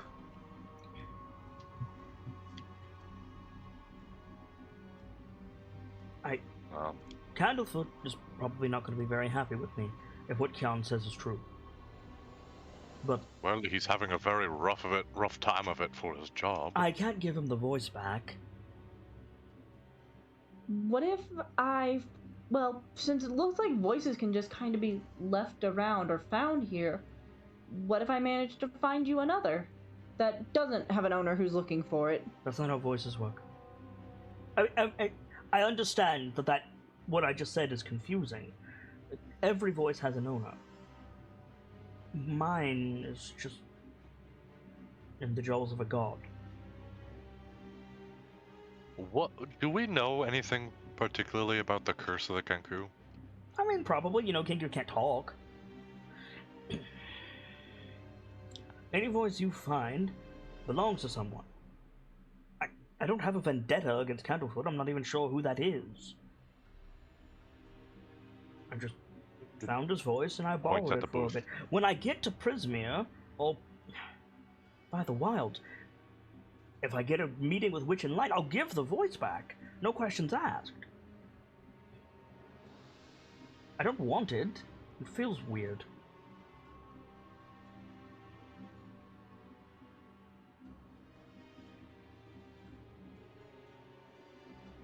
What does a voice even look like that you knew what to look for? Again, my patron is an archfey. You know what? Fair.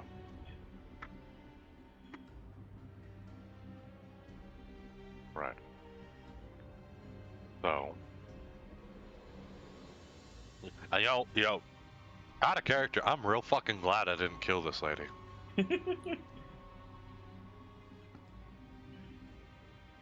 Sibs is half tempted to possibly offer up the doctor's voice, but I don't know if that's a good idea. It's completely fine if Kettle Steam stays with you. But if Kettle Steam ends up going off to the Feywild without us, then the doctor's screwed. Or stays behind, or dies. Yeah.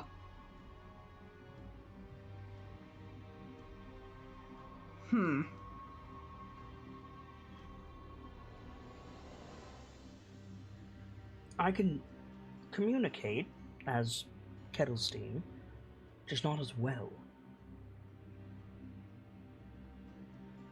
And when I need specific information and to be heard beyond just,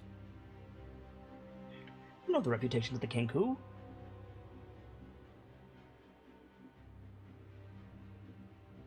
Then I borrowed it. He's a mime. I didn't think it would be that important. He's also the information guy. Today, he wasn't when I came in.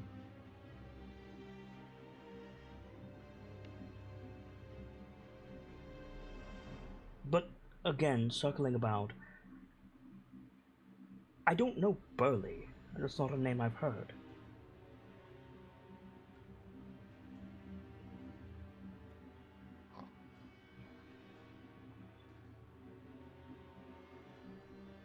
If you think you can help us, by all means, but I'm not exactly friendly with any of the hands.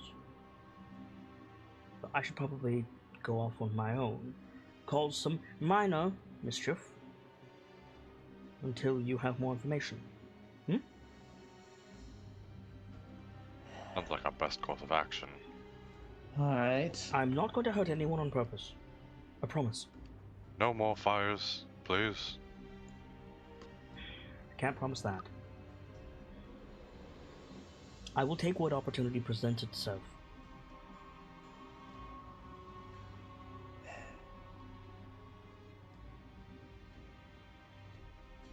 I have to, Kian.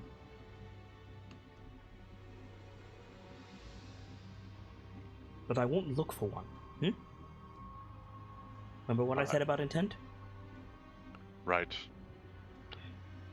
This place runs on intent. So do I. So does Prismia. So does Zabilna. So does most of the wilds. That means we can't hunt for leads. You can, if they are amenable to being found. For example, this Burley.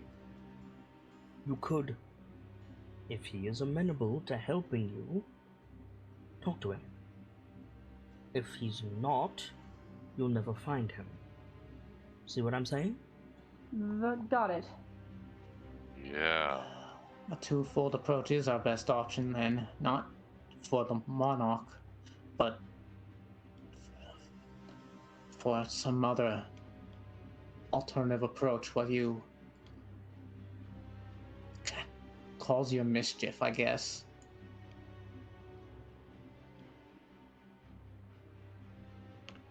I will find you. I know the limits of the carnival, and I know where everything is. It won't be hard to find you.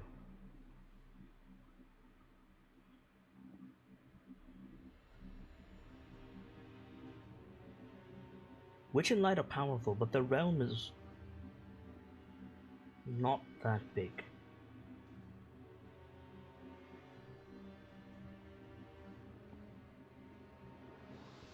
They're not Fae, after all. Hi. Alright. So, we have a plan. Keep your tickets close and watch the shadows. Aye. Nods. Pause. Don't watch them with your eyes. I wish I could explain further, but just trust me. Be aware. Quite. Are you aware? I hate you so much. Hey, Sibs, No. you're being told to be aware by a Kenku. Shut the fuck up. I want a divorce. Let's get back in and see what we can find. Dun dun dun. And yeah, Kettle seemed like hops off the trunk and starts to head back toward the carnival. I guess we'll go back into. Okay. Yep. What is your plan? Because we kind of do need to settle. Are we gonna help this Kenku fuck everything up? I mean, even so, what are you going to do? Like, how are you going to help Kettlestein? Because it sounds like you've allied yourselves with Kettlestein at this point. Kettlestein doesn't care what you do as long as Mr. Light and Mr. Witch open the way to Prismere. That is all Kettlestein cares about. Because apparently that's a thing they can do. What do you guys want to do? I was thinking we'd try to gather information How? while we let Kettlestein do his bits. That's a good question, honestly. Very good question. Intent matters. We know for a fact intent matters. We might be able to use that. Yep. Because if intent matters, we can move with the intent of finding people that would help us. Okay. Is that what you want to do? Move with intent to find people to help us. To help you do what?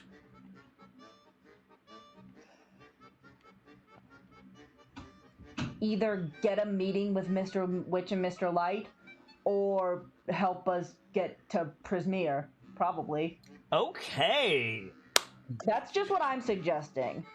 I want to hear from the others what they think about Sibs that. just rolled a natural 20. I recommend you go with her. Jeez.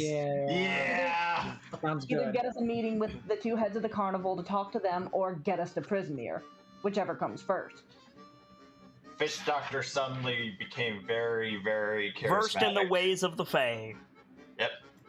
So you guys step back into the carnival, and immediately you see the information booth with Burley like leaning, like doing that like cane lean. He's got like one hand on the edge of the info booth. He's got the mace against his feet, and he's like eating an apple. You know what I'm talking about? Mm-hmm. You see Burley immediately right there. Well, speaking of, I guess we'll move over to him. Okay. Yeah, Yeah. but the question comes, how do we approach this with Burley? Well, Candlefoot is also there. How do we approach this with them? I think before any of the information asking occurs, I think the doctor walks by and like, oh hi, did you get your notebook? Yeah, Candlefoot like wiggles the book that's laid out in front of him, gives you a thumbs up, and Burley says, his voice full of it. Gives a thumbs up back to Candlefoot. That's nice of you. Like that strange, nothing else to do. you're like that strange duo I heard about from Waterdeep. Big burly one that speaks and the small one that doesn't.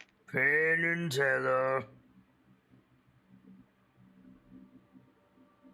I don't think that was the name, but then again I wasn't paying too close of attention. Candlefoot writes something and like shows it to Burley, and apparently he's writing in shorthand. And Burley nods. He says, "Closing act before we go tomorrow." Got it. Write something else. Burley looks at it, chuckles. Yes, I can read.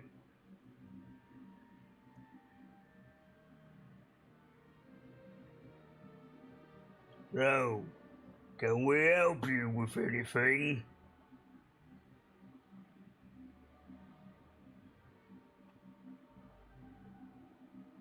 Hello? Yeah, we're here. Yeah, we're here. Guys, with my internet, you can't be doing that. Yeah, sorry. Sorry. It's all good.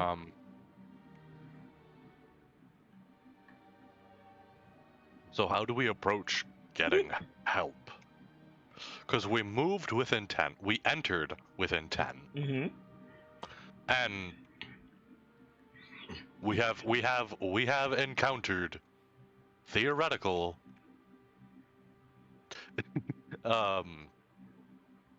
as in the same way as in a Tales game when you find someone that you just know is going to become a party member, we have encountered Penn and Teller. Now comes the question of Both how of do them we voiced get by through Andy the dialogue? Serkis. Oh dear God. If you haven't figured it out, my Burley voice is imitating Andy Serkis.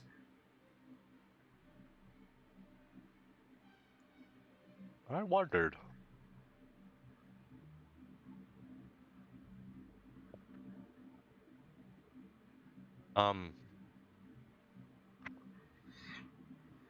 But yeah, how do we approach this? Good question. Good question. Shrek. So which one are we going to focus on first? Getting a meeting with Mr. Witch and Mr. Light, or getting to Prismere? I feel like we should focus on what we can easily obtain and what will not get us silence. More to the point, you should focus on what Burley could help you do. Burley. What can Burley do? Burley can. Oh, he's security. He can get us places. But can he get you somewhere outside the carnival? No. So his ability to help us travel is limited to the carnival. And therein still limited further to I lost my wording. Go ahead. No, I literally forgot what I was gonna say. Okay. So, Brick, Sewer Death, Dr. Lorelei, what do you want to do? That is a. Who we lose? Oh, Sibs. Sibs dropped. Sibs drop. Sibs is back. Hi, Sorry. Sibs. No worries. The doctor temporarily nodded off and quickly came back. So, what's the play? That is an excellent question.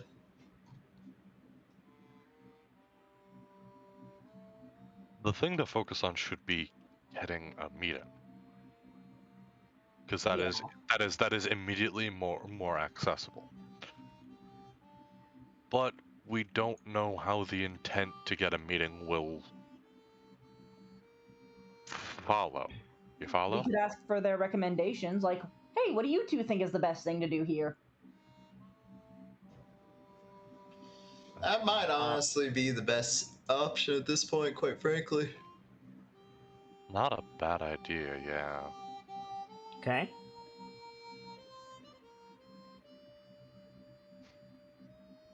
Who wants to present that? I think the doctor might. Okay. Then by all means, the floor is yours. Yeah, I think after like she gets the explanation from the two of them about what's going on, I think she goes, "Hey, so we were wondering, what do you guys recommend we do here?" And Burley starts pointing. He says, "Games corners down that way. Delights Got in any- games of what?" Got any particular games to recommend? Like, tilts his head at you. Like if you had Ooh. to, like if you had to say a favorite, which one would it be? Probably Coat Ball. What do you say? Goat I don't ball. understand that. Goat ball? Goat ball. What is John, you know what this is. Oh, what the fuck is goat?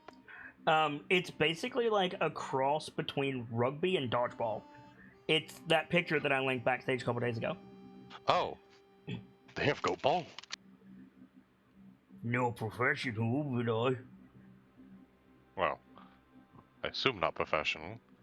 I doubt many of the soft folk here could handle it.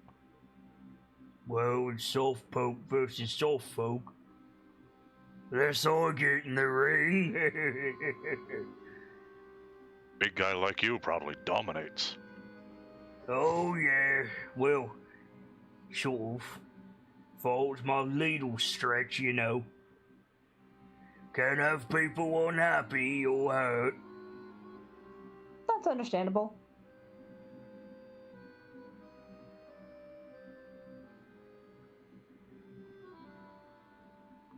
Does the happiness of those employed not particularly matter? Like, tilts his head at you again. He's like, what do you mean? Aren't you happy? Hi. We're treated well, paid well, got time off. That's good. Nice. We can leave whenever we want. What about you, Kettlefoot? What's your favorite? Candlefoot, like he's a mime, so he makes like a theatric, like thinking gesture, and then writes something in shorthand, passes it to Burley. Burley looks at it, sighs. Shadow puppets. Oh, that's neat. I don't know why, but that just made me like snort in real life, just like a Good. kind of thing. Good. That's what it was designed to do. Fair enough. That is such a oh fucking course you would. Yeah, exactly. So you've got a theater nerd and a jock. Yes, Good Brad. shit. Yes, Chad. We know you like football. Yes, Thomas. We know you like math. Exactly. Well, not math. It's we know you like theater. Anyway, got a feasting orchard this way. Eat and drink to your heart's content. We've got delights from all over. And over that way is Hawker's Alley. We bring artisans in from around the realms to make certain you have something to remember us by. All paid for by Mister's Witch and Mister's Light. Where did they get that kind of money? Like, tilt his head at you. It's like, Internet. wealthy patron. And revenue from the carnival.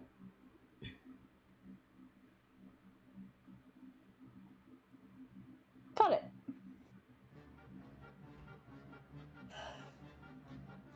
Oh my god, we're turning this into a JRPG. A little bit. Gee, oh, We're dear making God. we're making friends so that they'll help us kill God. Yeah. Candlefoot writes something in the book and taps the booth. And Burley looks over. He chuckles as if Candlefoot said something funny. And trying to keep his voice serious and failing, he goes, "Ticket sales." The doctor will like kind of laugh along with them.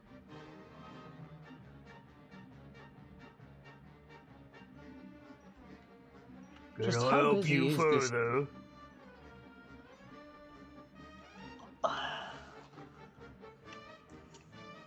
Honestly, I'm at a loss as to how to approach this. I mean, there's always a direct approach.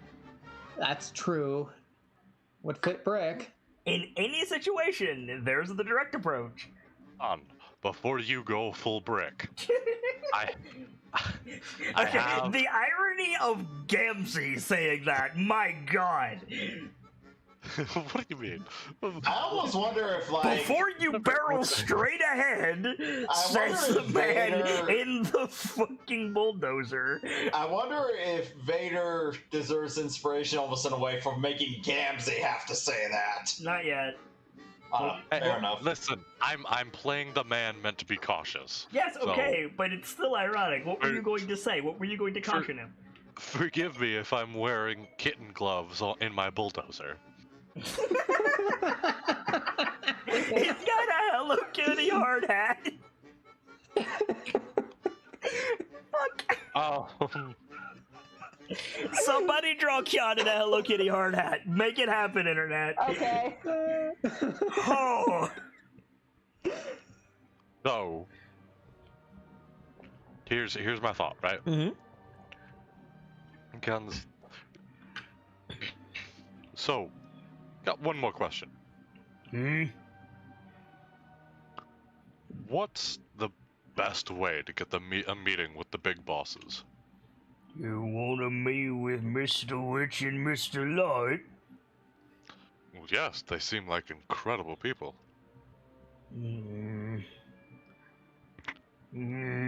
Burley pulls his hand out, starts taking off his fingers. There's the monarch. That's it, really. I don't really fancy our chances at the Monarch, honestly. You got business? Aye. What's your business? Don't worry. I'm the doorman anyway, so you'd have to tell me. I have a terrible idea. Do it, you won't. Hear me out on this, guys.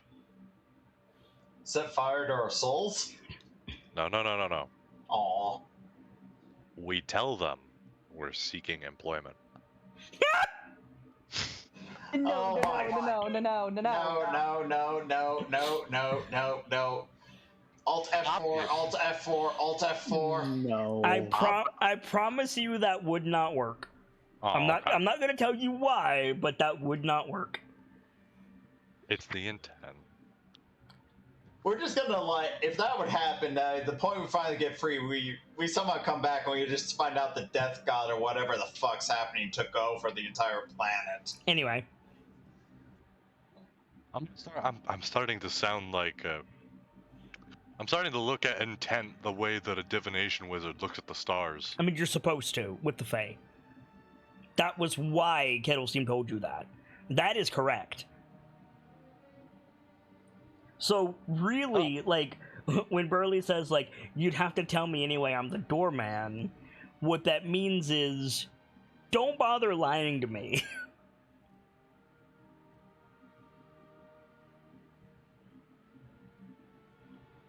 Like, Burley's intent was to let you know that, like, you'd have to tell him one way or the other, so you might as well get over it, right? Like, remember, it applies to more than just you. Until I mean- it doesn't. Anyway.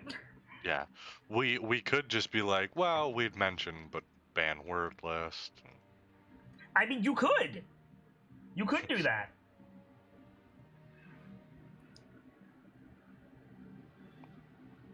Come on, Brick, take the direct approach. I mean, You guys are so afraid to say anything to these guys, and I don't understand why. you're right, honestly. Like, you guys are, like, being, like, really cautious with your words, which is fine, but I don't understand where it's coming from. These guys aren't Fae. They're also not your enemies. Like, Uh-huh. I mean, yeah. Honestly, what's the worst that's gonna happen? so far, the worst that has happened is a shop closed. That was it. Like, And as far as I can gamble with these two, the worst that can happen is Burley tries to report us, and we just slick Burley is through the our... guy that takes the reports, but he hasn't made any motion to, like, hurt you guys. True. Or anyone, for that matter. Really, the worst thing, main thing in a sense, beyond just telling them that we need to talk to them and get all that taken care of, is we might not be able to go get some more supplies before we actually get off into the Feywilds. Which we might need more supplies, honestly, before we go in. 'cause So, that's where the shit's gonna so hit the what do fan. you say? Burley said, what's your business?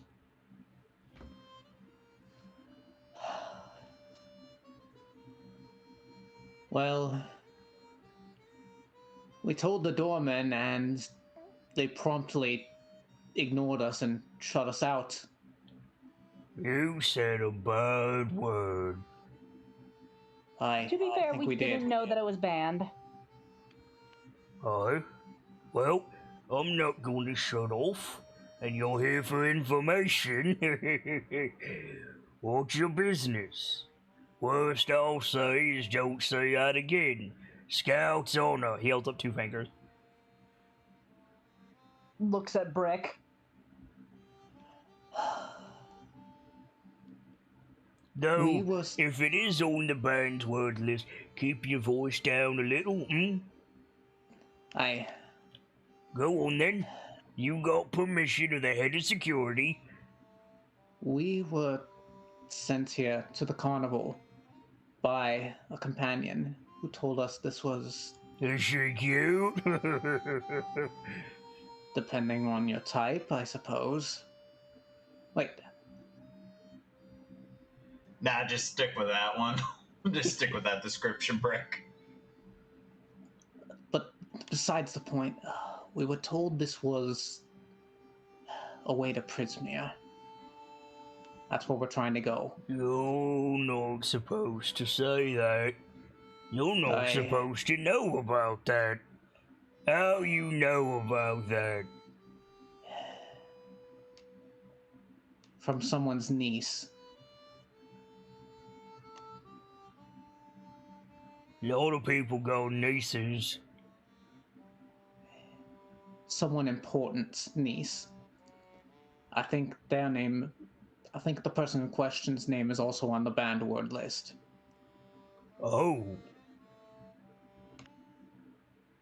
I don't know all the list, I just know when you say something wrong, but fair enough.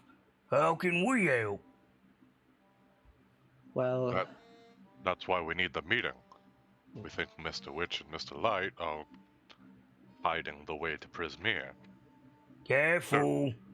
Sorry. Or at least they know how to We get us believe there. they may be able to help us on our journey. Let's go with that. Alright, Footy, go get a coffee, eh? Candlefoot looks over like, the fuck you say? And Burley just folds his arms. Go take 10. Candlefoot, theatric salute, heavy steps out of the booth, walks away. I hate and love that I know exactly the motions that you're describing. Yeah. Good. The heavy stomping motion, but it's not actually making the noise. It's the 10 soldier walk, right? Like, Yeah. Yeah, I've caught myself twice now mimicking the movements. Good, perfect. Burley like sighs, and he like pulls his jack-o'-lantern helm off, and he's a bugbear, but like you see that his like brow is furrowed. He looks stressed, and he's not smiling. And he says, "What goes the question? You lot together? Well, yes, of course. You heroes? We're trying to be. You any good at it?" I'd say we're pretty decent. Kind of that hand, that kind of gesture with her hand. Being a hero, Out in Big- Chult. being a hero was literally my job of a sorts. You know how the carnival works? I mean, really works? Not exactly, but we can gather. I'm sorry, Kit. What did you say? Like I couldn't understand the word you said. Do you know how the carnival works? I mean, really works. Ah. We've been informed, at least on how it roughly works. Yes. You know about the wealthy patron? And he stresses the word patron. I. Right. Listen, heroes. Before I say anything else, you didn't talk to old Burley. Old Burley does his job, does it well, keeps everybody happy, eh? Of course. Agreed. Absolutely. Best in the field. Dark shadow over the carnival. Bad things been happening for a while now. Things going missing, people going missing, stuff being wrong. Mr. Witch and Mr. Light, they know something. More than they're telling. But they ain't telling Burley. They ain't telling the hands. We're tired. You lot. You heroes. You're the first folk I met. Might be able to help out. Mr. Witch and Mr. Light. They're good guys. They care about us. Care about you. Care about the patron. But to get him to spill the beans, get him to work with you, figure this out, you need leverage. Nodding. What kind of leverage? Think Light's fancy stick would work?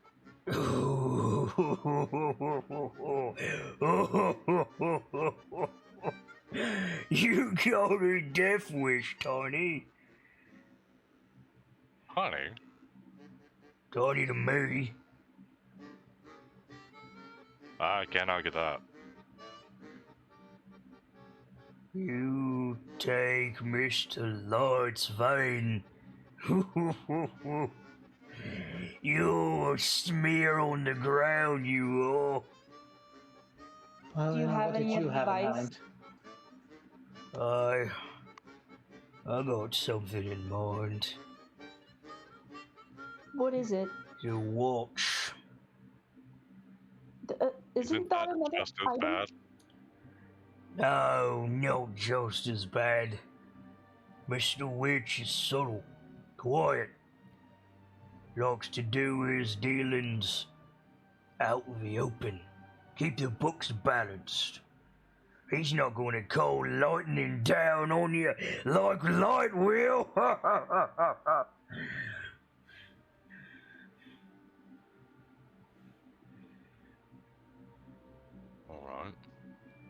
without the watch. Carnival can't keep track, can't clean up, can't stay orderly, everything in its place. It's all about that watch. And Mr. Witch is the only one who can use the watch. You separate witch and watch, you go leverage. Got it. And he's less likely to kill us immediately. Aye. Mr. Oh, Light God. might think it's funny. I have a spectacular idea. Oh dear. Oh, no, I can't, because I wasn't there for that. I didn't see it. I was gonna bounce off the idea that when the fire was going on and the tent was wrecked, a witch showed up and fixed it. I got a plan to get the watch. Burley, you are just a dear. I had a while to think. Wanna fix this. For my mates. Candle. Derligron. Polisher.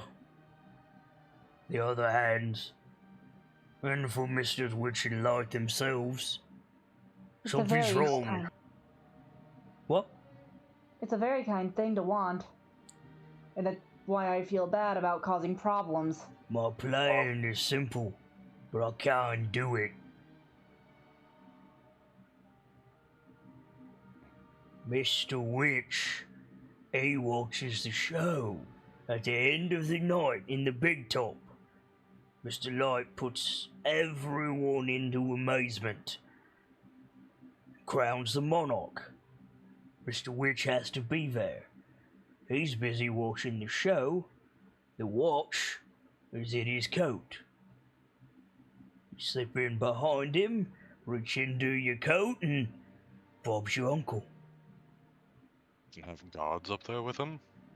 Yeah, Burley. Burley. The doctor kind of lets out a little bit of a laugh and a clap. When's the show?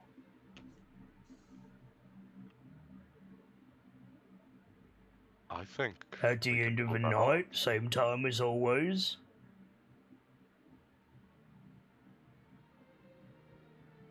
off. And there's only 2 shows left before you leave. Oh, that's right.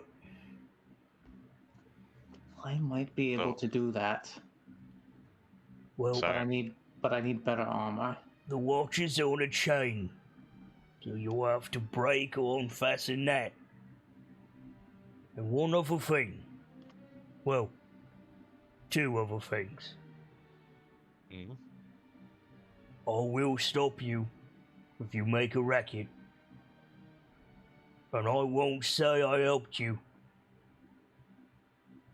Which is understandable. It's your job. And the other thing. You steal the watch. That's fine. I'll look the other way. You pull out a knife, all bets are off. We won't attack. Understandable. We will not, under any circumstances, attack Mr. Light. Or Mr. Witch. Or Mr. Witch. I won't see no harm come to them. Apologies. I keep getting them confused in my head. I We won't won't. see no harm come to neither of them. No harm. No harm. Not a bit. Promise. Thumbs up. Durla, Footy, and Understood. Lasher, excuse me. Durla, Footy, and Lasher might help you, but stay away from Thaco.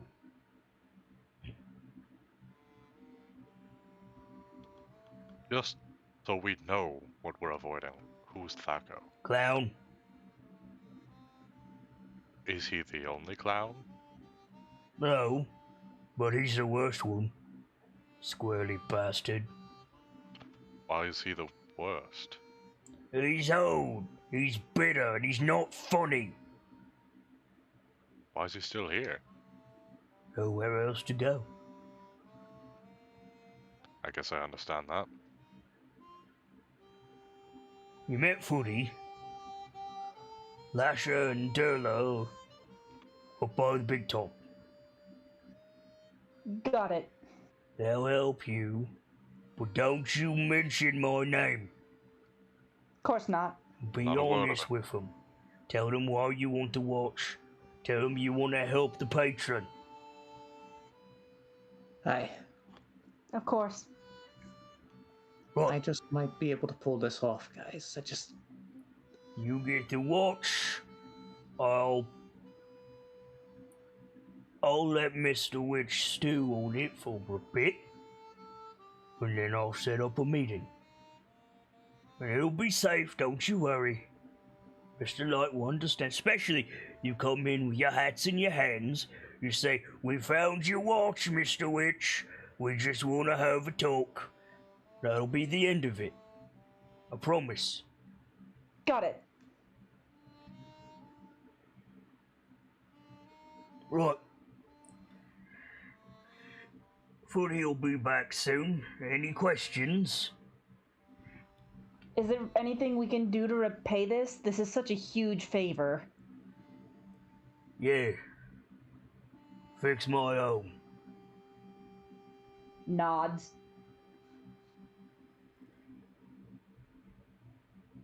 Make them as happy as they make other people. Don't get me No. kicked out. Of course not. Far as I figure we're square then. That it?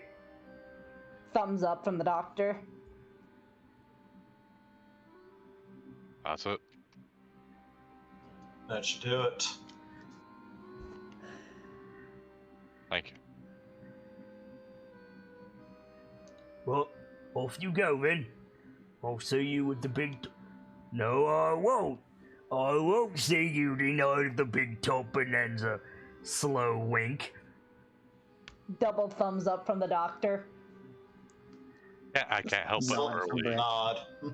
I can't help but imagine Burley does that thing where the super over exaggerated like mouth open Exactly. head nod wink. Exactly. Enjoy your carnival, random patrons I haven't seen before. We certainly will, random person with a pumpkin on his head.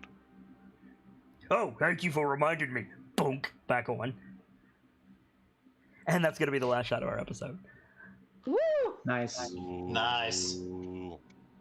I fucking I love love this fucking carnival so much. Same Hockey, here. you got to get out of here. Give us a shout out. Hello everyone, I am the Intangible Hawk. You can find me here on Kit's server or on Twitch by the same name. Do some art, do some program, play some games. Thank you very much. Hope you had fun tonight. Sibs, give us a shout out, please. Hi there, my name is Sibs143. I am in no particular order an artist, a stagehand, and a moderator for Kit's Discord and Twitch, but to everyone else, I am a friend, the Drifter, and the one and only Technicolor Disaster. You can find me lurking in Discord or Twitch, though I'm a little harder to find nowadays with certain real-life obligations, but sooner or later I should be easier to reach, and if you ever absolutely need to reach me, my DMs are open. Have a great night, everyone! Vader? Hello, everyone. I am the Journeyman Vader. I am a moderator on Kit's Discord and Twitch, and a streamer on Twitch myself. You can find me over on Kit's Discord, on Twitch at twitch.tv/JourneymanVader, or on Twitter at VaderSidious.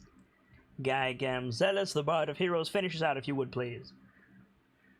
Ladies and gentlemen, my name is Guy Gamzelis, the Bard of Heroes, the teller of tales that need to be told, and there are a lot. As always, if I'm needed, you can always find me in the Discord or in DMs.